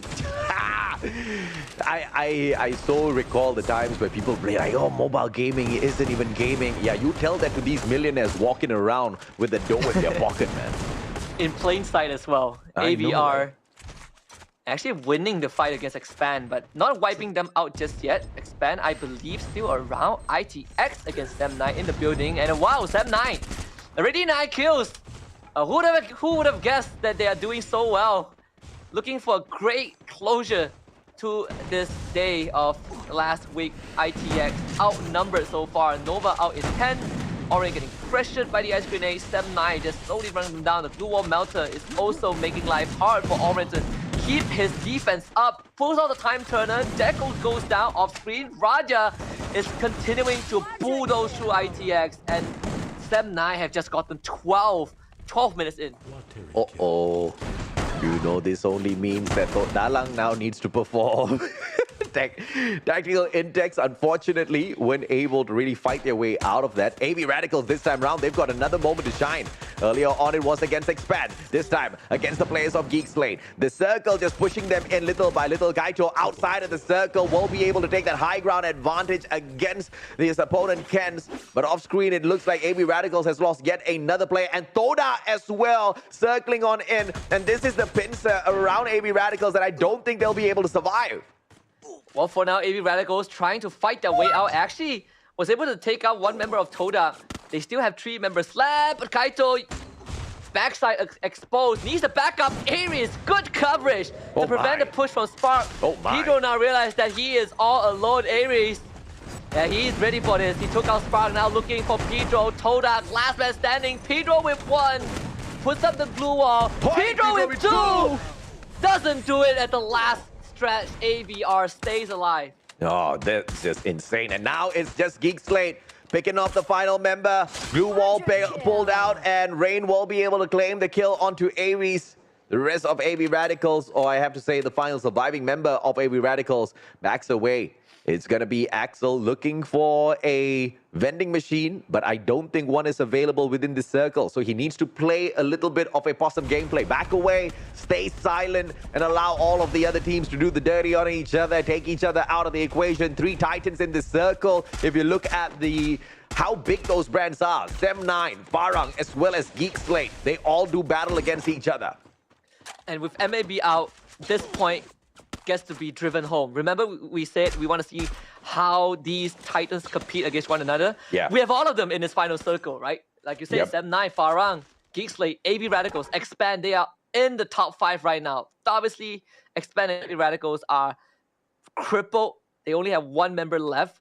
But when you look at Farang, Sem9, Geekslate, these guys are all decked out. They have almost their full squad alive. I think only 1 out of the 3 teams have 3 members. But with that aside, if you are Farang, you are looking for redemption. If you're Sem9, you are looking to continue shooting up the leaderboard. And on the side, you have just Raymiao and Exo trying to survive. I'm going to end the day just like how I started it on the Sem9 hype train. It's been pretty crazy what they've been able to pull off so far. Yes, they were not on a breakout round earlier on, but it was a decent round picked up by them. And with AB Radicals out of the equation, Sem9 should be able to complete this with the most number of eliminations. And if you compare them and the performance of Farang so far, Farang has done better overall within the league, but Sem9 today has just been the different beast once again. Up to the start of this matchup, Sem9 has been the best performing team of the day with 64 points in the bag. And I believe with this match, they'll be able to exceed 80, Husky. The faith in Sem9 has finally paid off, right? After a rough season, this recovery is nothing short of impressive. And I think even the word impressive is an understatement. 14 eliminations so far. Full squad still alive. Getting tagged though by Nate, Farang. Not willing to go down without a fight. Space started off. 22 just moved the third. Farang looking for redemption, and that is redemption in the flesh.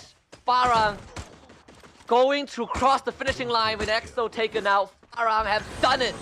Closing out Purgatory with a booyah. They are still in the running, AJ. I mean, come on. Where was the time turner out of the squad?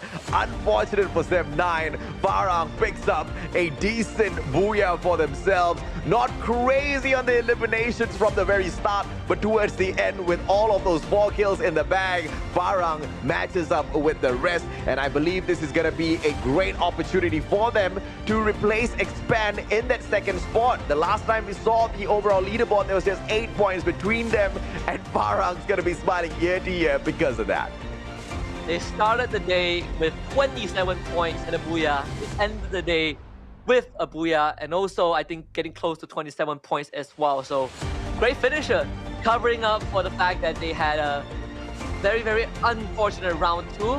This is what, you know, kind of cements you as a consistent team, right? Now you can kind of overlook that one abysmal round and be like, you know what, we recovered very, very well.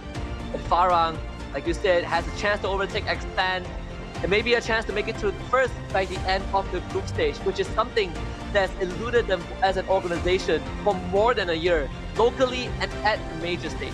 That's no doubt at all that they will be aiming for exactly that. But of course, over the dead bodies of AV Radicals, if they can help it, they will be fighting tooth and nail on the final day because they want to continue inspiring all of the Philippines, and they have got the capability of doing exactly that. When we started the day, or when we started the final match, I have to say, it was teams like MAB getting into those very early skirmishes, but a surprising run by Sem9. From the start all the way to that final circle, engagements after engagements, they did not stop.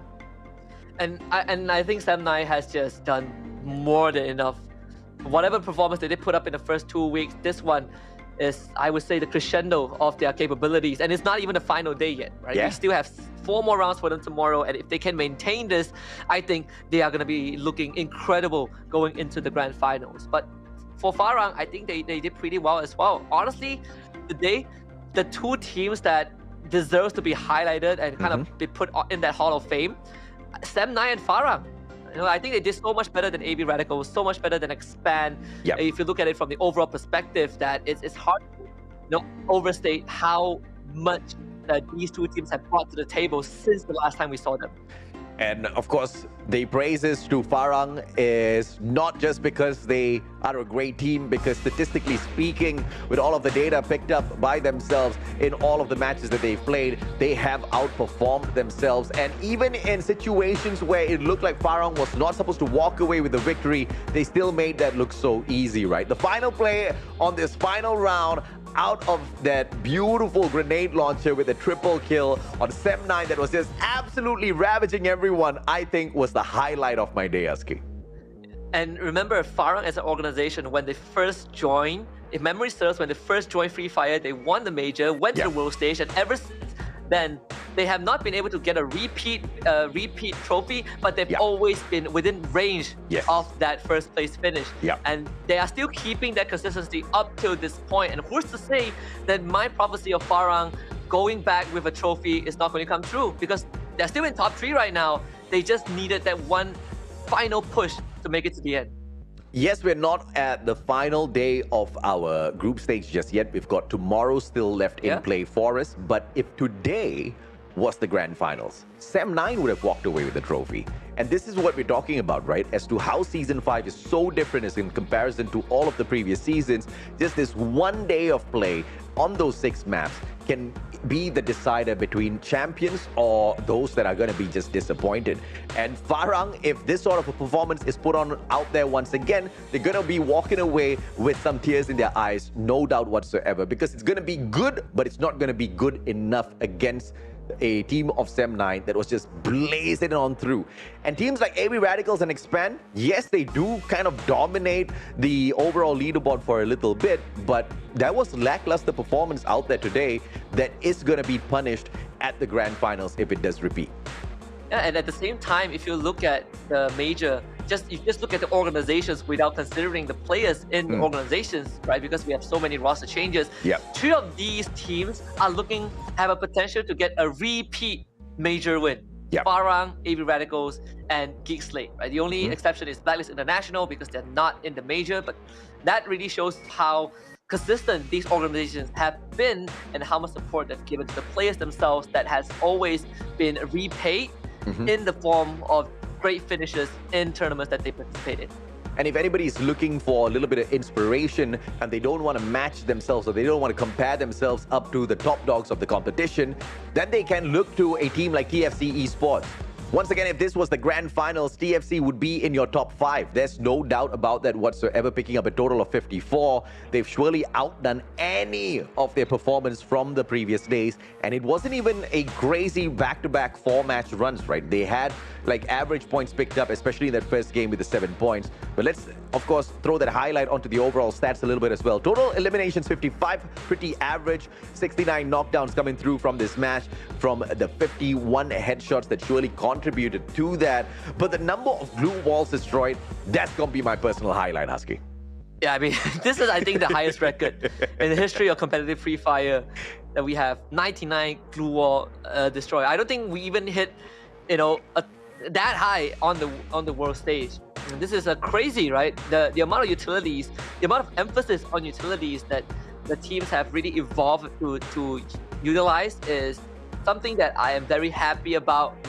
Gone are the days where we have madmen who resemble Rambos or just goes full John Wick with akimbo SMGs, vector akimbo, and just dual wheel run at your face. Now utilities is what defines a team in these crucial moments. Once more, we look at a player from Farang. This time it's going to be Spade as our MVP. 5 eliminations, and I believe 3 out of this 5 came out from the grenade launcher. But when you've got 5 eliminations from 14% accuracy in a lobby, I tell you, you can go dancing around KLCC. Nobody's got anything on you because you're the champ of the day. Yeah, absolutely, and at the final moments as well, right? And in these situations, against Sem9, not really prepared for Farang. You can say that Farang basically took advantage of that opportunity. But to Farang, it is something that they are really good at, right? Once they get the gears running, once someone gives the green light, Farang pounces, and they will fight until one of the teams gets knocked out. And in this case, 11 eliminations. They end this final round with 23 points. So still hitting a pretty good stride, considering that they had 27 in the first round. So that's already 50 points. And they also had round number 5 where they got decent amount of points as well. And it is the kind of opportunity that you want to see a team like Farang obviously rip for themselves. They're looking for that second spot. They've been able to taste that second spot for a little bit, only to be replaced by Expand in the previous round, and they snatch it right back. If this is going to be an indication of how the grand finals is going to look like, you better be prepared to sweat, Husky, because it's just going to be nerve-wracking, man, to see all of these teams constantly match after match, switch about exactly how the standings look like by the time we reach to the end of the day. Nerve-wracking is a for sure thing that we can expect at the grand finals, but there's also another thing that you guys can expect for the grand finals. We'll break that down for you in a little bit. Let's take a look at the overall standings for this match. Booyah by Farang, 23 points to their name. Sem9 just 1 point behind them because of those amazing eliminations. 14 kills to their name to pick up those 22 points. I believe out of the 4 rounds Sem9 played, 3 of the rounds Sem9 has been in either first or second place on the match standings, and that is how much Sem9 has done today, overdoing it to a certain extent, right? AV Radicals 12, Expand 11, Kodak finally having a better round, getting 9 points, Geeksley getting 14, but on the second page is pretty much the teams that we kind of expected. You know, maybe we want a quick reaction to be higher up in the standings, but they did had a unlucky round. They wiped out one team and they got wiped afterwards.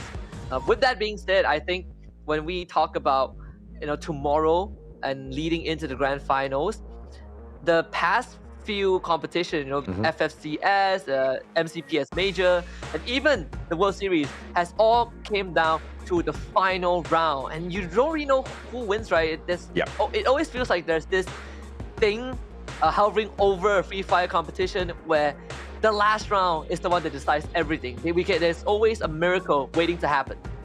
Sem9 climbing 2 positions from 6th to 4th with their phenomenal, outstanding performance in here today. But the top 3 is going to be AV Radicals, Farang, as well as Expand with their crazy gameplays. Obviously, AV Radicals didn't need to chug out a lot of effort out there as they had already done in the previous weeks.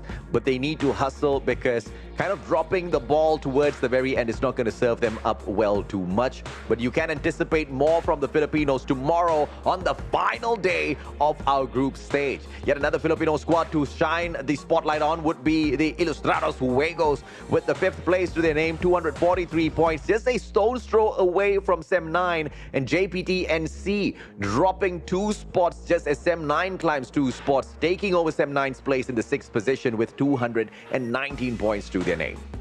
And you look at the second page, the race for 12th spot, still very close. TFC in 10th, Udo Axis in 11th, Tactical Intex gatekeeping the 12th spot, but they can easily be knocked down by teams like Freedom and Y, Tok Dalang, even PXG and Pando EWG have good opportunities to take them out of the 12th spot tomorrow. We have 4 more rounds to decide who qualifies for the grand finals, and tomorrow probably is going to be less of who is on the first page, and as compared to, who makes it to top 12.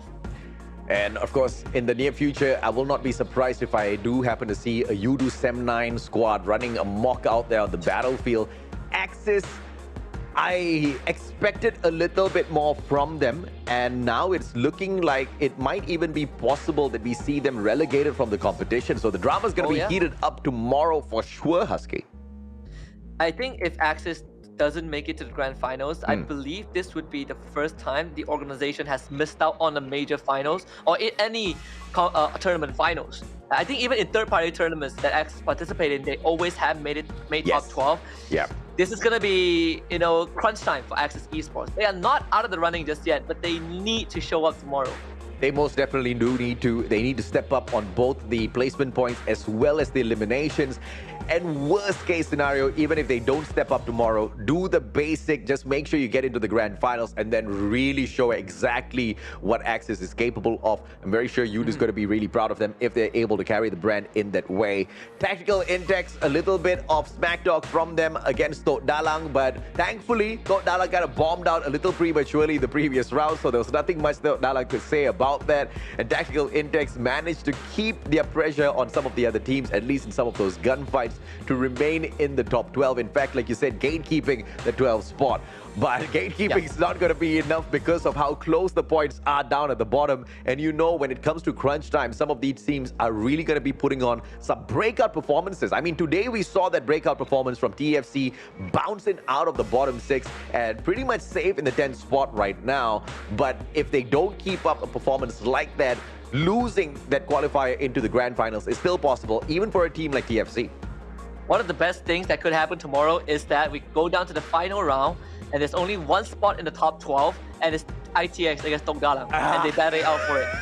Or it's either they fight out in the final circle or both teams hot drop each other and try to just take each other out at the start of the round. It has happened multiple times and I would love to see if ITS can back up their smack talk, because nothing feels sweeter than smack talking someone and actually be the team that gatekeeps them from qualifying for the grand finals. But with that being said, I want to remind you guys something very, very important, because the MCPS finals for season 5 is happening on the 15th of April. We will be holding the MCPS watch party along with the Ramadan Booyah Bazaar at ESI Hub, Space Rubik's Puchong, Malaysia. And not only can we watch the grand finals together, there's a lot of activities such as lucky draws, Kahoot quizzes, and so on. Registration starts at 12 p.m. We'll see you guys there. We will be there. If you guys are there, we'll probably book up Wasa at the same time as well. So I'm definitely looking forward to that event. I'm definitely looking forward to joining you guys at the grand finals for the watch party. But I'll be joining you from, of course, your screen. And later on, making my way all the way down. Yeah, we'll see you guys tomorrow for more Free Fire action. Same time to find out which 12 teams will make it to the grand finals on 15th of April. It's going to be a banger. But for now, we're going to sign off. I'm Husky. Here's the Mustachio AJ. We'll see you guys tomorrow. Goodbye.